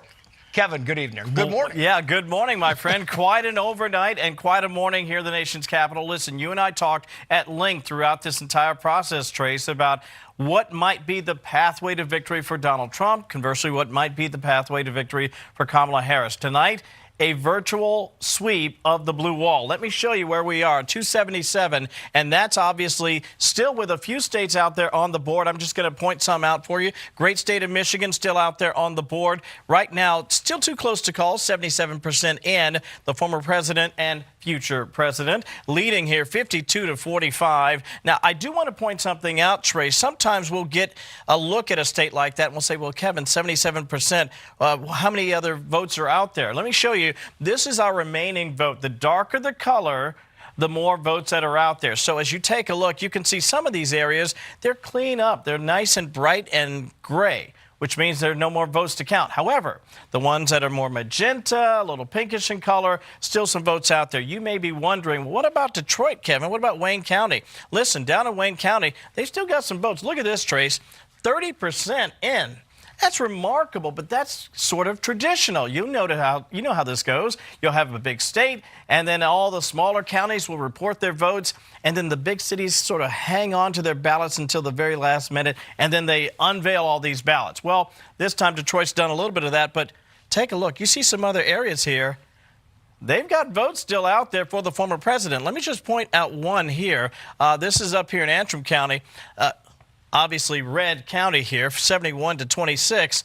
Still a lot of votes out there. Still some more votes as we get close to the UP. Emmett County, they haven't even begun to report. My point is, there's still some votes out there. It is entirely possible, Trace, as we look at Michigan, that the former president could possibly win the great state of Michigan. If that were to happen, we'd be looking at a virtual sweep of the so-called blue wall. As I can try to advance this map here. Let me give it a little tap there. There we go. We can see here as we go back out to the national map here. So we talked about Michigan. You've still got Arizona. I want to show you how he's doing there. We predicted before the night that he might do very well in the Grand Canyon State, and so far it's a tight race, 50-48. Kamala Harris hanging in there, but I think it goes without saying that if you're Donald Trump, you like where you are. And I can also tell you this very quickly, the same goes for Nevada. Trump has a lead, and Alaska. Could be looking at 300 electoral votes before the night is up. We'll keep an eye on it and break down more later. But for now, back to you. Landslide territory, Kevin Corke. Back to you as the news warrants. Kevin, thank you. Let's bring in Steamboat Institute fellow Kaylee McGee-White, Fox News political analyst Gianno Caldwell, USC Law School professor Jody Armour, Fox News contributor Steve Hilton, RNC national spokeswoman Elizabeth Pipko, and former House Oversight Committee staff director Julian Epstein. Welcome to all of you. I guess to you first, Steve Hilton. I mean, all you can really say is, wow, where do you begin? What an absolute historic comeback. It is amazing in so many ways. I just have to say, Trace, people may have seen that I was cut off earlier. I have to tell you, I've never been so happy or proud to have been cut off because I was cut off by the announcement of this incredible result. I think, as I was saying before, it's a victory for common sense, the good sense of the American people, to see through all the nonsense and the media propaganda and the fakery that surrounded the Kamala Harris campaign, and they voted for someone who delivered the results the previous time, who was clear and direct and authentic and told the truth about what he did before, what he was going to do. And in that sense, I think justice was done. Justice was done. This was the right result, not just in terms of policy and substance, but it just feels such an amazing moment. And I think we also have to acknowledge the cultural significance of this. It wasn't just the realignment in terms of the Latino vote and the class and working class people. Just look at what you saw there, Dana White, Joe Rogan, Elon Musk, the sense of a real movement here, an epic result. And I think we have to conclude by saying what an incredible result in terms of the personal triumph for Donald Trump tonight. It is an amazing, amazing night. We were talking earlier, Kaylee, that you know, he's 78 years old. He has the ear of young America. I mean, this is something that we have never seen. Yeah, and I'm Gen Z, and I've been predicting for a while that Trump was going to do better among young adults than people expected him to. And, you know, I think the only person who's having a better night than Donald Trump tonight is Hillary Clinton, because now she's not the only Democrat to lose to Donald Trump. So thank you, Kamala Harris, for that. And I think moving forward, there's going to be a lot of introspection in the Democratic Party about what went wrong, specifically with Kamala Harris's campaign. There's going to be a lot of talk about Josh Shapiro, him getting passed over for the VP nod. There's going to be a lot of talk about whether Joe Biden should have stepped aside in the first place, whether Kamala Harris was a uniquely weak candidate. But what Steve just said points to a bigger truth here, is that none of those factors explain just how big of a victory this was. This was a massive realignment of really generational proportions, and it cannot be explained away by one bad VP pick or one bad candidate. The Democratic Party has some real soul searching to do, and the question is whether they're willing to do it. Yeah, Gianno, Jody, stand by for a minute. I want to go now to Mar-a-Lago because Elizabeth Pipko is actually at Mar-a-Lago. I just don't know what it's like there, Elizabeth. I mean, you can see it, but you can't feel it through the television screen. What is the feeling like in Trump world right now with this amazing victory? Hi, Trace. Let me tell you, the feeling is pretty good. We were at Mar-a-Lago earlier, and then when we realized that we had won the election, we went with President Trump, President-elect Donald Trump, now over to the convention center where everyone just heard his incredible speech and realized that he is, again, going to be the president of the United States. The feeling in here is something I cannot describe. I am holding back tears with you right now. This has been such a movement. I cannot tell you how lucky I feel to be a part of it and how blessed we all are to have the American people to show us the way, because no matter who tries to stop you, what they try to throw at you, when the American people want something, when they need something and they know that they're right, they can get it. Yeah, and Jono, they talk about breaking down the demographics, and we talked about it a lot tonight. It was important in certain aspects. Yes, absolutely. And on the issues itself, the data doesn't lie, the media does. And we saw that when it comes to them saying, you know what, black voters aren't going to go to Donald Trump in any real measure, any measurable impact. We saw that wasn't true. They said the same thing about Latinos. They said the same thing about working class whites and many others. But what we saw is union members in many of these places came through. There's been a realignment, and certainly there's a new Republican Party here, one in which I am a very proud member of. I think now, as we move forward, we're going to see the Republican Party move much differently, especially as they try to attract these voters and keep this coalition together, which is going to be extraordinarily important for the future of the races, especially as we try to unite the country. Yeah, you talk about the future of the race. You talk about young people, Jody Armour, that you work with as a law professor, and you wonder, you know, I'm amazed when I was talking to Barron Trump's best friend last night about getting involved in the Joe Rogan podcast and these other podcasts. You think, man, this is really something spectacular. Yeah, well, she was just underwhelming. She did not have any charisma. She didn't move people. And she said, what I'm going to do is eliminate the daylight between me and Republicans on policy. For example, I'm going to say oil, I make, a strong military, bring Liz Cheney on board. I'm going to create as little space between us as possible. Then I'm going to run on I'm not Trump. And that's going to be enough. I'm not going to have to come up with any policy. And a lot of young folks and middle-aged folks and older folks all want to hear some policy too, along with the rest of it, and she wasn't delivering that. Promises made, promises kept is what Trump said, and a lot of American public didn't believe that she would keep her promise. Meantime, the Republican Party is celebrating. The Democratic Party has a lot of self-analyzing to do, Julian Epstein. Your thoughts on what happened tonight, Kamala Harris not coming out and conceding or even giving any kind of speech. What do you think, Julian? Well, Trace, as you and I have been discussing over the last 18 months, a very few of us in the Democratic Party have been worried and anticipating this kind of result. This is, just to lean into Steve's point about the realignment, this is more than a political realignment. This is a cultural realignment. It's sort of the closest thing we've had to a Marie Antoinette moment, where you have a cross multiracial working class movement that is coming together to reject the professional elite. It's not just the Democratic Party that tried to keep Donald Trump out of office, that tried to put him in jail, tried to keep him off the ballot. This is the news media. This is Hollywood. This is Wall Street. This is Silicon Valley. This is the working class standing up and saying, we are tired of the professional elite, the sort of the self-righteous elite, which has become the Democratic Party. And what I've been saying for the last 18 months is that the Democratic Party needs a wake-up call. The policies of the professional elite and the left elite, the coastal elite, the Chardonnay hour elite, have been very, very unpopular on economic issues, with 25% of the economy now being run by the government, with things like EVs, which have been a disaster in the Midwest, particularly for the auto industry. And you go down the list on cultural issues, crime, immigration, you go on down the list. So I actually think this is the best thing that could happen for the Democratic Party, because the very few of us who have been warning about this now say, look, you have the evidence that until the Democratic Party separates itself from the intersectional elite, the activist intersectional elite that have been driving policy on immigration, on deficit spending, on crime, you name it, on sort of, coddling the anti-Israel community in an absurd way. Yeah. Until the party can reject that,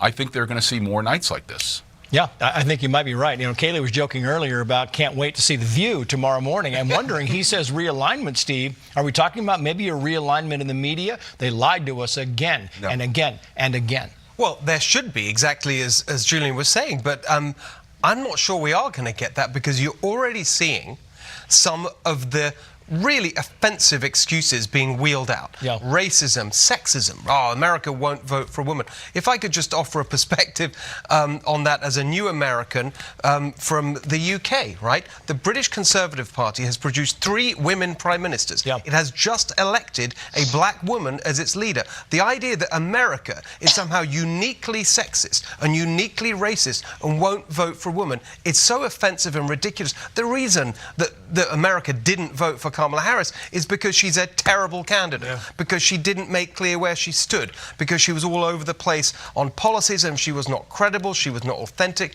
all these other reasons, and that you had a good record from Donald Trump versus a very poor record on the issues from the Biden-Harris administration. So to blame it all on sexism, but I'm afraid I think that is where they're going to go, because they can't disown this elitism that they've been living for the last decade or so. It's just baked into their identity. They are captured by this far left ideology. I think it's going to be very, very difficult for them to actually confront the reality that we're all seeing tonight. You said on our show 4 months ago, Kayleigh, that you would walk over broken glass after the assassination attempt to vote for Donald Trump. But it was more than that.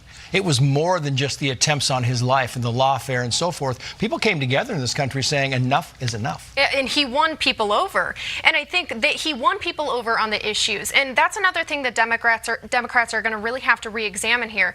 They put a lot of weight into the abortion issue. They thought that was going to be their Hail Mary, the issue that saved them. In Florida, we saw an abortion amendment failed. In Nebraska, an abortion amendment failed. And it did not help them in the swing states. Maybe that's because abortion is not on the individual ballots of those states, or maybe it's just not a very persuasive issue at all. Meanwhile, other issues that Democrats thought that they could force onto the public ended up being very persuasive to independents, such as men playing in women's sports. That was a huge issue in congressional races down ballot and in some of these Senate races. So they really need to do a lot of soul searching about which cultural issues are worth pursuing. And I wonder, Gianno, as you go forward, if you think, I'm not saying that this is the end of woke, but is it a step back from woke? Do we take a step back culturally in this country? I mean, what we just saw demonstrated here is when you go woke, you go broke. I mean, you remember Trump saying that, and that is really the narrative. We've seen woke prosecutions throughout this country. We've seen woke policies. You just mentioned women and the men in women's sports. Numerous things that people find offensive, honestly, and especially men who are raising daughters. They don't want their daughters competing against biological men. And they made a strong statement tonight. Yeah. And I think Democrats, if they're smart, they would re-examine this. But many, I fear, will just say, you know what, this is maybe a Donald Trump thing. We're not going to change anything for the next run. Yeah. Elizabeth Pepko, to you, I was just wondering because, I was talking to Kayleigh a little bit about this, and Giano kind of fits into this mold as well. But you are among these young people that are hanging out at Mar-a-Lago tonight, this new generation, the generation that Donald Trump has kind of tabbed to move the ball forward. Do you believe that you will see this grow? Do you think that this young movement will grow? I definitely believe the young movement will grow. I believe the MAGA movement in general will grow, right? If people learned anything tonight, it's that you cannot stop what the American people believe in. They tried absolutely everything to stop Donald Trump's movement, and they obviously laughed at him when he first launched his movement back in 2015, and look where we are tonight in 2024, right? No one believed that this could happen. Look at the kind of voters that he brought in, right? These are records for a Republican. We're talking about Black Americans, Jewish Americans, obviously young voters, right? He started a movement that no one could compete with, that no one saw coming from a man who had never run for political office before, and I know that when he is done in office in 4 years, we will all have this light ignited in all of us, and all the American people will as well, because you know that if you believe in yourself and you believe in your country, apparently you truly can do anything. Yeah, and I think, Jody, if you're looking at politics in general and you're a Democrat right now, you're worried because it might not just be 4 years. This could be the start of something. J.D. Vance is 39 years old. You're thinking, wow, they could control the button here for a long time. You have to take a hard look in the mirror and engage in some critical self-reflection and say, what went wrong here? Either I need to become more to the right, move to the right, or I need to define myself in a more kind of distinct way and not try to just play the kind of personality charisma game, because frankly, I lost at that. I lose at that very often and lost that in this case. And so, yeah, a lot of the young folks want to see real policy. We even saw in Los Angeles people saying, I don't want a politics of pigmentation anymore. Yep. I want to know what your substantive policies are. Yeah, it's very true. And Julian Epstein, to you, I mean, I wonder if you think this for Kamala Harris is the end of her political career, if she does something else, or do you think she regroups and maybe comes back? No, I think it's the end for her. I think she had an opportunity to perform in unscripted environments, and Democrats were worried that she wouldn't be able to perform. That's why they didn't put her into a lot of cross-examination interviews. But look, I think it's going to be hard for her to sort of resurrect herself. But I think, if the media tries to make the identity argument here that this was about gender or race, I think they're just going to further dig themselves into a very unpopular place. Because when Joe Biden was running, you could look at all of the same issues. The Democrats were in deep deficits on the economy, on immigration, on crime, on foreign policy, you name it. And, Giano, I think, will back me up on this. If you poll inside, or if you talk to Black Americans on the street about what they think about immigration, particularly working class Black Americans, for which immigration has been wage theft for them. If you talk to them about defund the police, all of those issues, I think as Giano knows, you'll find they poll very, very unpopularly, and the Democratic positions have been very unpopular. So if the Democrats are putting together a multiracial coalition amongst the working class, I think it's hard for the news media that was really in the tank for Harris to start virtue signaling here. And, the signals about this have been around for a couple of weeks. The pollsters really got this wrong again for the third time. And as I said on your network last night, Trace, you could see this coming weeks ago because the early vote was so bad, the Democrats, which is an indicator of enthusiasm. So this should not be a surprise. This should be a wake-up call. If the Democrats are smart, they will learn from it rather than point fingers. I've got about a minute and a half left. I want to go around the horn one more time. I can give 15, 20 seconds to each of you. Steve, your big takeaway. I'm very upset, Trace, by the way, you don't include me with the young people. So what's going on? You said I may be included. I just want to say one thing. I think we could also be seeing a turning point here in California. You have a massive defeat for George Gascon here in Los Angeles. Yep. You have the conservative, Republican common sense position looking like it's going to win handsomely on the crime proposition, on taxes, on the minimum wage. You've got the recall of the failed mayor of Oakland, of the district attorney in Alameda county. There's a rejection of this far-left ideological policy making and a desire for change here in California. Not to be confused with the Common Sense Department, in which there are now mugs and T-shirts and hats and the whole 9 yards. Kaylee McGee, what do you think? Well, I'll just say for those looking forward to the continued victory lap, just remember, Kamala Harris has to be the one to certify Trump's victory in Congress as vice president. Exactly right. She has to be the one to certify it. So John. I'm looking forward to that. Yeah, Jono. To my fellow African Americans, welcome to the Republican Party. I mean, we are in a great place now to really change this country and move in a direction that's going to be positive for everyone. Jody. A real vote for sincerity, authenticity. Trump came off as more authentic, and Harris just didn't. Yeah. Elizabeth Pipko, your big takeaway. Yeah, look what President Trump has gone through, right? Whether it's the impeachments, the indictments, the mugshot, the assassination attempts, he's still here, still standing, still smiling, and the next president of the United States, because in America you can do absolutely anything. Yeah. 45 and 47. Julian Epstein, final comments on this. Teachable moment for the Democrats to move back to the political center and to get in touch with the working class, black, brown, and white. Yeah, thank you all for coming on. We appreciate it. And our special election coverage of Trump's historic comeback continues. We'll check back in with Kevin Corke for the latest Fox News voter analysis. Next. At SimpliSafe, we build advanced security sensors and cameras. The reviews are in. First things first is a hit. I'll go first. I watch every day. I love how insightful Chris and Nick are. Nick and Chris are great. My man. Brew, ha, which is like a pun. You guys write these? What's wrong with them? Nick is right. Oh, wow. Nick, Brew, and Wild serve up a fresh daily dose of unscripted and unfiltered sports talk. That one could be about me. First things first, weekdays at 3 Eastern on FS1. Does your student loan payment make you cringe? We get it. Saying goodbye to that much money every month can be tough, but by refinancing to a lower rate through Credible.com, you could drastically cut your monthly payments. At Credible, you get personalized rates from multiple lenders, so it's easy to find the refi that puts the most cash back in your pocket. And life with extra cash is, well, extra. Visit Credible.com now to see your new monthly student loan payment.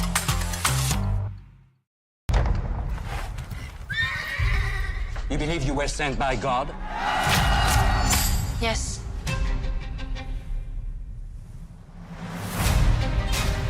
Repent! Come and be baptized in the River Jordan!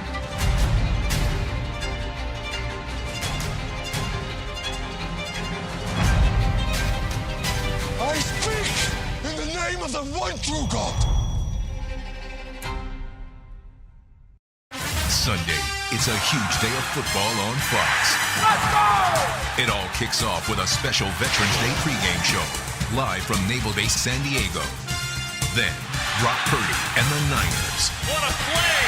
Take on Baker Mayfield and the Bucks. Oh my goodness! Or it's Titans, Chargers. Touchdown! It all begins at 11 a.m. Eastern with a Veterans Day pregame show on Fox, home of Super Bowl 59.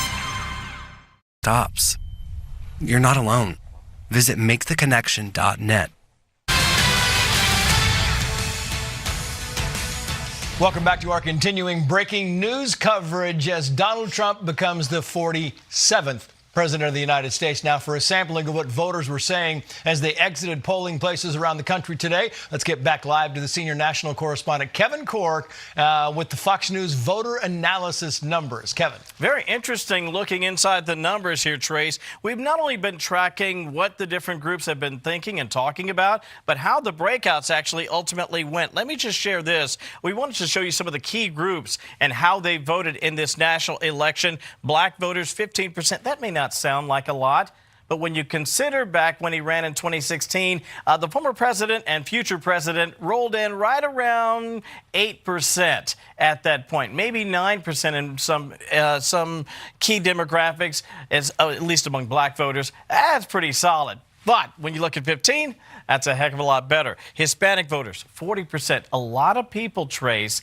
said that that was going to be the difference maker in this race. It well may have been, in particular as we look at the states out west. Whites with no degree, 62%. Whites college degree educated, 53-43. That's a bit of a surprise for some people. Typically, that demo goes heavily Democratic. And as you see, older voters, 49-49, under the age of 30, 52-44. A lot of people, again, thought that would be a heavy Democrat-leaning demo. Didn't turn out to be that way. Suburban women, huge lead there for the vice president, 17 points. And among men, no surprise, the former and future president, as you see, with a nice little budge there, I'd say about 8. Among Hispanic voters, 55-41. We talked about this in Nevada. Very, very tight race still ongoing there. Again, whites with no degree, nearly 60% for the former and future president of the United States. I did want to share one more thing here. We talked about the blue wall. Now we can call it the red wall, or so it would seem. Look how they did among black voters in those blue wall states. Michigan, 10%. Wisconsin, 14% for the former president and future president. That's a little bit more in line with what they were hoping for. But look at this, Trace. 17% among black voters in Wisconsin. That was a real surprise and may have been a major difference maker as they came away with the victory there. Among young men, not a surprise, 55-43. But what I think we'll also be looking at as we look at the exit polling, as we look at the data moving forward, what were the turnout numbers among that group? We talked about the podcasting with Joe Rogan and this real concerted effort to get men to get out there and vote. When you're polling at 55-43, that may have made a huge difference. Lastly, I want to say this, Trace. Whatever you think about the former president and his strategy coming into this particular race, you have to acknowledge it was pretty impressive when you consider all the things and all the hurdles he had to clear just to get to this night. And it would appear he's going to come away with a big victory. Pretty incredible. Trace? Yeah. Kevin Corke, back to you in moments. Meantime, let's bring in pollsters Craig Kashishian and Matt Towery, along with the co-host of the Polling Plus podcast, Trafalgar Group Chief Pollster Robert Cahaly. Gentlemen, thank you for coming on. Craig, I had you on last night. Thank you. And I mean, I have to give you kudos here because you were spot on. The polling, as we were talking about last night, we didn't know at the time, the polling was terrible. Again, the polling was terrible. You had different polls. You had different numbers. You had a different way of doing this, and it was spot on. Kind of like what we're going to talk about with the others. Well, I had a little help from my friends, Mr. Cahaly and Mr. Towery, wonderful lanterns in this world of fog. And the key thing here is that we saw exactly how the electorate would turn out. We also had a working premise, the three of us, that Trump had inverted the Republican Party into a broader spectrum, middle-class, working-class party that attracted minorities, African Americans, Latinos with exuberance and with precision. And his message is resonating across the spectrum. And this is why he came out tonight with an extraordinary victory. This is historic. And this will have legs as long as the president-elect will continue to enact his policies, act on them. Matt Towery, to you now, because, I mean, people are wondering, what were you doing differently than the rest of the pollsters doing? Because, again, they undercounted Trump. Well, I just listened to Robert Cahaly. No, Insider Advantage and Trafalgar, we have always been able to find those Trump voters, those shy Trump voters, a little bit better. And by the way, Craig did a great job with his forecasting. He needs to become the new forecaster. I think what happened here is it's hard to get these people to tell you, because there's so much negative towards Trump and feel like they truly think they're going to be on a list or people are not going to talk to them. And they were just afraid to talk. The way Robert and I collect our information, we do it a little more anonymously. We don't put people on the spot, and we have very brief surveys. So we don't ask them 60 questions. Nobody but a political expert's going to hang in for 60 questions these days. And I think that was the difference. And I agree with everything the others have said. The demographics, the little groups that we have in our polls, whether it's African Americans, Hispanics, women, white voters in general, they all ticked up in our tabs, and that's exactly the way this election turned out. Yeah, Robert Cahaly, to you now. It's amazing because you're going to see the pollsters in the next, 5 minutes start giving you all their excuses for why they screwed it up. It really wasn't their fault. It was this. What do you make of the bad polling again? Ones that the media elites called the quality pollsters, the credible pollsters. And yet again, in a presidential race, for the third time in a row, they've gotten it wrong because they really don't understand people. Polling is about more than numbers. You have to understand the fact that, like Matt said, they're not going to answer these long questionnaires, and you have to give people ways to participate that maximize what they can do on their time schedule. And the other thing is, you know, with all that was going on this year, I think that the Trump campaign made a very smart decision to not listen to all the voices that said focus on suburban women. Instead, they went to the coalition the Democrats count on, the minorities and the young people, and just sliced a big piece off of that, because the suburban women who weren't going to vote for Trump aren't going to change their mind. And that's why Craig and Matt and I have been sort of a team on this, and we really have been able to figure some of this out. You think part of it, Craig, is fear, where they just decide they're going to herd with each other so they don't get in trouble, they don't become an outlier? I think you're absolutely right. I think, unfortunately, for most pollsters, other than the gentleman sharing the TV screen with me, are a little reluctant, a little hesitant, and it's also a function of experience. Matt and I and Robert have been doing this for a very, very long time. We understand the mentality of the voter, and we can penetrate a little deeper than most. But I wonder, Matt, as you kind of look at numbers and you go back and, you know, you're going to reanalyze and self-analyze as well. I wonder if this even makes you better next time around, because you've got the secret sauce. You and Craig and Robert have kind of the secret sauce that others are still kind of grasping for. Well, Trace, you got me laughing because they both know I'm not going to do this again. So my sauce is cooked. I play golf all the time now. And let me just say one thing about the herding. So we were beaten up for allegedly herding because we didn't have Trump winning by 4 and 5 points in some of these states. Well, go look at these states. They ended up being within 1 or a half a point of where we were on every one. But we showed who was going to win in each one of these battleground states. And I think that's where people are afraid. They just don't want to. They did not want to face the reality of this election, and it was very obvious if they just looked. What do you think, Robert? Are you off to the golf course too, or are you going to keep doing this? I mean, we need some consistency here, and we need people who can be consistent. No, I'm going to let my Doc Holliday go off and do his thing, and I'm going to continue gunfighting out here. Good. And lastly, Robert, I mean, seriously, because you guys were so good, and I was talking to Craig last night, and it really was, it was talk about being in the ballpark. You guys were all right at home plate when everybody else was scattered around the bases, and I'm wondering if you had to give me one big takeaway. I've got about 15, 20 seconds for you. What's your thing that you want to tell people that they missed about the polling? Well, the first thing I think they really missed was the fact that people are scared. They are scared about lawfare. They're scared about being targeted. And they were looking for a way to tell you what they were feeling. We always knew that there was going to be a hidden vote, and it showed up just as we thought it would. And Craig's article about that a few weeks ago is just spot on. Yeah, you guys are all spot on. Thank you so much, Robert Cahaly, Matt Towery, Craig Kashishian. We appreciate your time. And coming up, the border crisis remains one of the biggest issues in the country. Sheriff Mark Lamb is here in studio tonight. He joins us live on set. Next.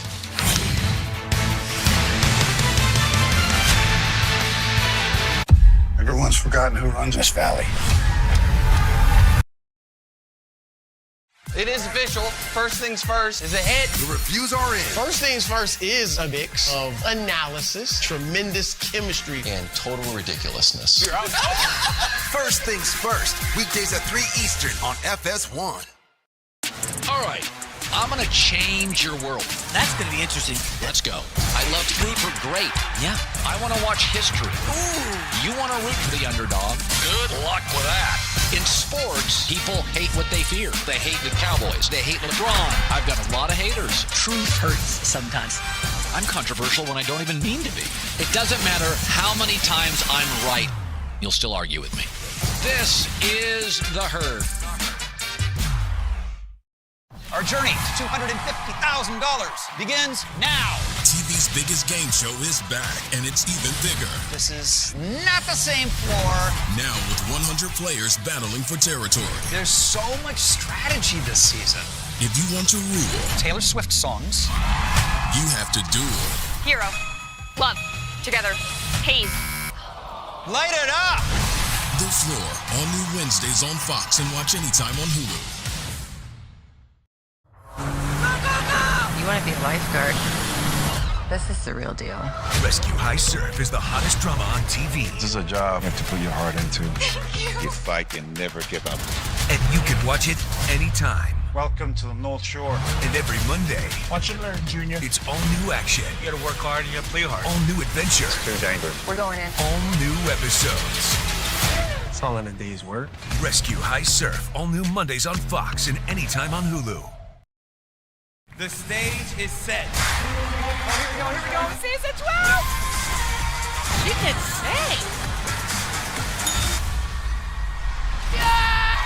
The Masked Singer, all new Wednesdays on Fox or watch anytime on Hulu. Does your student loan payment make you cringe? We get it. Saying goodbye to that much money every month can be tough, but by refinancing to a lower rate through Credible.com, you could drastically cut your monthly payments.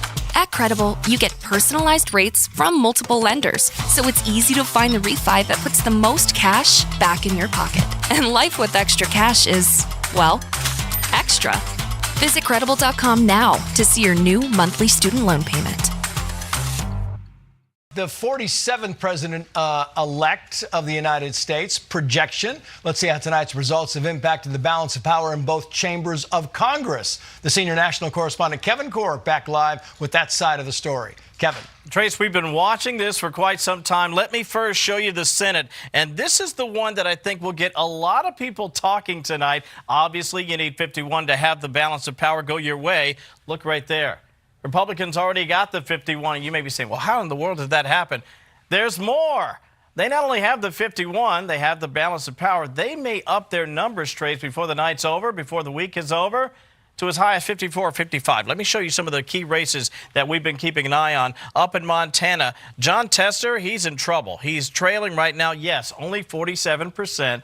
It's obviously too soon to call, but right now, if you're a betting person, you're probably putting your money on Tim Sheehy. If that happens, that makes it 52. And it gets worse for the Democrats because there are a number of other races that are very tight that, again, are leaning the Republicans' way. Let me take you out to Nevada. Sam Brown, again, super tight race. 80% too soon to call. But, again, the Republicans leading in that race. Let's say he hangs on. Now you could be looking at 53, and there's more. Across the country to Pennsylvania, another very tight race. Dave McCormick leading. Bob Casey's the incumbent. Everybody knows Bob Casey if you know politics. He's trailing right now 96% in. If the Republicans hang on to that, again, super tight, you never know. But if they do, you could be looking at 54. I mean, the numbers just keep going and going. Now, there is a bit of good news. If you're a Democrat and you want to see how things are turning out in Arizona right now, 52%, too soon to call, but Ruben Gallego still leading.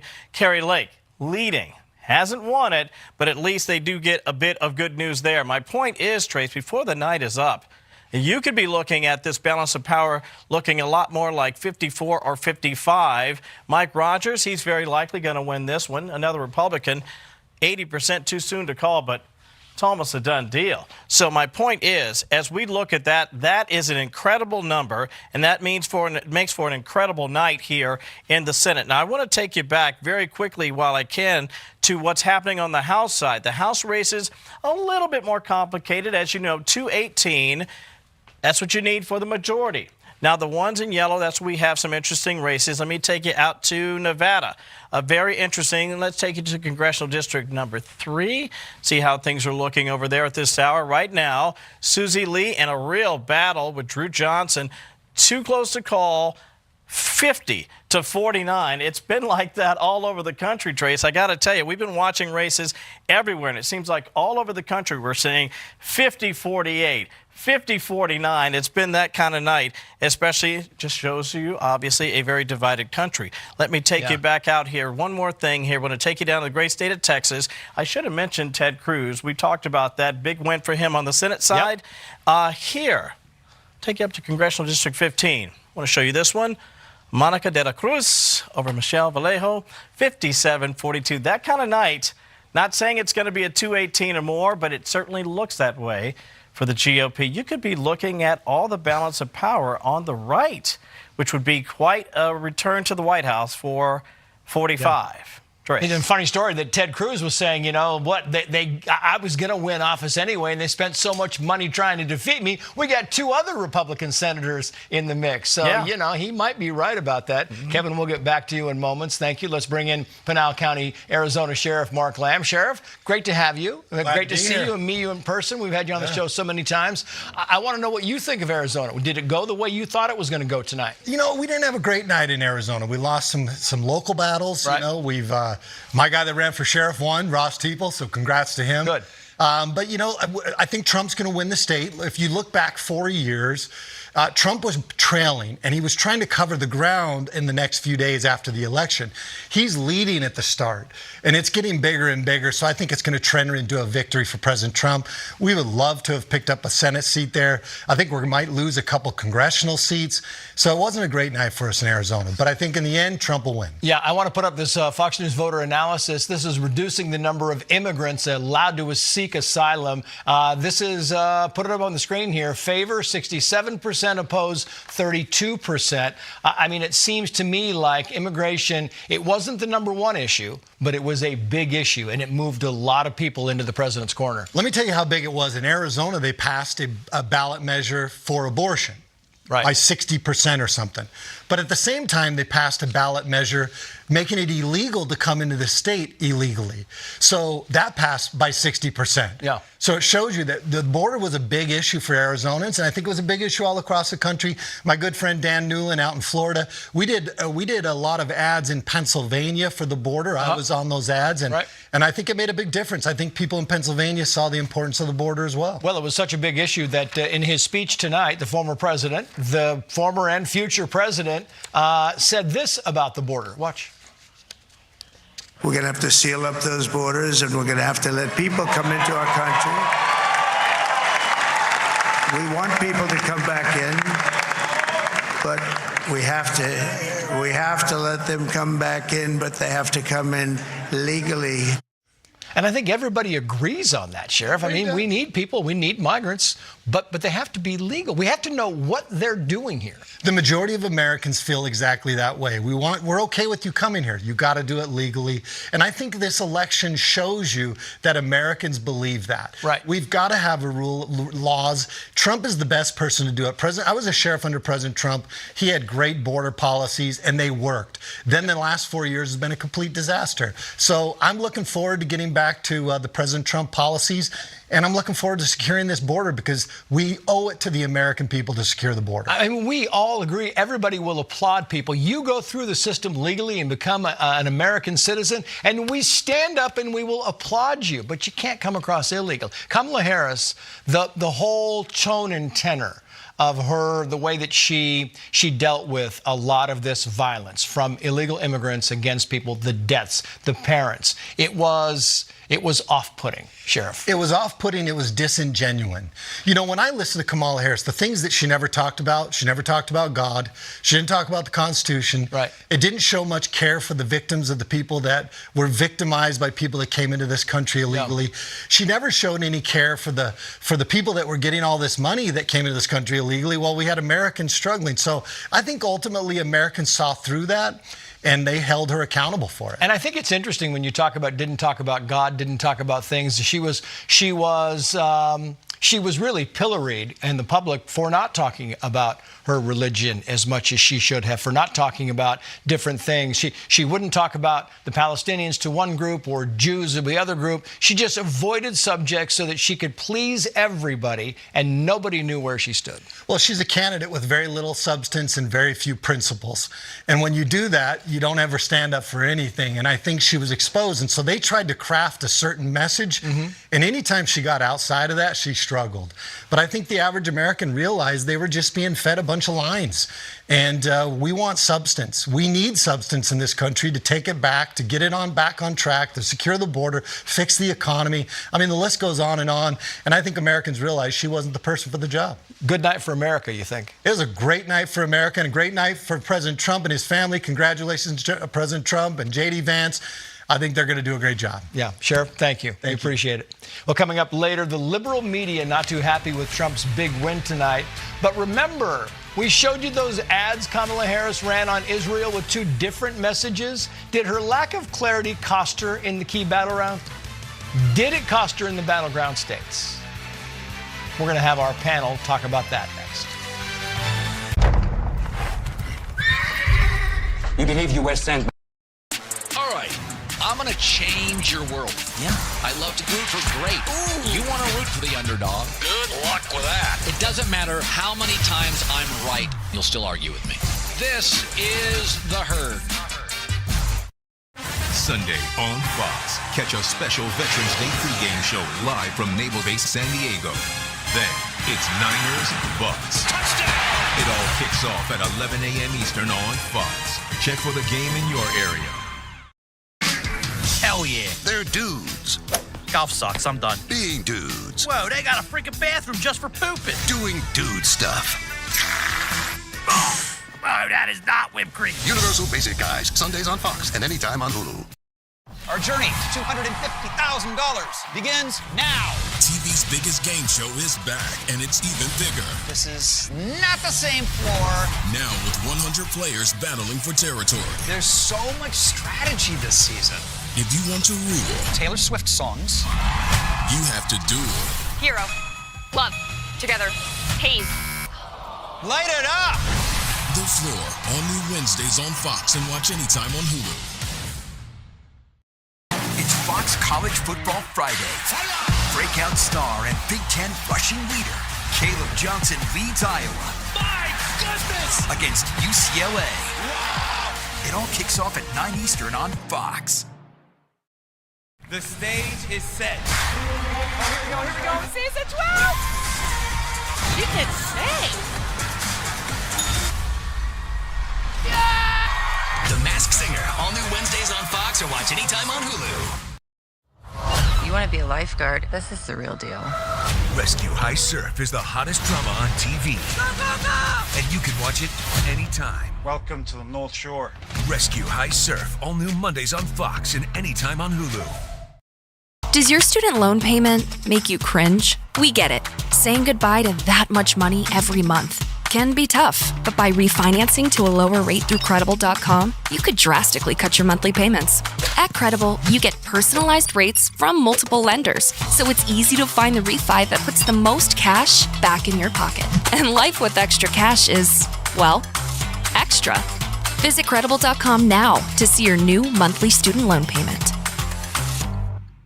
Right now and see how much you can save.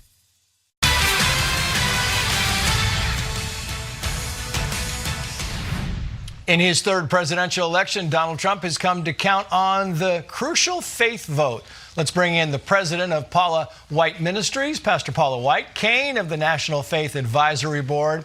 It's great to have you on the show. I'm just wondering, one, what's your reaction to the former president and future president's victory tonight, and how important and how do you think significant was the faith vote involved in that? Well, it's so great to be with you, and I am overwhelmed, excited about tonight, obviously, this great victory. But I predicted this last Monday, Chase, when we were in Powder Springs, Georgia, the National Faith Advisory Board's annual summit. We had 2,700 pastors and faith leaders that were by invitation only. The president came. He spent almost 2.5 hours with us where I was able to interview him. And I talked about some of the statistics, the polls that had been out there that talked about how people of faith will not show up. And I said, I don't believe it. I've been out there for the last several years working with the coalition of the greatest army of faith. We had hundreds and hundreds of churches that did voter registration that had never done voter registration in our battleground states, North Carolina, Georgia, Pennsylvania. We had 2 simultaneously faith tours going on. We had Get Out the Vote. And then, of course, my husband plays with Journey, Jonathan Kane of Journey, and I was out touring with him as well as doing all of this. And I was with everyday people of faith, people who love this country, people who love our president. And they got out, and we are getting the statistics back right now. Just got off with Ralph Reed and others, and we turned out in the droves. I think we're going to have historical numbers for the faith vote.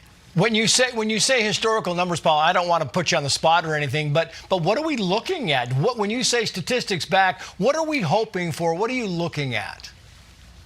Well, we had 81% of the evangelical vote for President Trump in 2016. And then we went up to 85 in 2020. Ralph and I believe that we are going to hit over 87.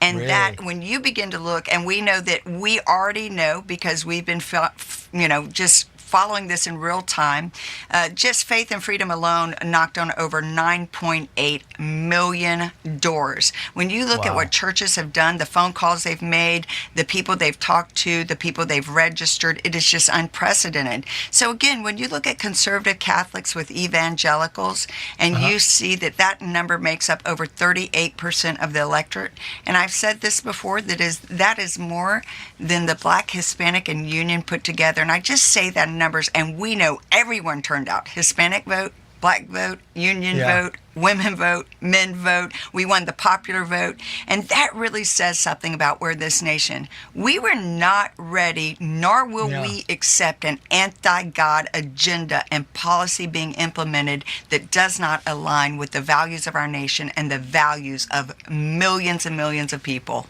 And I got to go, Paula, but I'm wondering if you can put your thumb on exactly why these people of faith, these Christians are so drawn to Donald Trump. Well, because he implements policies that we value and we care about, and he's promise made, promise kept. I've known him for 24 years and been with him, and of course have been so privileged to open that door. And people, we put 10,000 faith leaders through the White House before, and they know him personally. They've worked with him, and they know that this is a man that stands for their values, their policies, and we will not allow this anti-God agenda for our children or grandchildren. That's why they showed up. Oh, Paula White-Cain, thank you so much for coming on. We appreciate your time. Best of luck to you and all the people who voted for the former president. Meantime, a big issue in this race, the war in the Middle East and the surge in anti-Semitism here at home. Let's bring in the host of the Aaron Cohen Show podcast, IDF Special Operations veteran Aaron Cohen, along with RNC creator and pro-Israel activist Emily Austin. Thank you both for coming on. Aaron, to you first. One, I know we're talking about politics tonight, but we got to talk about the breaking news as well, which is the defense secretary, Israel's version of the defense secretary, Yoav Gallant, was fired today by Benjamin Netanyahu. What does that mean? There were protests in Tel Aviv. What does that mean for Israel, and do you think it's a significant move? Well, here's what I think it means. So there were 3 major sticking points. Yoav Gallant's a little softer than Bibi. Bibi's been very hawkish, very Winston Churchill of this campaign since October 8th. Gallant pushing to get ultra-Orthodox Jews to enlist in the IDF, wanted Israel to have control over Gaza, or not have Israel inside Gaza after operations were finalized there. And then hostage negotiations is a big one on negotiating with the hostages and getting a temporary ceasefire. And Bibi, as I've said in the past, Bibi has been all about speaking that strength language of the Middle East, which is we cannot negotiate a allowing a negotiation would award Hamas. And so Bibi let him go. And I think this has sort of been brewing for a while. Bibi finally cut the strings. But Gallant is a very decorated 35-year Israeli SEAL commander of Shayetet Shalosh Israel. Yep. And but there's a ton of very respected military leaders. Now they've just put in Israel's foreign minister, right. who's a friend, and I think that Israel's going to be just fine. Again, Bibi's a Matkal veteran. He's in that General Staff Reconnaissance Unit. He knows terrorism, knows counterterrorism. I think Israel's going to continue to push in that direction that it needs to go. And what do you think about the election, Emily Austin? I'm wondering if you believe that maybe Kamala Harris was hurt by her constant equivocation, where she wouldn't really stand and back the Israelis. She wouldn't really stand and back the American Jews or the. I mean, she just wouldn't stand anywhere on this issue. She doesn't stand anywhere on any issue, Trace. I think Kamala's problem wasn't only that she wouldn't stand behind Israel, it's that she was always proven wrong. The greatest example was, don't go into Rafah, otherwise we will withhold our aid, we will withhold our weapons from you. Boom, they find all the hostages in Rafah that they rescued without America's permission. They're constantly putting Israel in a chokehold, telling them we'll do an arms embargo. But then she goes on the opposite side and she tells, let's say, the Muslim community what they want to hear, and she constantly flip-flops. But Kamala's policies regarding the Middle East have always been wrong. That's besides the fact that she won't even be respected regarding all the foreign leaders if she were to be president. So thank God Trump won. Israel is in good hands now, and I'm confident. I wonder if the people of Israel have the same sentiment, Aaron. Do they thank God that Trump won? Are they happy with this victory? Do they think that this might move toward ending wars in the Middle East? I think Israel is ecstatic. About 70% of Israelis support Trump. Prime Minister Netanyahu himself posted a tweet. Congratulations on the greatest comeback in history. He and Trump were very close. Bibi, has been around the political sphere forever, but I know that they worked extremely closely. Remember, Trump assassinated Soleimani back in 2020. So he understands that language. Trump doesn't speak a word of Hebrew. He doesn't speak a word of Arabic, Trace, but he understands the language of the Middle East, and Bibi appreciates that. And I think the Israelis feel relief, like Emily said, that Trump is back in office, and I think it was an incredible comeback. And I think it's going to help actually get this war ended sooner, because there's going to be some very tough rules set in place where they're not going to be placating to Hamas, to these protesters, and to the terror organization itself. And so I think we're going to see some very dramatic operational plays here. I want to get your take on this, Emily Austin, because this is coming across the wire. A senior Hamas official to Reuters saying, we urge Trump to learn from Biden's mistakes, like Hamas is suddenly going to call the shots. What do you think, Emily, about that? Oh my God. We pray Trump does not copy Biden's mistakes. That's the reason why we voted for him and not the Harris administration. It was in Iran's best interest, Hezbollah's best interest, and Hamas's best interest for Kamala to win so she can continue Biden's botched foreign policy, which was basically put Israel in a chokehold, like I said before, and essentially make them lose this war against terrorism. Trump will never repeat those same mistakes because there's no black or white. I mean, it is exactly black or white. It's you're for terrorism or you're against it. And Donald Trump, as Aaron said so beautifully, has always shown his strength and resilience when it comes to ending terrorism, showing them who America is, and making sure that there's no place for that here, because they say it's Israel first and America is next. Trump knows that, and he will not let it get that far. So he will not be repeating the same mistakes as Joe Biden. I've got 10 seconds left for you. Hamas giving orders, telling Trump what to do? I think Hamas needs to put down their weapons, and I think it's time to end this thing right now, because now that the big dog is in the office, Trace, I think we're going to see some ground and pound here. Emily Austin, Aaron Cohen, thank you both. We are coming right back, continuing our breaking news coverage. It's election the day after. We'll see you in 2 minutes. I got this KitchenAid stand mixer for only $56. DealDash.com. Our God calls us.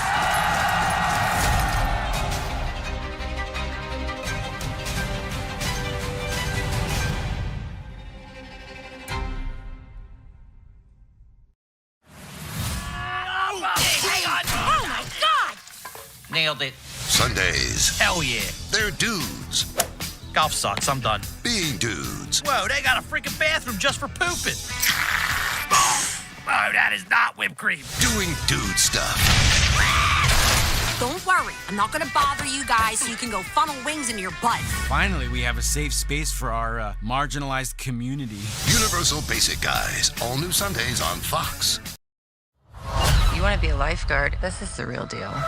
Rescue High Surf is the hottest drama on TV. Go, go, go! And you can watch it anytime. Welcome to the North Shore. Rescue High Surf. All new Mondays on Fox and anytime on Hulu. It's Fox College Football Friday. Breakout star and Big Ten rushing leader, Caleb Johnson leads Iowa. My goodness! Against UCLA. Wow! It all kicks off at 9 Eastern on Fox. All right, I'm going to change your world. Yeah? I love to root for great. You want to root for the underdog. Good luck with that. It doesn't matter how many times I'm right, you'll still argue with me.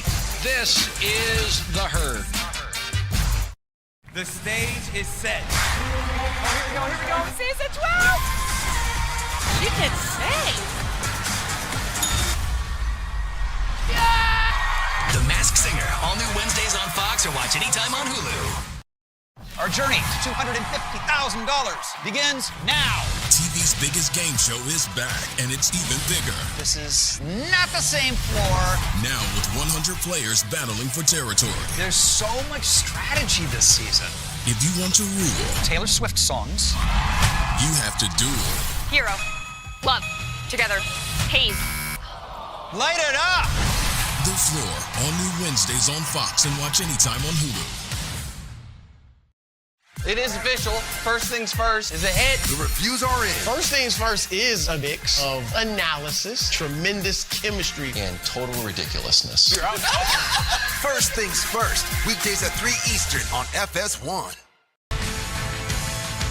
And good morning again. I'm Trace Gallagher. Welcome to another hour of our Fox News special election night coverage. Breaking this morning, the 45th president of the United States, now projected to be the 47th president of the United States, returning to the White House against all odds with opposition in Congress, in the courts, in the media, you name it. But tonight, he took a victory lap. We overcame obstacles that nobody thought possible, and it is now clear that we've achieved the most incredible political thing. Look what happened. Is this crazy? Meantime, Kamala Harris not making an appearance tonight and still not officially accepting defeat. We begin with the senior national correspondent, Kevin Corke. He's live for us in D.C. with a look, or maybe a closer look at some of the numbers. Kevin. Yeah, closer look indeed. And you may be wondering, if you haven't been watching Trace and Brett and Martha all night long, how in the world did we get here? Well, let me walk you through what happened tonight. If you're just joining us, President Trump, future President Trump, already over the 270 mark. You may be asking yourself, how in the world did we end up here already at 277? And there's still states out there. Well, let me show you. I've circled some of these already for you. This is how the night sort of went for the former president and future president. So one by one, all these battleground states, Georgia, North Carolina, Pennsylvania, Wisconsin. I should point this out, Trace. There's still some out there. He's leading in Nevada, Arizona, and Arkansas. You're looking at 20 electoral votes out there, 15 more up here in Michigan. You realize if he wins all of them, and he's leading in all of them, you could be looking at a number that goes well over the 300 and, let's say 315 number. Here, let me see if I can get this here, clear that out for you. You know what? There we go. Let me show you something here in Michigan really quick, my friend. He's leading with 86% already in. Who would have predicted, other than Tyrus, coming into the night, that the former president would possibly win every single state in the famed blue wall? He's just about to do it, as you see right now, 86%. I want to share something else with you, too, here, Trace. Very quickly, I want to show you the Senate races here. I know we're going to talk about this a little bit more at length later on in the broadcast, but let me show you this. 51 already. We've still got others out there, my friend. It could be not just here in Montana, which we talked about earlier. You could be looking at another red pickup here, 60%, too soon to call. John Tester could be going down here. If that happens, You're not looking at 51 here, Trace. You're looking at 52, 53, 54, 55. Add that to the fact that the GOP very likely will control the House. You could be looking at a former and future president back in office with the control of the House and the Senate to do his bidding. He promised to get the economy back on track. He will have all the levers to do just that, or at least it looks that way at this hour, Trace. Yeah, indeed it does. Kevin Cork, live for us in D.C. Kevin, thank you. Let's bring in Steamboat Institute fellow Kaylee McGee-White, USC Law School professor Jody Armour, Fox News contributor Steve Hilton, former House Oversight Committee staff director Julian Epstein, and New York Post reporter Lydia Moynihan. Welcome to all of you. Gianno, to you first. The economy was the top subject, and Donald Trump talked about it tonight. He wants this economy. He needs this thing to get back on the right track. Exactly right. And with a House, a Senate, and a presidency, I think we can actually get something really done, especially with the current Speaker of the House, really pushing this legislation forward to really change things. Now, one of the things I think about is the fact that we have over $1 trillion in credit card debt. We have a 10% default rate. Inflation is eating up wages. People haven't really seen much growth, and it's a problem. Donald Trump says he's going to fix it. I think the question is, how do you lay out those plans for the American people in the coming days of exactly what you're going to do, how you're going to bring this economy back, how you're going to ensure that the American people can live a good life again versus having 3 or 4 jobs to try to make ends meet. Yeah, I mean, we kind of analyzed, we had an hour, Kaylee, to kind of look at the numbers and stuff, and we talked a lot about the gender gap all night long, and all of a sudden it turns out maybe we talked too much about the gender gap. Democrats were really depending on the gender gap to pull Kamala Harris through. And I shared this with you, Trace, back after the first assassination attempt of my own